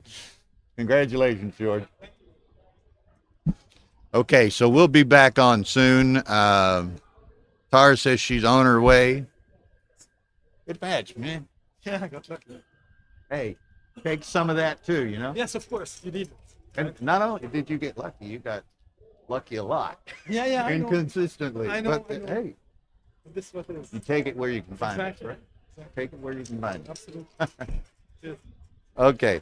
Yeah, but So, Tara's on her way. I see Simborg staggering back over here from dinner. it's happening. And now Bill might go try to find something to snack ahead. on somewhere. Go ahead. Well, this was, and it ended up 15-6. It was Oh, it's just over. a wipeout. Over. Okay. George beat Sander. Wow. Seemed like every game, Sanders got 4 or 5 or 6 checkers back, and he's playing them. He played probably out of 10 games, 8 back games. And you got to fun to figure watch. you're going to win a few of them. You know, I He haven't seen any backups our whole time, right? Until now. Well, you go Well, back none. and go back and watch this tape. Yeah. We got stuff starting at 8 or what? Yeah, I need to go find out. You can take it. I'll find out. So you got to have 2 streams going on. Get work done. Oh, I just lost. It's coming up on the schedule. So.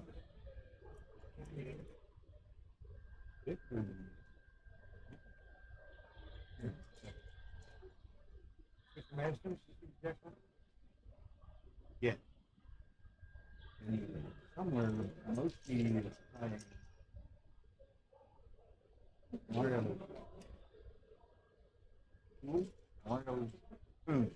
Mario Coons. You watched that?